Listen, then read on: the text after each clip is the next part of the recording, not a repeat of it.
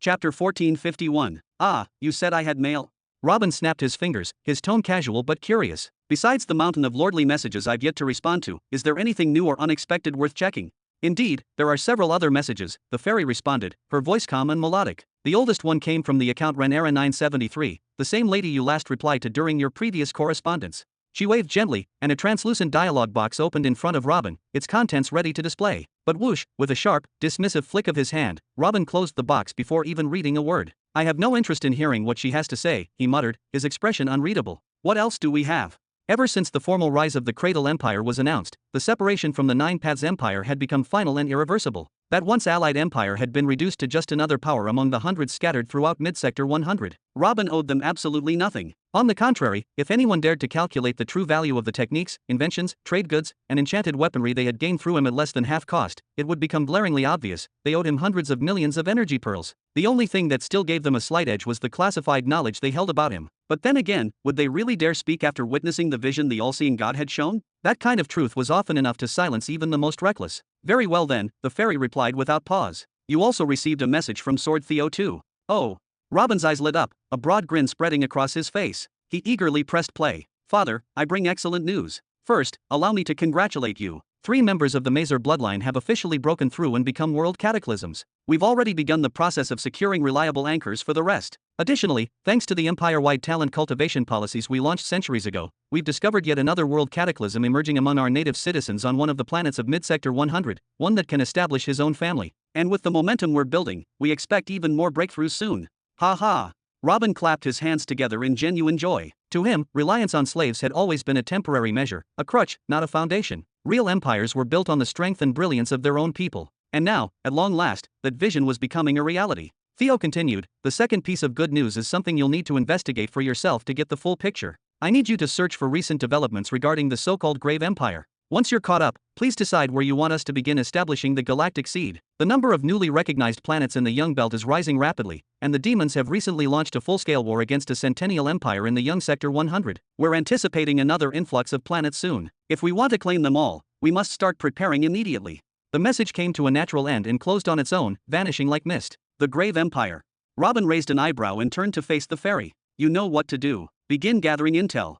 Robin didn't dwell much on the details of the demons' conflict with the Centennial Empire. This wasn't the first time the Tri-Armies had clashed with the local powers of the Young Belt. Every one of those 3 had been granted sweeping licenses, permitting them to conquer without even needing to care about the overlords of those realms. Understood, my lord. Here is a summarized intelligence report. The fairy twirled once, shimmering gently as a glowing scroll materialized in the air. Robin narrowed his eyes slightly as he leaned forward and began reading the data. It appeared that nearly a century and a half ago, there had been an empire known as Ancestral Blood. At some point during their rise, they had made the grave mistake of provoking the Black Wasps by capturing and publicly humiliating one of their kin. The retaliation had been swift and merciless. The Black Wasps decimated the foundations of that empire across all 17 of its planets, pillaging everything they could get their hands on. Even more shockingly, all of the empire's world cataclysms vanished in the aftermath. Some were said to have been killed outright, others rumored to have been captured and enslaved. As for the Emperor, he had reportedly been seen on dozens of planets, chasing the Black Wasps in an unrelenting frenzy, eyes wild with obsession and madness. As for the planets that once belonged to the fallen empire, they soon transformed into an immense and chaotic warzone. Each of those worlds was rich with resources, densely inhabited, and brimming with natural and technological wealth.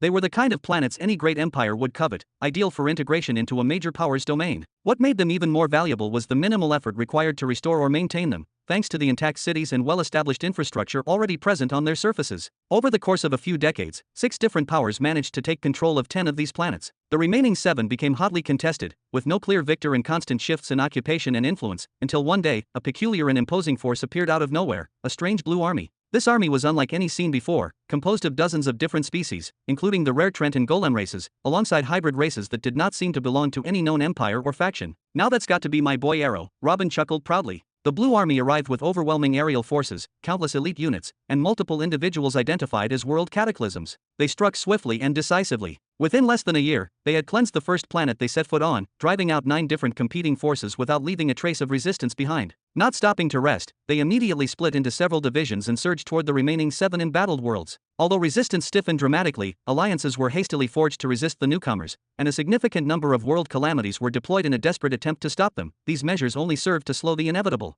Over the course of 36 grueling years, the Blue Army overcame every obstacle and fully claimed the remaining 7 planets. And they didn't stop there. With no hesitation, they turned their gaze, and their blades, toward the 10 worlds that had previously fallen under other empires' control. There were rumors, still unconfirmed, suggesting the Blue Army had access to formidable intelligence-gathering capabilities. Evidence pointed to this when all 10 of the former ancestral blood empires' occupied planets were suddenly rocked by massive, coordinated internal rebellions, an uncanny coincidence that paved the way for further conquest. Seizing this opportunity and leveraging their undeniable momentum, as well as the simple truth that none of the new rulers had fully stabilized their control, the Blue Army pressed forward. They reclaimed those 10 worlds more efficiently than even their initial 7. It only took them another 20 years to bring all of them back under their banner. 17 planets in just 56 years, an astonishing number that left that entire galaxy in disbelief. The identity of these newcomers became the hottest topic of discussion in both military and political circles across the sector. And the surprise turned into shock when their official representative, Marshal Arrow, general of the infantry, cavalry, and aerial fleet, stepped forward to announce an unexpected coronation ceremony. During that event, a mysterious figure draped in wide, flowing robes and a hood appeared, seated atop a regal throne. They exuded the unmistakable aura of someone in a high-level nexus state. That day marked the birth of the Empire of the Grave, a multiplanetary force that had emerged from the ashes of a fallen power. According to their declared borders, the Empire was now locked in active conflict against all the forces that they had stolen those 17 planets from. The era of rapid expansion was over, they had shifted to a strategic defensive position. But despite that, they remained united and unyielding. The coronation hit like a thunderclap across every rival empire operating in that region. In a single moment, what was once considered a fleeting and anonymous threat transformed into a clearly defined and ever-growing force. From that point onward, a new war ignited, one that quickly drew the attention of the entire Mid-Sector 99. The Cradle in Mid-Sector 100, and now the Grave in Mid-Sector 99. Both are ready. Robin gently stroked his chin as he murmured to himself, a satisfied smile forming on his face. News of expanding empires always had a way of lifting the spirit. Chapter 1452. After a few moments, the gentle smile that had been lingering on Robin's face slowly dissolved, replaced by an expression of deep contemplation and thoughtfulness. Theo had asked him to decide on the location where the grand effort of galactic consolidation would begin. Should they focus on building around Nihiri's current location in Young Sector 99? Or would it be wiser to relocate Nihiri entirely to Sector 100, and then begin the long-term development there? And honestly, Robin had no clear answer. His decision to expand operations into both mid-sectors 99 and 100 had always been built around two key objectives. The first was simple in concept, but difficult in practice, to determine whether he could find a stable foothold in either of the two sectors and to uncover the deeper truths they held. If he tried to settle in one and failed, if that sector rejected him or proved too volatile, then the other would naturally become his fallback plan. But now, that objective had become almost irrelevant. With both the Cradle and the Grave Empire fully established and functional, he now had the freedom to ascend through either one as he pleased. Especially since, by sheer fortune, no behemoth resided in either mid-sector 99 nor 100, while both sectors 98 and 101 were already occupied by such terrifying forces. That stroke of luck alone had significantly shifted the balance in his favor. The second objective, however, was on an entirely different level. It was madness, pure, unfiltered ambition. Something Robin had never truly committed to, but had allowed to simmer in the farthest recesses of his thoughts, just in case the day ever came when he would need to reach for it. Robin furrowed his brows slightly, lost in the swirl of possibilities. With a quick mental comparison, mid-sector 100 seemed like the better option. Caesar and the majority of his powerful slaves were already rooted there. The first native-born world cataclysms had begun to emerge within the empire. The Maizer family had joined the cause, as well as another growing faction called the Nightborn. And if all went well, they might even be able to rally more human powers under their banner, thanks to the strong human foundation already present in the Cradle Empire. Even though the Empire's emperor was of uncertain origin, the Empire itself had captured the attention and admiration of nearly every human in mid-sector 100. But with those benefits came risks. Renara still operated within that sector, and if pressured, she might reveal something dangerous, something best left buried. And then there was Helen, whom Robin wanted to avoid entirely if he could. If he truly intended to rise as a behemoth of the sector, he would have to confront and subjugate both of them eventually. Meanwhile, mid-sector 99 came with far fewer complications. Robin knew almost no one there personally, save for his faint ties to the Light Dawn Stellar Academy, which meant fewer political entanglements. The sector was more chaotic, more competitive, and far less saturated with millennial empires than Sector 100. That made it more volatile, but also more promising. The only real disadvantage was that Arrow's forces had started there relatively late. They had no popular support yet and had not formed any strategic alliances. But that was a temporary problem. They still had 6 full centuries before the next ascension phase, plenty of time to lay down solid roots. This is draining. Robin let his soul projection collapse backward onto the lush green meadow, both hands clutching his head as though warding off a splitting headache. I really can't afford to stall any longer. Which one do I pick? They're almost identical in terms of advantages and drawbacks. Almost an hour later, Robin's expression slowly shifted. Determination settled in his eyes as he sat up straight once more. All right, then. Since the two sectors were so close in value and potential, the logical thing to do was to avoid unpredictable elements. In this case, those variables were Helen's strong background and Renara's sensitive knowledge. Thus, the decision was made. The ascension would take place in mid-sector 99. Very well, Lord Human. Shall I assume you are now ready to continue reviewing your remaining messages? Or will you reply to Sword Theo 2 first? The fairy asked with her usual formal cheerfulness. Robin blinked, pulled from his thoughts. There's more. The fairy did a graceful circle around his head. Yes, indeed. First, I highly recommend addressing the messages from the other lords. You've left them unanswered for over a century, which is terrible for diplomatic relations. Some may be invitations to join alliances, which you can decline politely. Others might be requests for custom creations, in which case you can name exorbitant prices. In every scenario, you lose nothing. Robin remained quiet for a few seconds, then gave a slow nod. You're right. No need to keep putting it off. I'll deal with them before I begin any Chamber of Truth missions. He then tilted his head slightly. You said first. The fairy nodded gently. Yes, there is one new message you haven't opened yet. It's from Lord Hedrick. She then fell into a thoughtful silence. She was well aware of the special weight that name carried in Robin's heart, far beyond what any of the other lords meant to him. Robin looked down slowly, the shadows of thought casting themselves across his expression. His brows were tightly drawn, his jaw still, his breathing barely audible. He didn't appear excited, nor was he frightened. Instead, there was a solemn, guarded tension in his eyes, a cautious stillness that said he was bracing for something potentially heavy. The last time Lord Hedrick had reached out was to press for the finalization of an agreement, a high-stakes deal involving the transfer of a Grade 4 planetary displacement gear. Robin's response back then had been less than gentle. He had outright refused to deliver it unless a very specific, and rather severe, set of conditions were met. That reply had been sent well over 100 years ago, and in all that time, there had been no follow-up. Nothing. It was difficult to guess what Hedrick's mood might be now, but it was safe to assume it wouldn't be pleasant. Is there anything I should know about his wars? Robin said finally, his voice low, before I read what he has to say. He may be in a difficult and potentially volatile state, the fairy responded at once, with no hesitation. The war he's been waging in the Young Belt has spiraled far beyond expectations. It can no longer be hidden from public eyes. And the secret surrounding the galactic seed he discovered is no longer secret. At this point, nearly every major power across Young Sector 101 has sent forces to the seed, either to claim the seed for themselves or to obliterate it entirely. Lord Hedrick continues to consolidate his best generals around the seed, trying to hold the center. His empire is still funneling soldiers into the fire, trying to delay the inevitable. But the war has grown beyond just the seed. Now, his entire empire, his millennial-shattering meteor planetary empire, is locked in a one-sided war against the whole sector. It's no longer a conflict of borders or resources, it's turned into a total war, the likes of which hasn't erupted in the Young Sector for millions of years. Robin's brow furrowed deeper, eyes narrowing slightly as he tried to process the magnitude of it. Just how far had Lord Hedrick pushed this empire? And how long had he been building toward this insane confrontation? This legendary war, however, is nearing its breaking point, the fairy added with a grim note in her voice. Just as many predicted, his empire is no longer what it was. It no longer stands as a millennial force. The war over the galactic seed has turned into a black hole, devouring every planet under his banner. Once, they boasted nearly 2,300 planets across several galaxies. But the most recent reports place that number at just 950, and it's still declining rapidly. Robin's entire posture stiffened. His eyes widened with disbelief. They had lost more than 1,300 planets in under a century? That kind of catastrophic collapse was more than just a military failure, it was a testament to the sheer, overwhelming scale of devastation unfolding across that entire region of space. He lowered his gaze once more, lips tightening, his thoughts racing at light speed. Numbers, possibilities, and consequences flickered across his mind like fireflies in a storm. Then finally, who?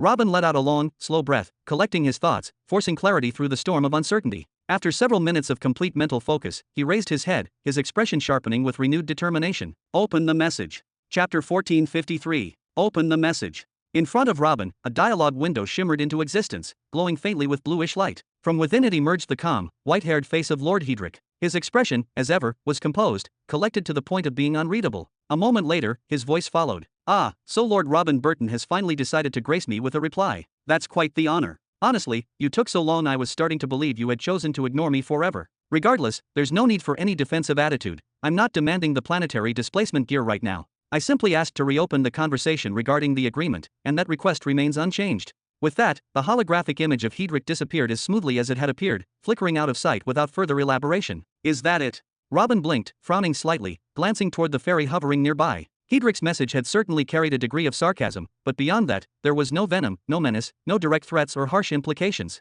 If anything, it sounded more like the passive-aggressive complaint of an old friend who had been kept waiting too long. Yes, Lord Human, that's the full extent of the message, the sprite replied with a small nod, her wings fluttering softly. It was received 17 years ago. Since then, Lord Hedrick hasn't made any further attempts to contact you. Robin remained silent for a few seconds, staring at the now-closed window, his mind processing the message. Eventually, he reached up and scratched the back of his head in mild disbelief. Then, with a sigh, he tapped the record button and leaned in slightly. Apologies for the long delay in responding, Lord Hedrick. I've been heavily preoccupied on my end. Then again, judging by the timing of your last message, it seems you were too. Your own reply took nearly a full century. In any case, I have no objections to discussing the agreement, although I still don't have a clear understanding of what exactly it entails. Please clarify in your next correspondence. Once the message finished recording, Robin muttered under his breath, "I hope he never replies again," and waved a hand, closing the interface window with a flick of his fingers. Dealing with figures of Hedrick's caliber was exhausting, mentally and emotionally draining. And right now, there were only 4 entities in the entire sector who knew anything meaningful about Robin's true nature and background: Renara, Hedrick and his mysterious sister, the Cosmic Elder, and lastly, the enigmatic and ever-watching Soul Society. Renara, thankfully, could be silenced or intimidated without much difficulty, and she was currently far too occupied to pose any real threat. Her empire was disintegrating from the inside. The Cosmic Elder had probably lost interest by now. His fascination with Robin had seemed focused solely on taking him as a disciple. Once that possibility vanished, so too had his attention. That left only Hedrick, Helen, and the Soul Society itself. And the truth was, Robin was in no position to deal with any of them properly. All he could do at this point was hope. Hope that the brutal wars brewing across the stars would eventually wear down Hedrick and Helen enough that they would simply forget he ever mattered. Hope that he was insignificant enough in the grand scheme of things that the Soul Society wouldn't find it worth their time to target or monitor him. Tisk. What a mood killer. Robin cracked his neck from side to side, visibly irritated, trying to dispel the lingering tension. Then, steeling himself, he turned his attention to the rest of the messages he had ignored for decades, messages from various lords and dignitaries that the fairy had urged him to finally respond to. An official invitation to join a prestigious stellar academy? No thanks. He opened the first message, scanned it briefly, and tapped out a courteous but firm response. Polite rejection was the key. What else is there? An invitation to attend a high-level research summit? Let's see. Wait, this already happened 15 years ago? Not like I would have gone anyway. Just like before, Robin composed another diplomatic reply, explaining the delay and expressing belated gratitude. Over half of the messages were of this type: half-hearted invitations, casual attempts at engagement, weak recruitment feelers. No real effort to persuade him, no true stakes. Just political soft touches designed to carve their factions' names into Robin's memory. A reputation game, little more. What's this? The son of the curse behemoth, Lord Damer, offering discounted soul and body curses. Robin tilted his head slightly, his curiosity piqued. He rested his chin in one palm, contemplating the possibilities. Soul curses, now those I might actually find a use for, he spoke aloud to himself. With soul loaning abilities, I could distribute them among the top-ranking officers in my empire. They could store them as contingency weapons for critical moments. That's exactly how we deployed the Eternal Stillness curse on Jabba. It worked brilliantly.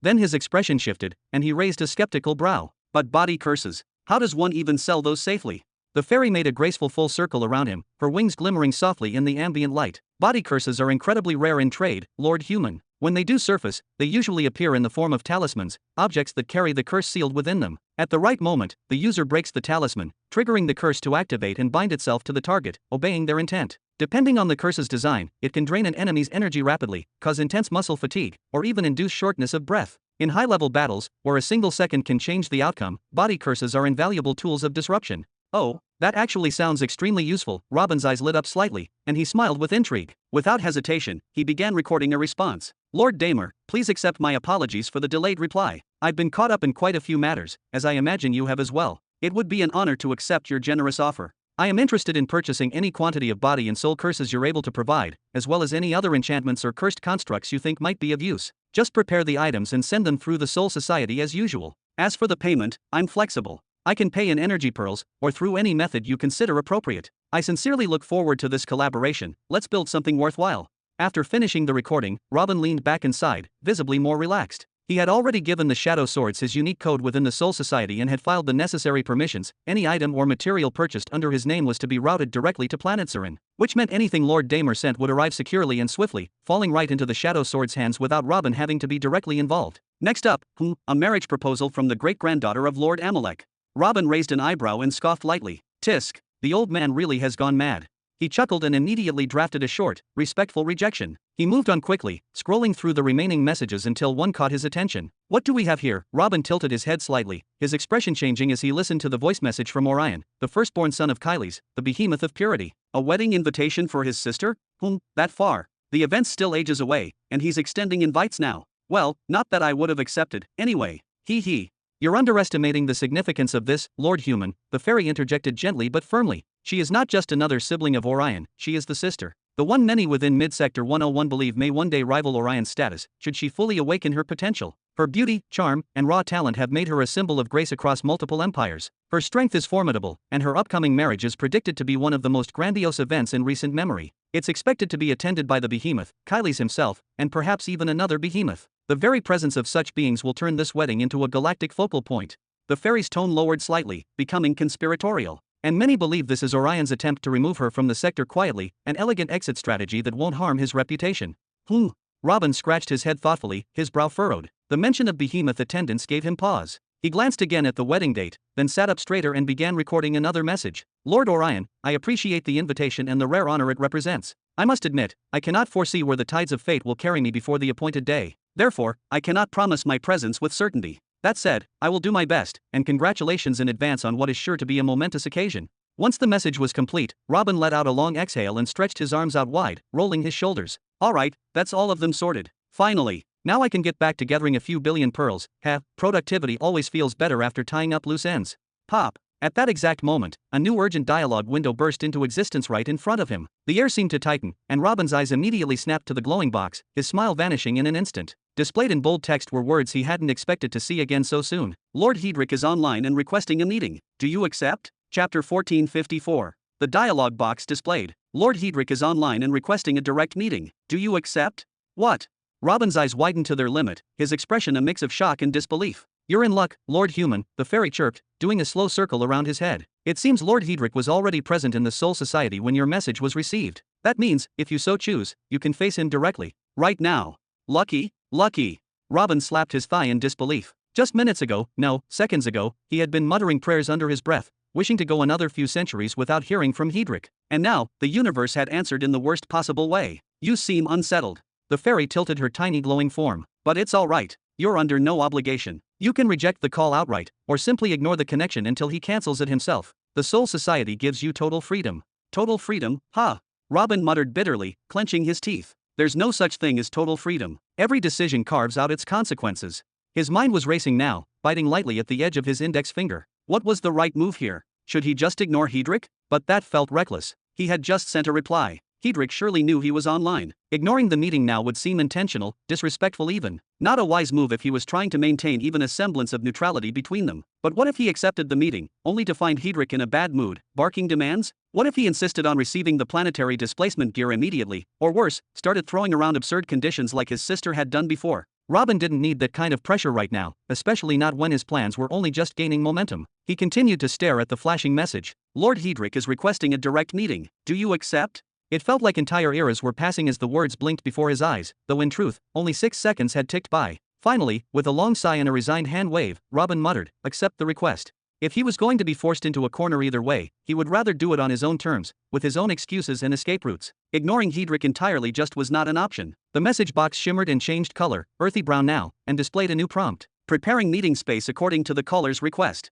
Preparing, what does that even mean? Robin raised a brow, confused. Fwoosh. He did not have to finish the question. The answer arrived before the sentence could leave his mouth. The countdown hit 0, and instantly, the world around him shifted in a breathtaking rush. Gone was the babbling stream and the towering waterfall he had been resting beside. Now, he was seated on a thick, impossibly soft cloud, like a dense cushion of cotton floating high in the sky. Above him stretched an endless blue dome, streaked with brushstrokes of orange and pink. In the distance, the sun was slowly setting, painting the sky with a warm, golden red hue that bled through the remaining clouds like fire through silk. It was a breathtaking scene, and yet it did nothing to ease the tension in his chest. Then a voice, smooth and composed, cut through the silence like wind across silk. I thought it fitting we meet on the clouds, just as we did the first time. I felt it only right to complete our last meeting properly. After all, it didn't quite end as it should have, wouldn't you agree? Robin turned his head sharply to the side, his posture straightening instinctively. There, seated comfortably on a neighboring cloud, was a man with shoulder-length white hair that partially veiled one eye, and a beard trimmed with perfect care. His features were serene, almost too serene for the situation, and his presence exuded a quiet, unshakable authority.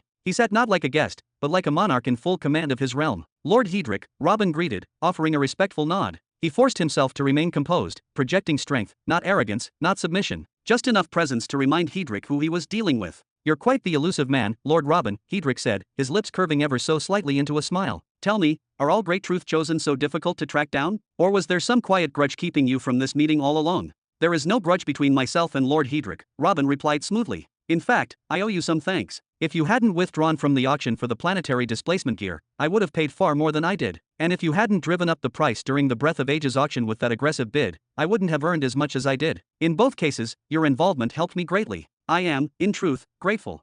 Again, Robin offered a calm, measured nod. Hedrick turned away slightly, his eyes settling on the radiant sunset stretched before them. I won't accept thanks for either, he said at last, voice quieter now. It was all a matter of resources, nothing more. Had I possessed enough pearls, I'd have taken the planetary displacement gear, no matter the cost. Do you think I let you win it so I could borrow it from you later and save a few billion? That's not who I am. I don't borrow things. He turned slightly, his eye now catching Robin's directly. Just hearing your message, where you said you'd only hand it over under this condition or that, it nearly killed me. But, alas, fate has not been kind to me lately. Robin stared at the man beside him for a few long seconds, studying his calm expression, before finally turning to gaze forward himself. We've all endured such trials, Lord Hedrick. You've no reason to feel ashamed. In times of war, everything burns, the fertile and the barren alike. Oh. Hedrick raised an eyebrow, a subtle smile tugging at his lips. Would that war you're referring to be your little skirmish with my younger sister? Robin turned to him abruptly, his eyes widening in surprise, but not panic. His lips curled into a faint, almost mischievous smile. Your younger sister is a formidable opponent. I crushed her forces without much issue, but I lost, utterly, to her resolve. I was overwhelmed. I had to unleash some of the bigger weapons just to survive. There was an unmistakable edge in Robin's voice. Every word was calculated. He was reminding Hedrick, clearly, that whatever had happened between him and Helen was no card to be played lightly. If Hedrick had any idea of using that prior conflict as leverage, it would be better left untouched. Still, Hedrick's smile did not falter. Then I suppose it's fortunate the big weapons were merciful enough to send Helen back to her room on Destruction Pit Planet. That scene, it was strangely moving. Be sure to pass on my thanks. No need. He's probably forgotten about it already. It was a small matter, Robin replied smoothly, a courteous grin on his face. Once again, he cut off any further probing with elegant finality. Hedrick noted the deflection and chuckled softly. I suppose you're right. The conversation stalled. Silence hung in the air between them, thick and heavy, but not uncomfortable. Robin returned to watching the horizon, letting the warm hues of the sunset dance across his eyes. The golden-red sunlight bathed the soft clouds beneath them like a painter's brush. Minutes passed. Eventually, it was Robin who surrendered in the unspoken contest of patience. You've reached out twice now, requesting a conversation about our agreement. I'd like to understand the full scope of it, finally. I believe I was quite clear about the terms under which the planetary displacement gear could be lent. And since you know Nitari, you should understand just how crucial that artifact is to me as well. Truthfully, Hedrick began, his voice growing low, tone steeped in gravity. When I first contacted you, my intentions were straightforward. I simply wanted to learn more about you, perhaps share the projected timeline for Verilion's galactic seed ascension, and negotiate terms. But circumstances have changed, dramatically. His demeanor, calm until now, shifted. His brows knit together in concern. Back at that auction, I still had 7 billion pearls to play with, enough wealth to posture and pretend I had control over things. Now, I'm down to less than 3. Everything I had was funneled into the war effort, purchasing weapons, summoning legends, securing planetary grade gear to protect Verilion. It's all gone into the fire. Robin did not flinch. Those numbers were astronomical, but he did not bat an eye. He understood perfectly well. If Nitari were under threat, he would spend 10 times that amount without hesitation. A galactic seed was not just an artifact, it was a future throne, a symbol of destiny, an anchor of power. But even with that understanding, he could not help but ask the question echoing in his mind. Why is this my burden to bear? With the sharp precision of a blade drawn in silence, Robin spoke. That's unfortunate, truly. I've heard about the scale of the conflict. It's enormous. But what exactly does that have to do with our agreement? Or this meeting now? Hedrick tapped his fingers twice against the plush, cloud-like armrest beneath him. In all honesty, Lord Robin, he said, his voice measured, I asked you here today because I'm hoping you'll give me the planetary displacement gear. Not as a loan, but as a permanent gift. Robin slowly turned his head toward him, disbelief etched across his features. His voice, when it came, was cold and deliberate. Excuse me. Chapter 1455. Robin slowly turned his head to the side, his movement almost exaggerated in its sluggishness. Excuse me, he said, his voice calm yet laced with curiosity. Then, a puzzled smile formed on his face as he tilted it slightly. Apologies, I sometimes struggle with my hearing, especially when I am not expecting absurdities. Why don't you repeat that request one more time, just to be sure? I won't repeat my words, Hedrick replied, his tone gentle, almost polite, but with a firmness that couldn't be ignored. You might not have reached the level of a World Cataclysm yet, but I am confident your hearing is still sharp enough to catch the gist. No, that wasn't sarcasm. I genuinely think I misheard, Robin insisted, waving his hand in a confused manner as if swatting away nonsense. Because if I am not mistaken, it sounded like you were asking me to hand over a 4th-grade planetary displacement gear, permanently. That's correct. Hedrick gave a small but decisive nod. Robin blinked twice, shook his head, then let out a short, bewildered laugh. No, hold on. I don't think you understand what you are asking. Let me rephrase the question to see if we are truly on the same page. Are you talking about that exact gear, the one I bought for 5.6 billion pearls, despite you telling me you barely have 2 billion to your name? The one that you and I both know I critically need for a very near future operation? That same gear. The very one. Hedrick nodded again, as calm and unapologetic as ever. Robin's mouth twitched into something between a smirk and disbelief. Weren't you planning to transfer your seat only after ascending to the mid-sector? I could get you one of the second stage. Heck, even third if you asked nicely. Seriously, don't you have someone else to pressure and manipulate today? Or am I your designated victim? Hedrick merely shook his head with quiet composure. I already possess 5 first-grade planetary gears, 3 of the second grade, and 1 of the third, but I have a specific purpose in mind, so I need one of the 4th stage or higher, and nothing less. Robin stared long and hard at the man beside him, studying him with an intensity that made the silence uncomfortable. Finally, he sighed and leaned back a little. All right then, why don't you go ahead and start listing your threats? This time, the surprise shifted to Hedrick's face. He raised his brows, clearly not expecting the turn. Pardon me. Let me be clear, so we don't waste any more of each other's precious time, Robin said with cold finality. I am not giving it to you. Not now, not ever. Even if you paid me 3 times its value, it's still a no. End of story. He narrowed his eyes. So if you have got a threat to make, spit it out now. Then I'll respond with my own threats, about what I'll do to you if you so much as try to act on yours. After that, we can both walk away and get back to our lives. I actually have important things to deal with at the moment. Hedrick blinked, then, for the very first time since Robin laid eyes on him, the man let out a hearty, genuine laugh. Haha, you are truly an interesting person, he said, clearly amused, tilting his head slightly in Robin's direction. But are you saying my threats won't have any effect on you? I am finding that rather difficult to believe. Try me. Robin shrugged, entirely unfazed. I am not even going to mention the shard I carry in my soul domain. What will you do? Destroy Jura? Nihari? Go ahead. Obliterate them if you must. My children and I are spread across the stars now. Instead of a single empire, I have founded 3. No, I haven't reached the World Cataclysm realm yet, but I have legions of followers and loyal servants. Maybe I am just a mouse in the eyes of a Nexus being, but I have bought more than a few of them myself. Maybe I am a speck of dust compared to a monarch, but I have one protecting me. Robin's eyes gleamed with unwavering certainty, the kind that could only come from someone who had clawed his way out of death itself. Today, what threat could possibly scare me? The last day I was truly vulnerable was that damned, cursed day. And your sister failed. She couldn't erase me. Now, I am fucking immortal. That chapter has already closed. This was one of the secret truths behind his strategy, why he had scattered his empires, split his children among the stars. The terror of that day had seared itself into his soul. He had feared above all else that his civilization would be annihilated, that every one of his offspring would be wiped from existence, and nothing would remain of their legacy. But now, that fear was obsolete. What was the worst that could happen today? That he gets killed? Let it be so. His kids, his armies, his people, they would avenge him. Whether in 10 hours or 10 centuries, someone would rise and burn the stars for his name. Haha. Now that's a convincing argument, Hedrick nodded slowly, a note of real respect in his voice. You're right. A tiger doesn't let himself get cornered in the same spot twice. He smiled faintly. And I have no intention of doing such a thing. Robin raised a single eyebrow, then turned his head slowly back to the side. What is it now? Are you trying to negotiate a deferred payment plan for the planetary gear or something? Since the choice ultimately rests in your hands, Hedrick replied smoothly, his tone casual yet deliberate, I figured I should present the full scope of the problem to you first. Then, you, being the wise and elevated figure you are, can tell me how to proceed. What do you say? A great truth chosen like yourself might be the only one capable of seeing a balanced path forward.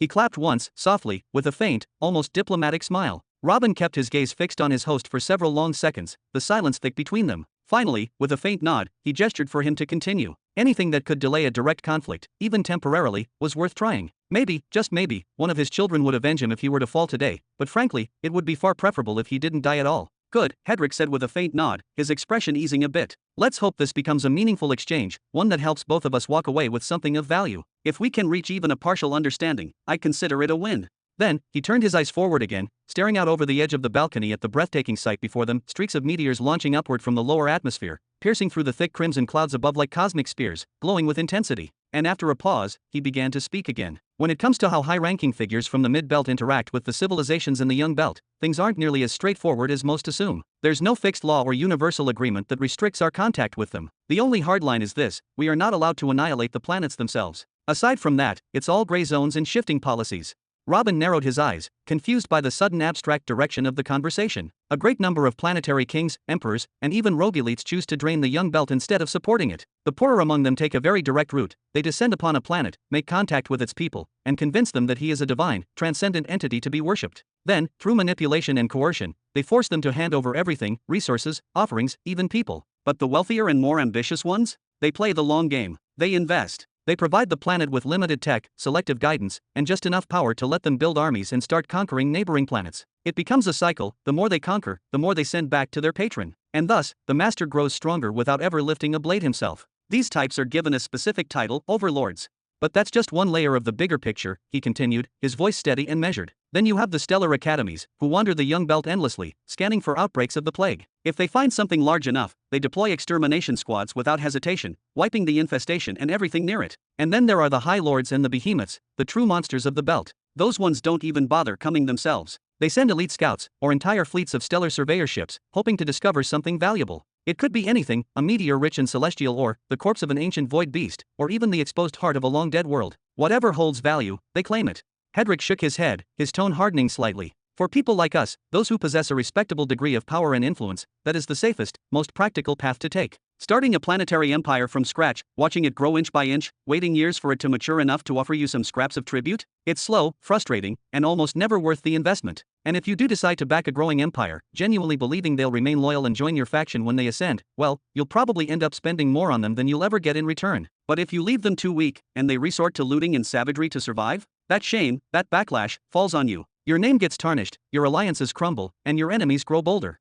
Robin nodded slowly, his expression unreadable. He couldn't even remember the exact number anymore, how many fortunes he had poured into the true beginning. No, even the Cradle and Grave empires. And in return, nothing. Whatever profits and loot they won couldn't come close to what he invested. Well, he did invest for power and stability, but still, how many can do that? Chapter 1456. After giving Robin a few thoughtful seconds to process the cascade of heavy information, Hedrick continued with a deeper, quieter tone. Some years ago, more than I can clearly recall, honestly, my fleet of stellar surveyor ships stumbled upon something unexpected. It wasn't just another asteroid or a dying world like the thousands we map and ignore. This time, they found a planet. But not just any planet, a colossal one. Its size alone exceeded all standard planetary metrics we've recorded in this quadrant. And more importantly, it had certain unique markers, characteristics that resonated perfectly with the ancient records describing a galaxy seed. When they reported it back to me, I didn't leave things to chance. I traveled there myself. Personally. I entered the planet's atmosphere through the use of a soul shard. And the moment I stepped inside its atmospheric shell, I knew.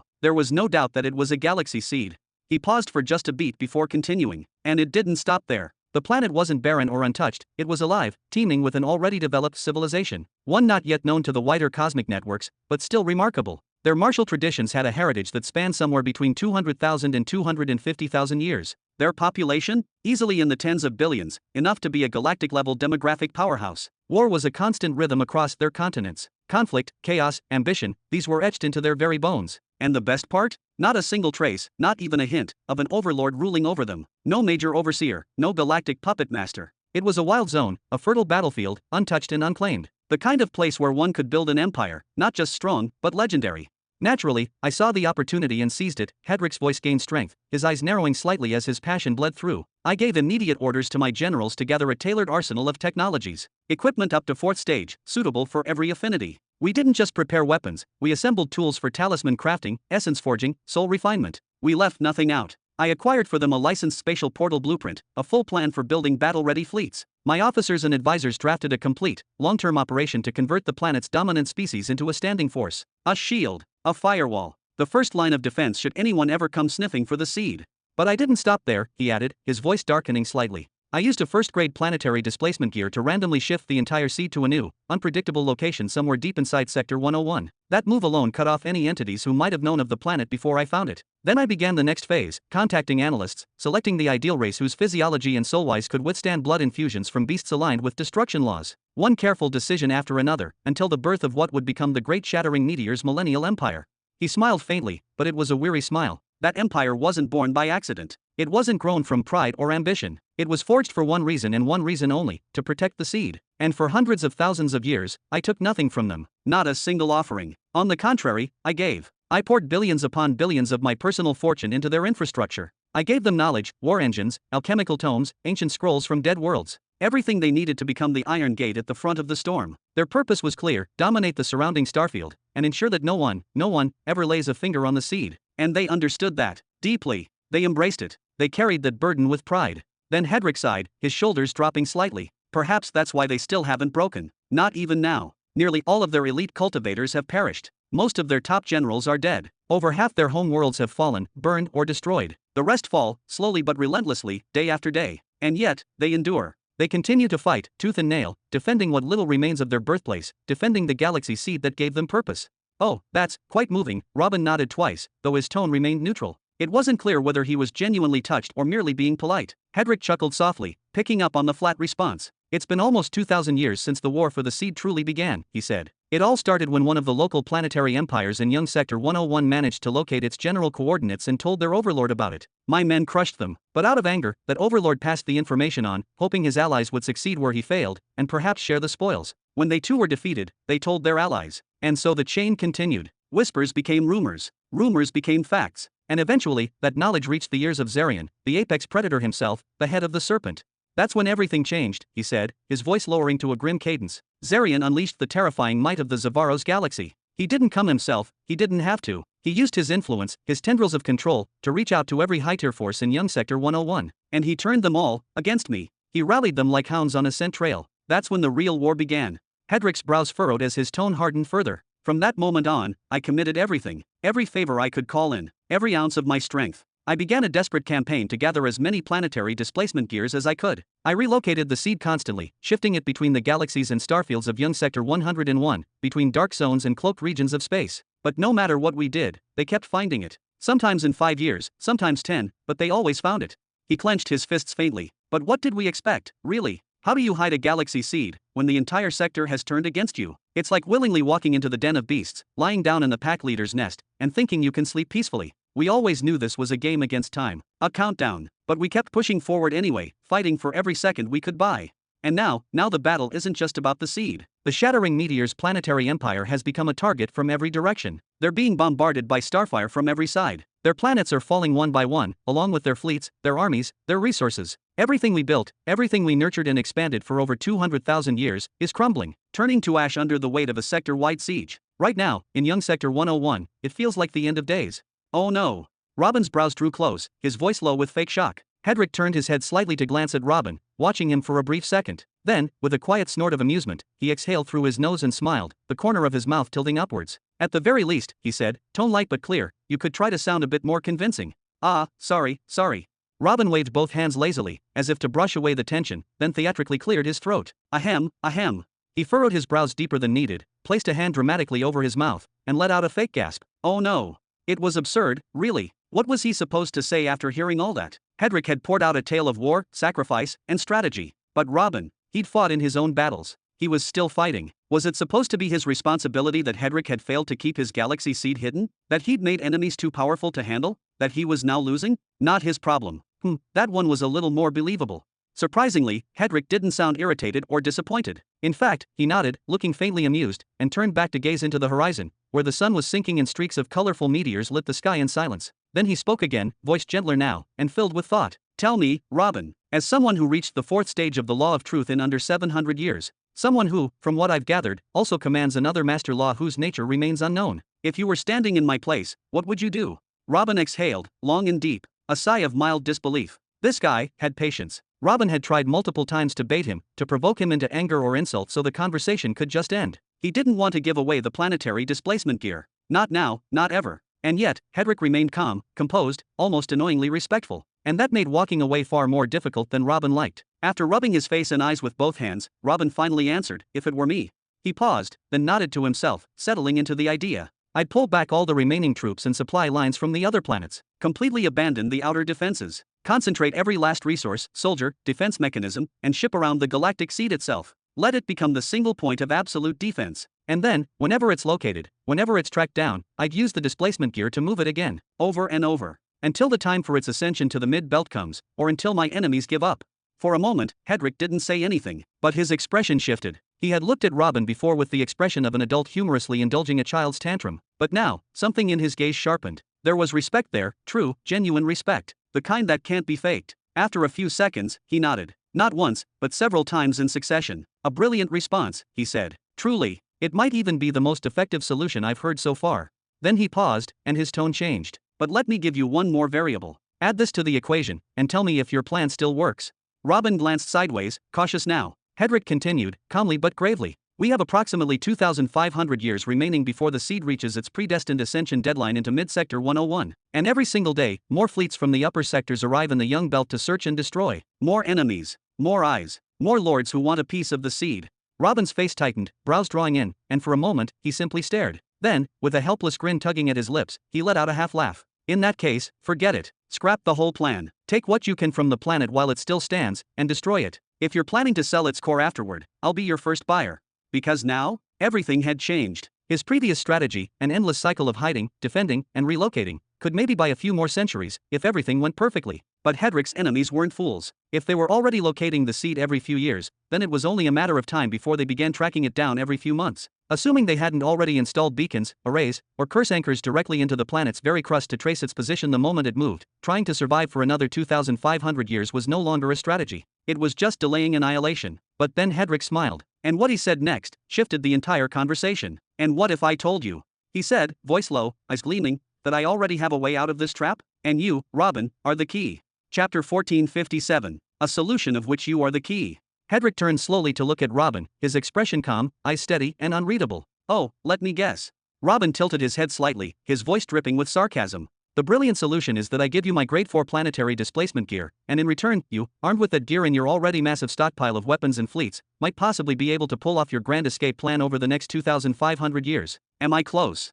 He let out a scoffing laugh, sharp and bitter. It's a fantastic strategy, really. Especially when you consider that you didn't spend a single coin on this gear. No, you funneled every resource into buying armaments and upgrading your fleets, all to protect the seed, and now, conveniently, the last piece of the puzzle just happens to fall from the sky, gift-wrapped and ready.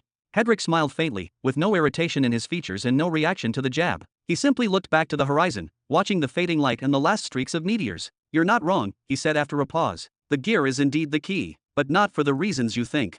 His voice lowered. I've been searching for it for over 30,000 years, long before any war ever began. Back when the seed was still stable, unknown, untouched. I sought it for something else entirely, an experiment. An experiment. Robin echoed, his eyes narrowing as a flicker of actual curiosity broke through his sarcasm. Forgive me for being vague, Hedrick said gently, using the tone of someone measuring every word. But before I explain further, I need to confirm something. His eyes shifted toward Robin again. You do know that there is already a behemoth in control of the mid-belt of Sector 101, don't you? Robin gave a slow nod, the air between them suddenly heavier. The behemoth of purity, Kaylee's. Hedrick nodded with gravity. Correct, Kaylee's, the behemoth of purity. A human woman who mastered the major fundamental law of purity, achieving complete dominion over it. Through that mastery, she forged an endless web of alliances, powerful, binding relationships built on the resonance of purity itself. And through those alliances, she rose to power, gathering momentum until she claimed a galactic seed first, and then the entire mid-sector 101. This happened long ago, so long ago, in fact, that I wasn't even born yet. He paused, then continued slowly. She used her seed and her army, the army of purity, to begin what they called the cleansing. It wasn't just conquest. It was ideological domination. Most of the sector surrendered peacefully when shown a glimpse of the seed's radiance or the overwhelming force at Kaylee's command. Of course, blood was still spilled. There were battles. But compared to most unifications, hers was tame, subtle, strategic, even elegant. She managed to unite the entire mid-sector in under 100,000 years. And, perhaps more impressively, hers was one of the least bloody conquests in recorded cosmic history. Robin blinked slowly, absorbing the scope of what was being described. But that's not all, Hedrick said, his voice softening. What truly sets her apart is how she governs now. Her sector is one of the most prosperous, most liberal, and most stable, not just among sectors ruled by behemoths, but even compared to some of the free ones. He gestured with one hand. Under her rule, planetary empires are allowed to rise and flourish, as long as they pay her a fixed tax. She even permits wars between those empires, with conditions. For example, the aggressor must leave an escape route for the defeated. And, here's the part you'll love, the Artificial Galaxy Bureau must be informed beforehand of the war's declaration. They must know the intended start date, the scope, the goals. And the attacking party must pay an attack fee to the Imperial Treasury before launching any campaign within her territory. That's... Robin's voice faltered. He looked stunned. The idea that wars were being scheduled and taxed ahead of time, that the entire conflict was pre-approved like some kind of twisted sports tournament, it was unthinkable. It's a strange way to rule, I'll admit, Hedrick said. But it works. As strong as her seed might be, how many systems can truly thrive in its immediate vicinity? 10,000, maybe more. But what about the rest of the sector? There are countless unused, untapped planets waiting. And thanks to the regulated wars between empires, expansion and development have exploded in her domain. Even more importantly, because total destruction of royal lines is forbidden, losing empires have a path to rise again, creating an ongoing cycle of balance and power flow. He paused again. But... And this time, his voice changed. It was heavier, more cautious. There's a limit to how much tolerance Kaylee's has. And the appearance of another galactic seed in her territory, one not under her control, especially if it belongs to someone like me, that's not something she will ignore. Robin leaned forward slightly, something sharp creeping into his expression. Do they know yet? His brows furrowed as the question hung in the air. Do they know about the war that's already raging in the Young Belt sector? Of course, Hedrick said quietly, his gaze distant as if watching an invisible map unfold across the stars. My intelligence networks have gathered consistent reports, undeniable patterns. It's clear now that individuals from Kaylee's artificial galaxy are the ones actively financing most of those fleets pouring into Young Sector 101 day after day. They're not acting randomly, they have a singular objective, to either seize the galaxy seed or destroy it before it matures. But, he added, his tone sharpening, they haven't taken any official action, not yet. No formal statement, no diplomatic move, no declaration of war. It seems they're avoiding a direct confrontation with me, especially not in the mid-belt. They don't want to engage in open conflict with me unless absolutely necessary. Most likely scenario. He turned slightly, casting a brief glance at Robin. If they manage to destroy the seed while it's still unawakened in the young belt, they avoid any political consequences. The matter ends quietly, neatly. But if it survives, if it manages to ascend to the mid-belt and claim its rightful place. Hedrick's voice lowered to a near whisper. Then I'll see what the other face of purity looks like. Then I'll witness what cleansing really means under Kaylee's law. Robin crossed his arms, his eyebrows pulled together. That theory isn't far-fetched at all. In fact, it fits everything. The secrecy, the indirect tactics, the scale. But his voice trailed off, replaced by a look of deepening confusion. But one thing still doesn't make sense. He leaned in. Why are you here? His voice became sharper, tinged with disbelief. If Kaylee's conquered that sector long before you were even born, before you even existed, then why would you choose that exact sector to build your empire in? You didn't just wander there by chance. And it's not like you were driven there by some force. Destros sector isn't even close to Sector 101. Hedrick let out a slow, controlled breath through his nose. His expression turned grim. There were certain things that happened to me in the past. Things I don't talk about. Things that clouded my vision for a long time. Things that poisoned everything I looked at. He paused, as though deciding whether to go on, then spoke slowly. There was a time when the world looked black to me. A time when I completely lost any concept of morality. Right and wrong became meaningless. I wandered across the stars like a specter, a walking catastrophe, doing whatever I pleased, and leaving ashes behind. In a matter of decades, I committed sins so numerous, so vile, they could have filled entire scrolls of judgment. My hands were soaked in blood. I destroyed planets as if they were sandcastles. I slaughtered civilizations, millions, billions, erased as though they had never existed. I accumulated a level of karmic debt so immense, so monstrous, that it almost had a physical presence. You could see it in my face, darkened, tainted by the weight of crimes that screamed for divine retribution. Robin felt a deep chill in his chest, a tightness that crawled up his spine. He had led wars. He had commanded the fall of empires, spilled rivers of blood. But even then, he had never crossed into the kind of karmic damnation Hedrick was describing. Because karma in their world wasn't some abstract concept. It was real, palpable, enforced by the celestial laws. It didn't just catch up with you. It found you, ripped you apart slowly, unrelentingly. Sometimes it stole your loved ones. Sometimes it cursed your bloodline. Sometimes, it ended you with something so petty, so humiliating, that even your enemies would pity you. A stumble down the stairs, a poisoned breath, or even choking to death on a grain of rice. At the very peak of that downward spiral, Hedrick continued, his voice distant, as if speaking to ghosts, I stumbled into Sector 101. I was a storm without reason, without direction. I annihilated everything that stood in my way, empires, legacies, cities of light and wonder. Even the peacekeeping divisions deployed by Kaylee's own galaxy, I obliterated them without a second thought. I never stopped to ask who I was fighting, never paused to measure the scale of the destruction or who might be affected. I didn't care. The universe had wronged me, and I had become its punishment. Everything in my path was reduced to smoke. He closed his eyes briefly. By that time, my end had already begun. It was creeping toward me. Even my reflection in lakes and mirrors looked like the face of a condemned man. It was obvious to anyone, even to me, that I was moments away from final judgment. I deserved it. He took another slow breath. And yet, it never came. For some reason, some forgotten act of good I had done long ago, maybe even something accidental, something held back the final blow. And it gave me just enough grace to stand face to face with Kaylee's, and live. Chapter 1458. I was overpowered with ease after just a few short exchanges, yet she didn't strike the final blow. She didn't even lift her hand to finish me off. Instead, she simply looked at me and asked, calmly, almost curiously, why a prince, someone of my status and bloodline, would choose to behave in such a reckless, self-destructive manner. And right then, I crumbled. Something inside me gave way. I thought it was the last time I would ever be allowed to speak, the final moment in which my voice could carry the weight of my suffering. I felt as though the universe had finally allowed me a listener, someone who would hear the pain no one else saw. So I told her everything. I confessed it all. The things I did, the things he did to me, the betrayal, the destruction, the rage. A faint, ironic smile spread across Hedrick's lips. I must have sounded pitiful, or maybe just honest enough, because she didn't kill me. Instead, she offered something I never thought possible. She offered to purify me. Purify you, from that situation. Robin raised an eyebrow, suspicion and curiosity mingling in his expression. How does that work? Remember when I told you about Kaylee's vast connections? Hedrick asked gently. About how many favors she had accumulated, and how unbelievably smooth her path of conquest had been. Much of that comes from the sessions of purification she and her bloodline offer.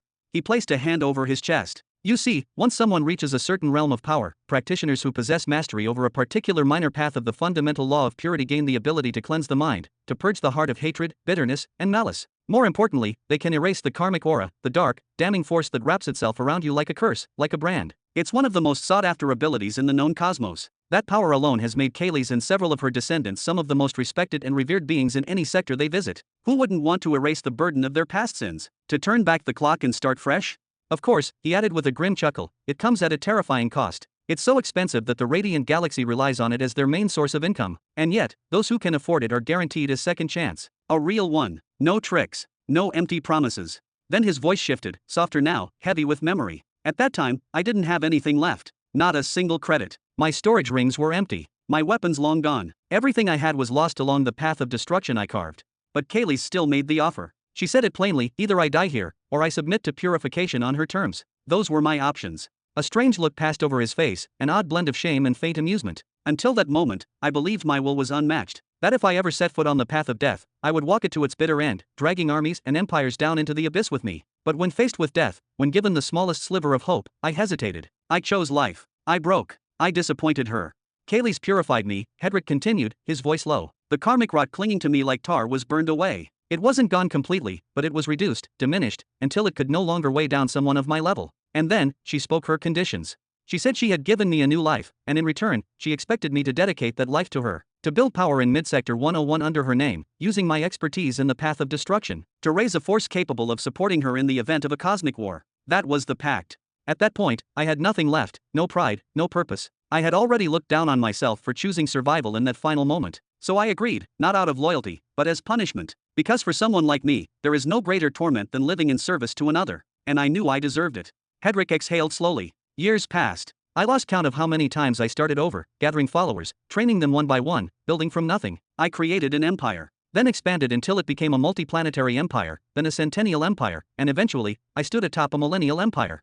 At that point, when it finally hit me that I had already fulfilled Kayleigh's condition, that even the punishment I had clung to so desperately, the punishment I had convinced myself was the very reason I continued to breathe, had lost its meaning, I withdrew completely. I didn't just step back, I vanished. I exiled myself to that random, insignificant planet I had once proclaimed the capital of my empire, and there, in the crushing stillness of solitude, I allowed myself to disappear, for hundreds of thousands of years, or maybe millions. I don't know. There were days when I cultivated just to keep the rust from settling in, moments when I toyed with the illusion that power for its own sake could fill the void. But for the most part, I just sat under the endless sky, staring upward into the stars that had once felt so close and now seemed infinitely distant. I thought about my life. About everything I had done for that man, and how, in return for my loyalty, my sacrifice, he rewarded me with betrayal. He dragged me down to that point of utter emptiness and abandonment. Then, that day came. The day my brothers arrived at my doorstep, weary and broken, seeking nothing but shelter. And without hesitation, without asking for loyalty or explanation, I took them in. No terms, no demands, just readiness. Ready for the battle I knew, deep down, would bring the curtain down on this absurd tragedy I called life. And after them, he came. He came not with words or apologies, but with destruction in his heart, blazing like a dying star. Robin couldn't help but notice it, the powerful shift in Hedrick's presence, as though something ancient and wild had stirred to life. A hollow, defeated smile that had previously haunted his face twisted into something else, something bold, fierce. His concealed eyes shimmered with a fire that hadn't been there moments ago, eyes that suddenly dared the stars to strike. It was the first time Robin had seen him like this, and oddly enough, despite the tragic tale being told, this didn't feel tragic at all. The answer, unspoken but clear, came quickly. It was the happiest day of my entire life, Hedrick said with surprising warmth, tilting his head back toward the sky, his voice tinged with laughter. That day, I unleashed the so-called useless army I had allowed to stagnate for so long, and they held the line against the Father's elites. And me? I stood tall. I didn't run. I used all the strength I had amassed idly over the years, and I stood toe-to-toe with him. And not only that, I actually injured him. There was no shame, no hesitation in his tone, just proud defiance. He waved a hand as if to soften the statement, trying to act modest. I know. He withdrew afterward, probably for some absurd reason tangled up in that labyrinth he calls a mind. But the fact remains, I landed a hit. I hurt him. Then, as though remembering Robin was there, Hedrick turned his head and raised a brow. Ah, forgive me. Did I sound deranged? Just a little, Robin said flatly, motioning for him to continue, even as his internal monologue screamed, this lunatic is genuinely proud he landed a punch on his own father. Yet, he found himself weirdly understanding. Whatever had passed between them, it wasn't all that shocking. Fathers and eldest sons often carried ancient, simmering tensions. Honestly, Robin wouldn't have minded throwing a punch or two at his old man either. The warmth returned to Hedrick's smile, a rare kind of peace. After that, everything changed. I looked at my army, and at my own power, with new eyes. They weren't just burdens anymore. They weren't chains or reminders of failure. They had a purpose. They were tools for something far greater than survival or punishment. Revenge. The revenge I once thought was nothing more than a bitter fantasy, a fool's comfort, suddenly became real. It became tangible. He turned toward the fiery red clouds of sunset, his tone steady and clear now, like a man reciting a vow. So I issued the orders. I told my forces to expand, spread farther than before, to conquer more worlds, to double and triple our output. I called for the brightest minds, funded teams of researchers, and pushed them to develop stronger fleets, more refined weapons. I dispatched Star Scout ships all across the young sector, combing every inch for anything that might give us an edge, anything we could bend to our cause. He paused, then said with finality, and that's when I found the seed. Chapter 1459. Robin pressed his fingers against the spot between his brows, exhaling slowly. This is all very grand, incredibly epic even, but what is the point? Don't worry, Hedrick said, offering a calm, knowing smile. I will connect the dots for you now. Before that turning point in my life, before that moment, I didn't want anything from the universe except to breathe a little longer, to stay alive just until my fate inevitably caught up with me. When would it happen? I had no idea. How would it come? Not a clue. All I knew was that I was growing stronger with every passing century, but for no reason, for nothing at all. He paused, then continued with greater weight in his voice. But after that incident, that brief war, everything changed. I found something I had long been missing, a reason. I no longer wanted strength for revenge, or as a punishment to endure. I wanted to grow stronger for myself, to reclaim meaning. And when I discovered the Verilian seed, that spark reignited. It gave me hope that my revenge wasn't just possible, it was inevitable. It was my destiny. His eyes dimmed slightly, as if troubled by an unseen weight. But here lies the problem. All the power I have amassed, every armada, every commander, every resource, exists within Mid-Sector 101. Even the seed itself will ascend into Mid-Sector 101 soon. And that is the very same sector where I once made an unbreakable vow, to build a force for Kayleigh and defend her domain. He turned his full gaze to Robin, his voice dipping into a low, rhetorical murmur. Now tell me, Lord Robin, isn't that the cruelest irony? Robin sighed and waved dismissively. Please, don't ask me for my opinion on the solution. It is already written all over your face. You have clearly had the plan in your pocket since the beginning. Hedrick chuckled at the response, leaning back against the cotton-lined seat with the air of a man who had played this conversation out in his mind 1,000 times. You are right, as always. I do have a solution. He raised a finger, ticking the issues off. 2 problems, Lord Robin. 1. The relentless pursuit of the seed in the young sector of 101. 2. The inevitable confrontation with the radiant galaxy. And both problems share the same radical solution, removing the galaxy seed from young sector 101 entirely. Robin raised an eyebrow, skeptical. And how exactly do you propose to do that? Don't tell me you are going to say what I think you are going to say. You are not seriously talking about the Grade 4 planetary displacement gear, are you? That is exactly what I am talking about. Hedrick nodded slowly, gravely. My initial plan, in the event I couldn't locate a 4th or 5th grade planetary displacement gear in time, was simple: wait. Let the planet ascend naturally to the mid-sector 101. Once it reached that stage, I would use the full strength of my empire and my personal power to shield the seed and its planet for as long as possible, long enough to find the displacement tool I needed. And once I had it, I would relocate the entire seed to a completely new sector. He shook his head slowly, his jaw tight. But that option has been stripped from the table. The radiant galaxy's veiled hostility has grown louder, too loud to ignore. They are unlikely to give me even a moment's window once the seed reaches the mid-sector. And based on how fast this war is escalating, the seed might not even survive long enough to ascend in the first place.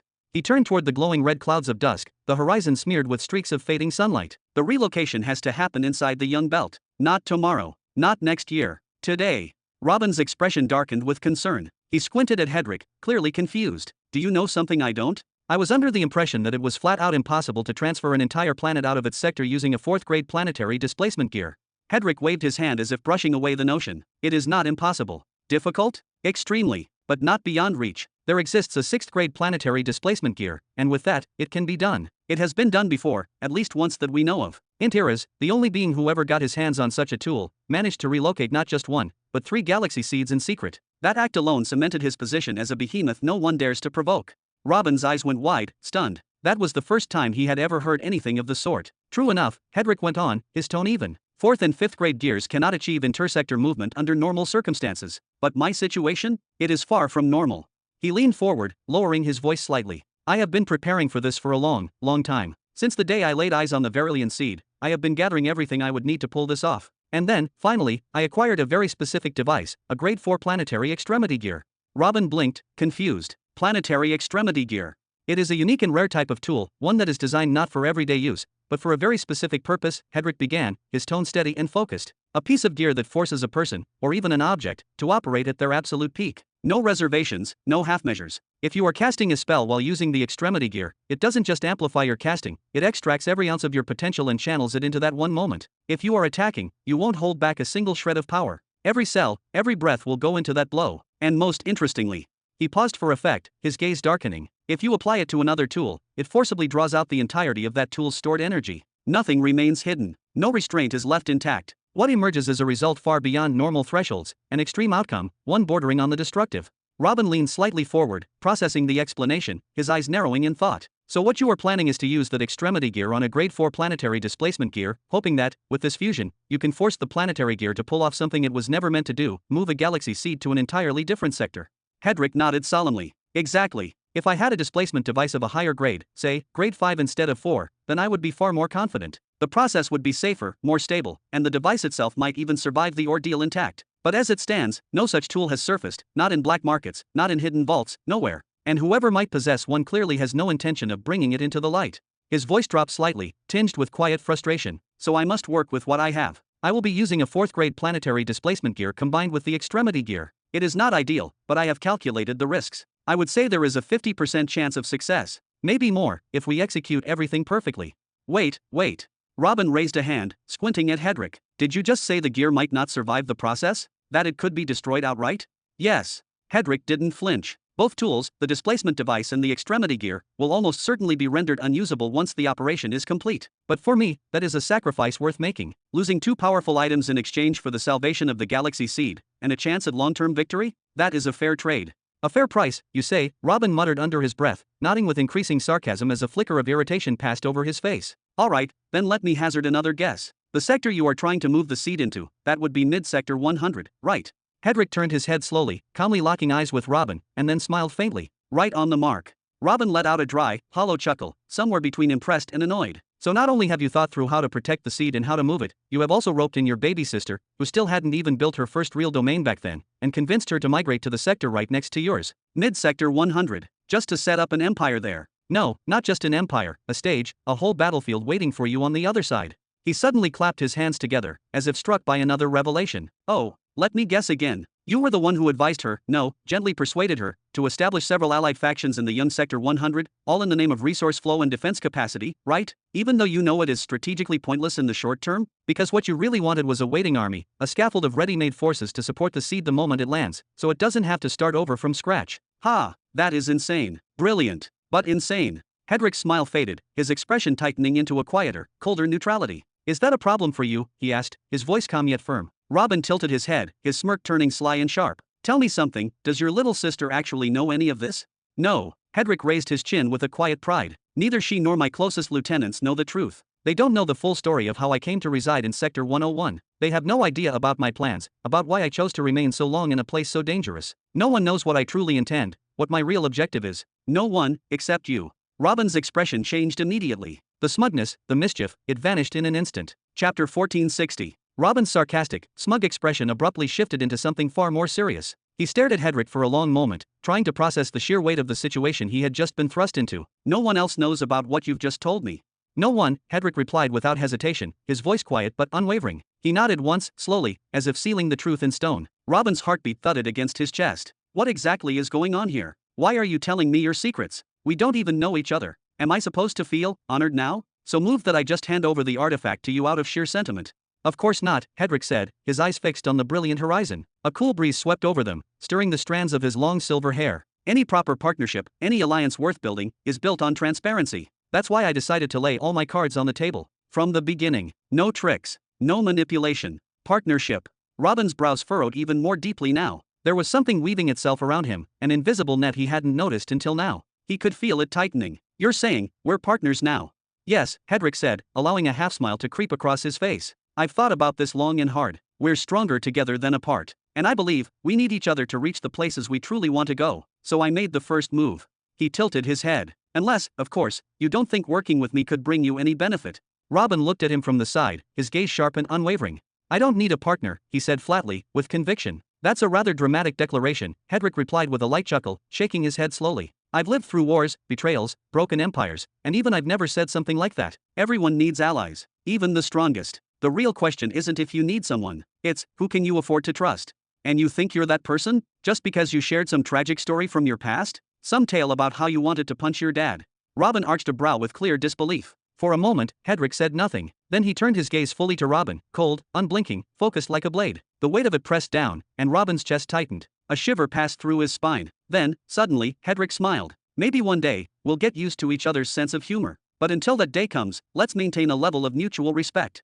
His eyes drifted back to the sky above them, where streaks of burning gold and red painted the late afternoon. And just to be clear, I don't want to fight that man. I want to replace him. Robin blinked, caught off guard. What do you mean by that? He asked, more serious now. To become a behemoth, Hedrick began slowly, each word chosen carefully. You must be the sole, undisputed master of a major and fundamental law. And, of course, you must possess a galaxy seed. Only then are you eligible to unify a sector, drawing every planet of value into your grasp, anchoring them with your terms.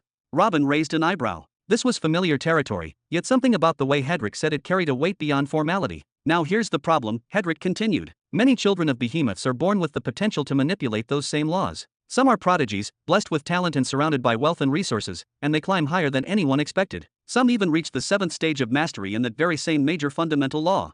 He paused, letting the implication settle. And that's where things get ugly. Robin frowned. The logic was obvious. If a child reached the same level as their parent in that law, the parent's exclusivity, what made them a behemoth, would be compromised. They'd still be powerful, but they'd lose their edge, their unmatched aura. And people at that level don't tolerate being equalized. So what happens? Hedrick continued. They force the children to branch off, to select a minor law within the same path. They train and specialize in it until they become monarchs or guardians. But if one of them just dares to pursue the major law, he looked directly at Robin again. Then there are cases, more than just a few, where the parent kills their child. It's not rare. Even if the child already holds a title like monarch, they can still be executed or imprisoned simply for touching what doesn't belong to them. Robin's mind reeled. In the Destra family, Hedrick said, a faint, cold smile on his lips, we all learned the major law of the destruction path during our youth. But we were told, clearly, that we had to choose a minor law for mastery, because if any of us reached the 7th stage, we'd never be allowed to touch the original again. Then, finally, Hedrick's expression darkened slightly. A thrill danced in his voice. But that main law, it's been calling to me. It calls louder every year, and my hands itch to wield it openly. You're already a monarch. Robin barely stopped himself from audibly gulping. The leap from his current realm to the title of monarch was nothing short of monumental. That kind of power placed you among the rulers of realms, entities that could bend reality itself under the weight of their words. For now, Hedrick tilted his head ever so slightly, a calm yet knowing smile curling at the corner of his lips. Then he let out a soft laugh, as though the weight of his own path amused him. If I succeed in transporting the galactic seed to mid-sector 100, if I seize control of it, and wield the major law of destruction in the open for all to see, then I'll either ascend and claim the title of the behemoth of destruction, or I'll perish trying to reach it. So that was the revenge he meant. He plans to challenge his own father for the title of the behemoth of destruction. Robin's pupils trembled. His eyes shot wide open in silent awe. The sheer audacity, it was unimaginable. And you're seriously asking me to partner with you in something like that? Robin's voice trembled as much as his eyes, as if questioning the very sanity of the idea. I think you're an exceptionally promising candidate, Hedrick replied with cool confidence. A truth chosen powerful enough to design and craft the breaths of ages. An emperor capable of establishing not just one, but multiple empires, as you yourself said. And those empires, as fate would have it, are located in the very sector I plan to invade and reshape. He paused, leaning forward slightly. Also, I believe I can offer you real, tangible help. More than just words. Help with your missions. Missions. Robin arched an eyebrow, a strange, almost mocking smile forming on his face. You mean my dreams? My ambitions? What exactly do you think you know about me that gives you the nerve to claim you can help? No, not your ambitions, Hedrick said, his voice low and steady. I meant what I said, your missions. He turned fully toward Robin now, his expression more serious than ever. The missions you received from the one behind that shard you carry. Then a faint, unsettling smile curled on his lips. I don't know what exact task he burdened you with, no, but I do know it's no simple errand. In fact, I imagine it's just as nightmarishly difficult as my own goal. And if you want to avoid the fate of all his previous candidates, their deaths, their failures, their erasure from the world, then surely a little support wouldn't hurt, would it? Robin shot to his feet without a second thought. His stance shifted completely. He was no longer seated across a conversation partner, but confronting a potential threat. Shock and an unmistakable hint of aggression blazed in his eyes. There's no need to get so worked up, Hedrick said, raising both hands slightly in peace. His smile, as strange as it was, remained innocent. I'm not trying to threaten you. I'm trying to build something with you, a partnership. How do you even know about that?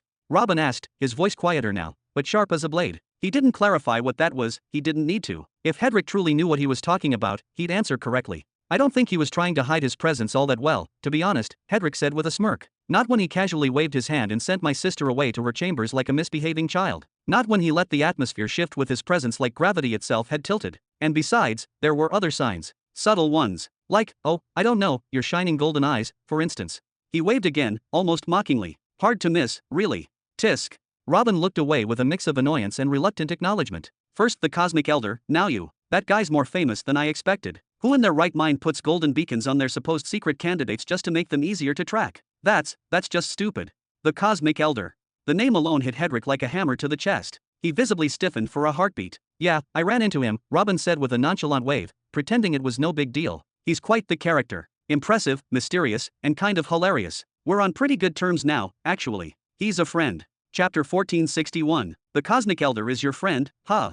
Hedrick arched his eyebrows slightly, a flicker of intrigue crossing his expression. That is, unexpectedly impressive.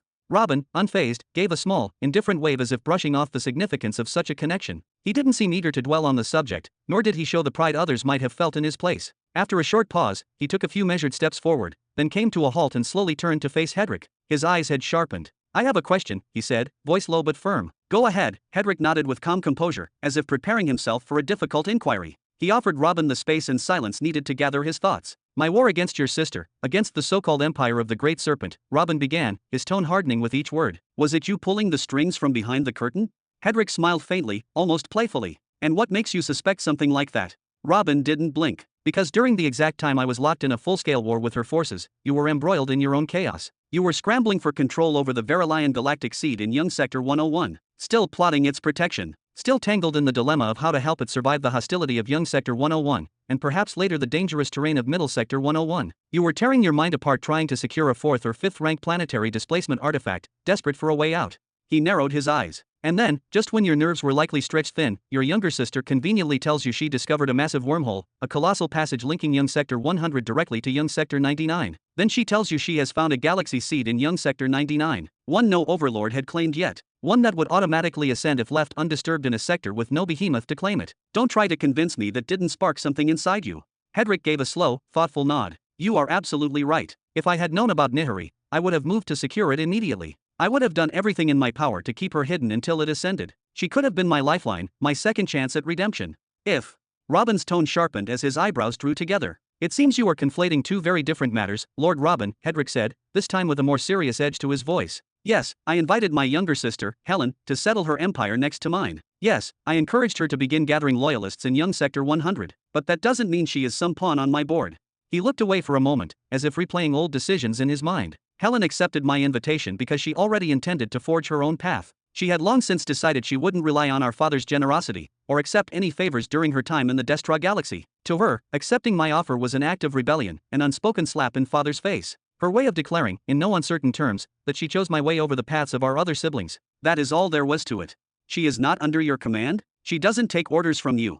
Robin's tone was one of genuine surprise now. No, not even close. Hedrick shook his head slowly. She may come across as impulsive or naive at times, but don't let that fool you. She is far more cunning than most give her credit for. Otherwise, how would she have held off the old Ghassan Empire using nothing but a ragtag army, one that didn't even have proper uniforms? That girl is a genius, but she is also incredibly stubborn. She doesn't follow anyone's lead, not even mine. Even though I never told her a word about my plan for the Verilion seed, or even the seed's existence, I wouldn't be surprised if she figured it out all on her own. As for our dynamic, Hedrick continued with a shrug, you could say she listens to my advice when she wants to. Then, naturally, she does whatever she feels is right. She accepted my offer to settle in Middle Sector 100 because it served her purpose, and because it sent a clear message to our father. She wanted someone she could turn to if everything crumbled, and in her eyes, I was that someone. And she agreed to build forces in Young Sector 100 because she desperately needed resources. That was right after she recklessly entered a war with the Ghassan Empire without consulting me. My advice helped her in that regard, especially when, by complete coincidence, Hedrick added with a faint grin, she stumbled upon that beast king, Dirger. Robin exhaled through his nose sharply, the corners of his mouth twitching. By coincidence, sure. If my plan works, and I succeed in transferring the seed to Sector 100 and exploiting the foundation she unknowingly prepared for me, then I will repay her. I might fund her next empire, give her enough resources to build something even greater in another sector, or invite her to stay and help govern the artificial galaxy alongside me, if that is what she wants. He crossed his arms slowly. There is nothing deceptive or underhanded going on here. It is simply strategy. It is give and take, exchange and opportunity, executed at the right time.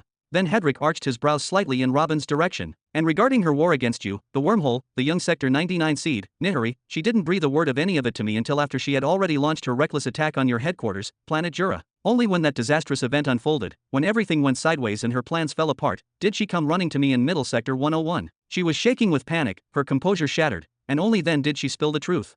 Ha! Robin scoffed, letting out a bitter chuckle. I take back what I said about you two being close. I don't mind in the slightest, Hedrick replied with a calm shake of his head. There is no relationship of subordination between us. We never had any kind of formal agreement about exchanging intel or strategies. Helen found that seed and thought it was her one-way ticket to immense fortune. Honestly, I don't fault her for that. Anyone in her position might have done the same. Then his gaze drifted away, eyes narrowing in thought. Of course, had she informed me from the beginning, perhaps we could have coordinated and made far better use of the Nihiri seed. We might have secured it under a united front. But that wasn't the path she chose. What is done, and I can't hold her accountable for following her instincts. Hey now, I'm still standing here. Robin furrowed his brow, a touch irritated. Oh, no offense meant, Hedrick replied with a gentle, almost playful smile. Do you have any more questions? I'm not hiding anything at this point. I've already heard what I need to, Robin said coolly, studying Hedrick's face for a long moment. But I'll be honest, what you are asking is no small favor. Truly? I don't see it that way, Hedrick responded with a confident smirk. Everything I ask of you, I'm prepared to match, or even exceed, in value. You won't walk away feeling shortchanged. Ha, that's bold of you. Robin chuckled under his breath. Alright then, let's put your generosity to the test, shall we? If I hand over a 4th rank planetary displacement tool, what exactly are you putting on the table? I'll give you 5 1st rank planetary displacement tools, 3 of the 2nd rank, and 1 of the 3rd rank, Hedrick declared, his tone steady and firm. Yes, I know lower ranks have limitations, but still, that is a 9-for-1 trade. Okay, let's break this down like rational beings. Robin clapped his hands once, sharply. A 4th rank planetary displacement artifact can precisely relocate a planet once every 6 months. That means, over a span of 600 years, I could reposition up to 1,200 planets around Nihiri with full precision. Then he jabbed a finger at Hedrick. Now, let's look at what you are offering, those 5 1st rank artifacts? Completely worthless. They relocate planets randomly, without guidance or accuracy. They are like shooting in the dark. I can't use them to assemble an artificial galaxy, that's just a fact. So, 5 of your 9 artifacts? Useless. Down the drain. Hedrick remained silent, face unreadable. Now let's move to the 2nd rank tools. They offer precision, sure, but at a snail's pace. One use every 30 years. You are offering 3 of them? That is 60 precise movements across 6 centuries. Robin snapped his fingers. And that 3rd rank artifact? It's better, 1 move every 5 years. That gets me 120 moves in the same time frame. Robin folded his arms behind his back and exhaled slowly, tone sharpening. You are offering me tools that, collectively, give me around 180 calculated relocation attempts over 600 years. Meanwhile, you want to take an artifact that gives me 1,200 calculated relocation, and call this a fair deal? Is that your idea of an equal exchange? Chapter 1462. Is this what you call a fair exchange? Robin raised a single eyebrow, his hands neatly clasped behind his back in a calm yet assertive stance. Things between true partners aren't weighed like commodities. It's not about keeping count, one favor just equal for another. When you choose to walk the same path as someone and your fates become intertwined, you support them unconditionally when they need it. No negotiations, no expectations. And when you're the one in need, they return that support in kind, no questions asked. That's the kind of bond that makes a partnership unshakable. Hedrick smiled warmly as he spoke, his tone sincere. Robin gave a slow shake of his head. You're neither my partner nor my friend. This is a business discussion, plain and simple. Even partnerships, no matter how deep, must be built on fairness and clarity. If one side keeps giving endlessly while the other only ever receives, then that's not a partnership, it's exploitation. Ah ha ha ha. Hedrick tilted his head back and burst into laughter, his voice echoing through the room. Are you seriously saying that I, the monarch of the minor shattering law, and the destined behemoth of the major destruction law, have nothing to offer you? Have you become a behemoth yourself and somehow I missed the news? Robin didn't respond, but the change in Hedrick's demeanor didn't go unnoticed. For the first time, he sensed a flicker of emotion beneath Hedrick's usually polished surface. Clearly, those words had struck a nerve, offended him, even. Robin rubbed at his forehead, letting out a slow breath. He wasn't trying to provoke the man, not entirely. Even if he rejected him now, Robin had no desire to make an enemy of someone like him. That's not what I meant. I was just responding to your offer, and from where I stand, it simply doesn't hold up logically. Hedrick nodded slowly, seeming to accept the response, then gestured toward him with renewed interest. He gave you a mission, didn't he? Speak to me about it. Let's hear what's so secret. I can't. Robin shook his head, firm but regretful. He truly wanted to tell him. After all this talk of shared paths and mutual trust, maybe Hedrick really would help him. And if he didn't, at least he wouldn't sabotage him. Hedrick was already occupied with his own grand ambitions, he wasn't likely to come creating enemies out of thin air. But still, if Robin spoke even a little too openly, he might trigger the all-seeing god's curse, and be dragged into that eternal torment where silence was the only escape. So it's some kind of law-bound mission or sealed order? Fine, no problem. Let me guess then. Just give me a signal if I'm getting close. Hedrick pointed twice at Robin, eyes sharp with curiosity. You mentioned 600 years more than once. That has to be a clue. Robin felt a brief flicker of amusement, but said nothing, neither confirming nor denying. You're trying to amass a huge number of planets around Nihiri within the next 600 years, but why? What's the purpose? Hedrick leaned forward, gaze narrowing. From what I know, Nihiri has around 100,000 years left before its scheduled ascension. So why the rush? Why this specific 600-year window? Robin kept his silence, though the tension around him thickened. I don't get it. Is that the mission? To gather planets around Nihiri for 600 years, maybe to construct an artificial galaxy of some kind? But to what end? What happens after that? Hedrick furrowed his brows deeply, eyes darting as he followed the trail of logic. There's no way you're trying to force an early ascension. That's practically impossible. Almost no one in history has managed to ascend a planet before its natural timeline. So what else could it be? Robin's expression shifted, subtly, but noticeably. What was that? Hedrick caught it instantly. Was I close? His voice sharpened with realization as his eyes widened. Wait, don't tell me. You're preparing for Nihiri's ascension, not just as a planet, but as a galaxy, within 600 years? That's your mission. Robin lifted his shoulders in a shrug, chuckling softly. Funny, isn't it? Suddenly your own problems don't feel quite as overwhelming, do they? Makes you reconsider the scale of what you're facing. With those vague yet pointed words, Robin neither confirmed nor denied Hedrick's guess, but the message was crystal clear. This really is. Hedrick exhaled, slowly leaning back into the plush comfort of his velvet chair, still processing what he'd just heard. Extreme? Overkill? Intellectual rape? Robin let out a sharp, bitter chuckle, his tone tinged with both sarcasm and simmering irritation. Come on now, partner, what's your take on that situation? I genuinely don't know what to say. Hedrick's brows tightened into a heavy frown, his expression shadowed by doubt. Forget for a second what might happen to you once you reach the mid-belt. Can you even make it there within 600 years? I'm giving it everything I have, Robin replied, nodding with controlled resolve. But there's a certain, inner certainty that I can do it. And to be perfectly honest, I don't have the luxury of failure. It's simply not an option, no matter what it costs. Hedrick nodded slowly, his eyes narrowing with thought. There's clearly a heavy burden on your shoulders, something worth taking seriously, and something we should probably sit down and examine further. But what I really can't understand is your stubborn attachment to using 4th-grade planetary displacement gear. I mean, back during the war period, if memory serves, you had what, 4, maybe 5 planets under your command. He leaned forward slightly, calculating. Even assuming you managed to annex some of the Great Serpent Empire's territories after your victory, what would that bring your total to? 15 planets? 20, tops. Hedrick paused, letting the silence fill with numbers and weight. That was around 400 years ago, wasn't it? So let's assume you started from a base of about 15 planets, with the stolen fleets from the Serpent's Empire boosting your capabilities. How many more could you have added since then? 40, 50, if you were very aggressive. He lifted a brow. Now let's add the 600 years you claim you still have. Say you push hard, conquer like mad, pour everything you've got into it. Maybe you squeeze out 100. Maybe. And even if you poured your entire fortune into armament upgrades, bought new fleets, constructed elite armies, let's be generous and throw in another 50, due to weapon superiority and surprise raids. That brings the total to, what? 150 planets. Then his tone sharpened slightly. 150 planets, most of them likely still unstable, rife with civil unrest, internal resistance, and border skirmishes. These aren't peaceful little colonies welcoming you with parades. Don't you think using my planetary displacement gears, which gives you 180 full-scale mobilizations, is overkill for something like that? You'd have more deployment slots than you have planets to control. It's excessive. Robin clapped his hands once and let out a tired sigh, rubbing the bridge of his nose. Impressive analysis. 150 planets, that was actually my initial estimate as well. That's what I based my first deployment orders on. Then a sly grin crossed his face, and he chuckled softly. But reality surprised me. Turns out, my army's a little more capable than even I expected. Wait, are you saying you're aiming to conquer more than 180 planets before the 600 years are up? Hedrick's expression darkened, disbelief evident. That's madness. You can't subjugate planets that quickly. The moment you conquer one, it takes time to stabilize it before moving your forces to the next. That's the fundamental bottleneck everyone faces. It's the core dilemma of interstellar conquest. No one has ever solved it through brute strength alone. Well, my empire did, Robin said simply, with a spark of pride. And we are not aiming to do it. We've already done it. I've gathered that number, and more. He raised his hand, waving like a victorious general basking in triumph. That's why I need 4th-grade displacement gear. Because I'm not done. I want to gather the maximum number of planets possible before ascension. Every single one increases my odds of survival and success. Even if, for the sake of argument, I believe you somehow amassed that many planets, what good are they if they're all in flames? If they're locked in internal wars, if their people are against you? What use is it to ascend with a horde of unstable worlds only to have their populations turn on you at the first spark? Hedrick shook his head. My advice? Take only the planets you've truly conquered, those you've broken and rebuilt under your banner. Maybe 40, maybe 50. Leave the rest. Strip them clean and move on. No thanks, Robin said with a light shrug and a smirk. I'm a selfish man. I want all of them in my embrace.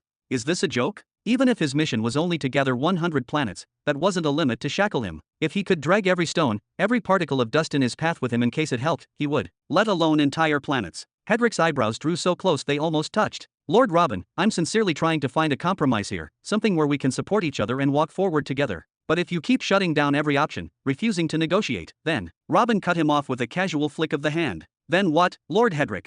If he failed the all-seeing God's mission, he'd be dragged into eternal damnation, a hell that no alliance, no empire, no army could shield him from. If someone actively tried to sabotage that mission, they didn't deserve a single ounce of concern. Even earning Hedric's wrath was nothing compared to what awaited him if he failed. The white-haired young man stared into Robin's firm, unwavering gaze for several long moments, then, to Robin's surprise, he smiled faintly. Then the agreement might become difficult.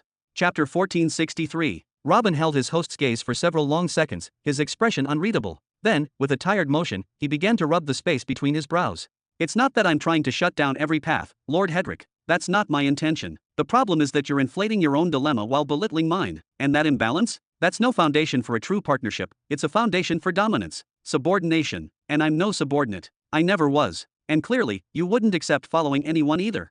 He let out a deep sigh, voice dropping just slightly. Your crisis and mine, each one is vast enough to be the centerpiece of universal concern for millennia. Each of them, on their own, could inspire legends and spawn entire philosophies. And yet, somehow, both have collided in the same age, in adjacent sectors. It's beyond coincidence. It's the kind of convergence that only exists in myths and cosmic epics. Even myths can be solved, Hedric said confidently, his voice calm but heavy with meaning. I've listened to your dilemma with all the attention it deserves. Now, hear me out. Here's what I propose. He leaned forward slightly, the tone of his voice sharpening with resolve. Give me the 4th grade displacement gear, and stick to 180 planets. It's better for you, anyway, more manageable. And between you and me, I highly doubt you'll be able to gather and BG stabilize 180 fully loyal, fully integrated planets before ascension. And in return, he quickly raised his voice and pointed a finger, halting Robin before he could speak. I'll support you on your ascension day. Directly. Robin leaned back slightly, skeptical. And how, exactly, do you intend to do that? In standard ascensions, Hedric began, tone slipping into the rhythm of a practiced strategist. The major factions scatter their scouts across the wall, one of the most volatile regions of space. Every day, several planets spontaneously shift into the middle sector. It's a race. Whichever power detects the new arrivals first sends a fleet to seize it, raise their flag, and claim it before anyone else can respond. But even if a power manages to get there first, to raise their colors on a promising world, that doesn't mean the planet is safe. Not by a long shot. Any rival that discovers it afterward can call down their own forces to contest it, because, by then, the occupying force barely has any defenses in place. Their control is fragile at best. They're usually still trying to subdue the local population, people who didn't even realize they'd been conquered.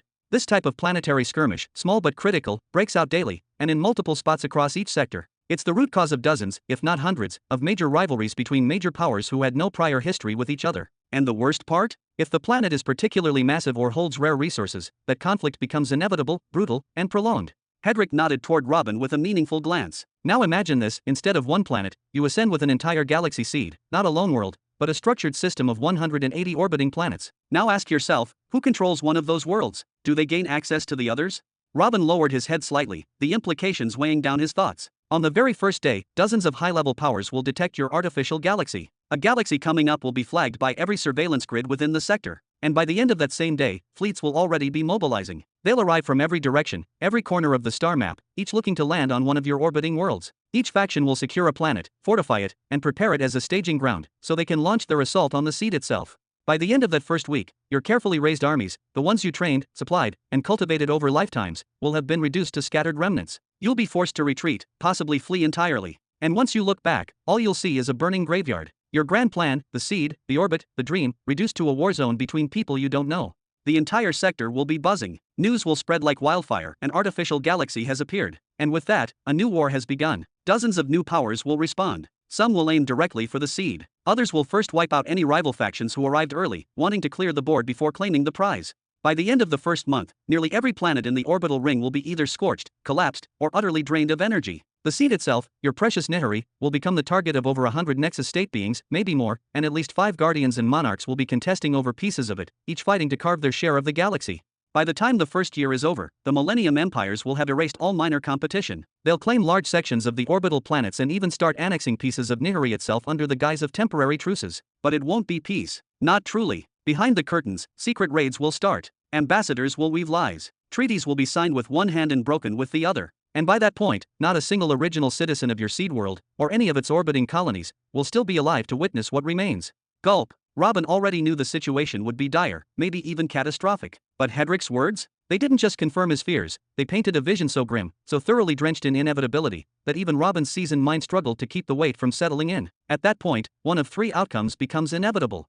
Hedrick raised three fingers, speaking slowly, deliberately. The first is that the war continues exclusively among the Millennium Empires, supported silently from the shadows by hidden behemoths and monarchs too clever to step directly into the fray. If that happens, then brace yourself, the conflict will drag on for over 1,000 years, a devastating slow burn that wipes out every empire involved, until only one is left standing. The second possibility is that one of the stellar academies decides to intervene, to put an end to the bloodshed, as they like to phrase it. And once that happens, the monarch or guardian standing on top of that academy will seize the opportunity to hijack the academy's authority, using its vast resources and legitimacy to claim the seat under the guise of peacekeeping. Later, they'll crown themselves a behemoth, using your creation as their stepping stone. Don't think it's just theory, it's already happened once in the deeper records of cosmic history. He clenched both fists and dropped them to his sides with weight. And the third is that Antares himself, or one of his direct heirs, decides the opportunity is too good to ignore. He could simply dispatch one of his children, armed with the Grade 6 planetary displacement gear, and they descend like a blade through paper, securing and taking away the seed in a matter of hours. The rest of the orbital planets would be abandoned to infighting, slowly clashing between themselves without their core governing them. Then he placed both hands firmly on his knees, eyes locked on Robin. His voice dropped in tone but grew heavier in meaning. Even if we assume, for argument's sake, that you somehow accomplished the impossible, that you truly do force Neri to ascend 600 years ahead of schedule, what will you really have? You'll have one person who's broken into the World Cataclysm realm. Just one. Not an army. Not a line of defense. So tell me, how do you plan to hold your territory against an onslaught like that? No, better yet, how do you even survive the first 7 days of the war that will break out the moment you ascend? Robin's gaze turned cold. A hard, frosted calm settled into his features. There was no fear, but there was weight. He stared at Hedrick for a few moments, then said quietly, "I get the feeling you're about to tell me." Without hesitation, Hedrick responded, tone clear and direct, "Just inform me of the time and the place. On the day your galactic seed ascends, you'll find me there, alongside a hand-picked group of my most loyal elites and trusted followers. I will fight for you." Robin raised a skeptical eyebrow. His voice held a trace of mock amusement. "You just said yourself, the moment the ascension is complete, every Millennium Empire will mobilize their armies. They'll take this seriously, very seriously. So what makes you any different? Doesn't that make you just another player on the board?" He leaned forward slightly. "No, actually, you're worse. Unlike the others, you won't even be bringing your full military. You're 2 sectors away from the ascension zone, you can't afford to leave your empire exposed for long. That means you'll show up in person, what, with maybe 1 or 2 Nexus states accompanying you, and what else? A strike team of, what, 20 World Cataclysm experts? That's not an army, that's a gesture. That gesture will change everything if it arrives before the others," Hedrick countered quickly, his tone razor-sharp. "Because I won't be there as another attacker. I'll be there as a defender. That alone shifts the balance from the first moment." He straightened, then smiled faintly. "And on top of that, my younger sister will be coming as well, along with a select group of her own commanders. That girl is on the brink of breaking through to peak Nexus state, she's already dancing on the edge of the 7th stage. Her talent is freakish, unnatural. And her mastery over the minor law of ashification, well, let's just say she's one of the deadliest forces alive beneath the 7th stage ceiling." He paused, letting the weight of that promise settle between them. "Together, we won't just give you breathing room, we'll turn your first week from a funeral into a message." Chapter 1464. Helen. Robin was caught somewhere between surprise and disbelief. Hedrick began to clarify, his voice calm but weighty. "Helen's personal power is the only thing that has allowed her to wage war against the Gazan Empire for thousands of years without being completely annihilated. Their emperor might only be a mid-level Nexus state, true, but don't underestimate him. He's inherited and accumulated an absurd number of planetary-grade weapons. These were passed down through countless reigns over millions of years. Helen alone has been enough to push them back time and time again. Whenever their forces get too close to breaching strategic zones, she steps in and shuts it all down. Her presence on the front lines is the only reason the war hasn't ended on the same day it began." Then Hedrick raised an eyebrow toward Robin, a faint smile tugging at the corner of his lips. "Now imagine that kind of power standing at the head of your defenses during the most critical battle of your life. Imagine her not just holding the line, but reinforcing it. I could even provide her with planetary weapons to amplify her might even further." Robin's expression darkened, thoughtful but skeptical. "I thought you didn't command her, that she takes her decisions for her own mind," he said slowly, his voice laced with caution. "What exactly would motivate her to come defend me, of all people?" He paused. "And secondly, doesn't she already have her own battlefield to deal with? How can she possibly abandon mid-sector 100 and come help me in mid-sector 99? "It wouldn't be a command," Hedrick said, waving a hand as if brushing away the concern. "It would be a mutually beneficial proposal. A deal. Her empire is crumbling, Robin, ravaged by endless wars, poverty, and fractured internal politics. If I offered her funding, serious funding, or troop support in exchange for helping me help you, there's a high chance she'd accept. Maybe not immediately, but we still have 600 years ahead of us. Eventually she'd see the benefit." He leaned back slightly, more casual now. And even if, worst case scenario, all her worlds get conquered while she's gone, I'll compensate her directly. 1 billion, maybe 2. That's more than enough to start over somewhere better, somewhere richer. She wouldn't see it as charity, not if she earns it in battle. Robin's gaze grew distant for a moment, and he found himself recalling the image of Helen unleashing her second nature annihilation strike. That raw, destructive force, and the look in her eyes when she did it, despite knowing her life was at risk. I don't think she's as easy to sway as you make her sound, he finally muttered. That's my problem to solve, Hedrick replied simply, his voice unwavering. Then he added, so, what's your verdict? What do you think of the offer I've laid before you? Robin didn't answer right away. He fell silent, eyes wandering upward toward the sky, studying the crimson clouds drifting overhead. For several minutes, he said nothing. Then finally, he gave a slow, contemplative nod. My objective was never to fight to the death for the seed, he said quietly, but to protect it, for as long as I could. The offer you've made, is it truly an offer to fight alongside me, giving your all? Or is it just another offer to push back the chaos temporarily, to hold the line for a while? Hedrick let out a long, drawn-out sigh, his eyes narrowing ever so slightly. I think you already know the answer to that question. Robin nodded again, slower this time, eyes still fixed on the burning skies. I figured as much. He remembered. Hedrick had been the one to say it, that all the great Millennium Empires would mobilize their full military might. That sovereigns and guardians would appear without a doubt. That even the stellar academies, with all their untouchable influence, military strength, and galactic wealth, might descend from their thrones to claim the seed for themselves. Yes, Hedrick was strong. His sister was terrifyingly powerful. Their followers were elite, battle-hardened, and deeply loyal. But the question still echoed in Robin's mind, louder than ever. Was that enough? Could even all of them, together, stand against everything the universe was about to throw at him? If he said yes, if he agreed to Hedrick's terms, then a legendary war would unfold, a battle of cosmic proportions unlike anything seen in recent history. But even then, would it matter? Would it change the ending? A chance to fight is better than sitting quietly, waiting for the slaughter to come. Hedrick finally spoke again, voice low and calm, but edged with cold steel. You're proud, Robin, confident. I know that. I can see that. I'm sure your forces are respectable, maybe even impressive by some standards. But let me ask you this, wasn't your predecessor also powerful? Hedrick leaned forward, his voice growing darker. He was the only one in recorded history who managed to force his planet to ascend ahead of schedule. He succeeded where none ever had. And what did it earn him? He paused. He watched it all burn, watched his legacy collapse before his very eyes, and then he fled. Hedrick shook his head slowly. So tell me, what makes you think your ending will be any different from his?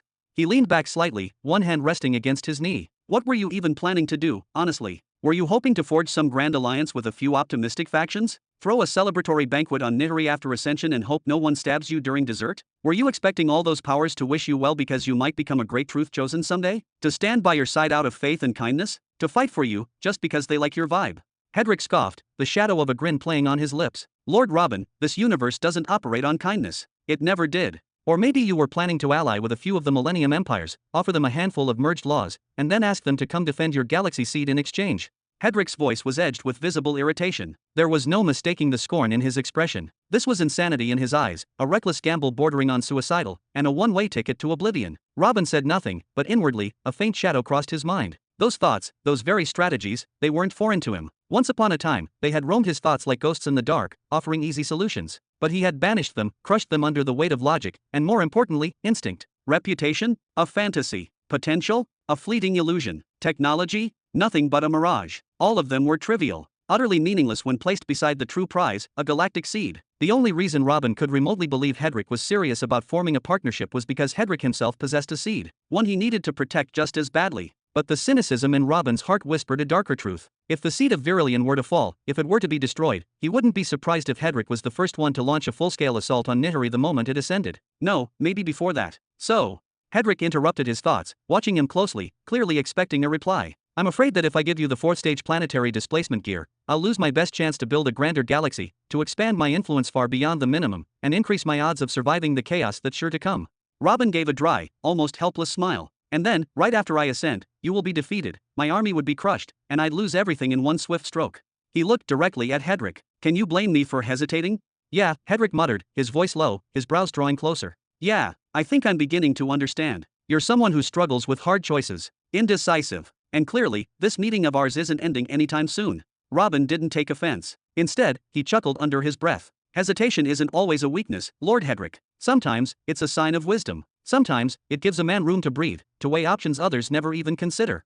Then, narrowing his eyes slightly, Robin posed a new question. How long do you think you can keep fighting in Young Sector 101? I mean really fighting, not just surviving. A century, at most, if things continue the way they are, Hedrick replied immediately. A century and a half if I follow your advice, consolidate my strength, pull all forces toward the seed, force the shattering meteor empire to abandon their outer holdings, and go all in. Maybe 2 centuries, tops, if I go personally to defend the immediate orbital region myself, taking my last remaining generals and elite warbands with me.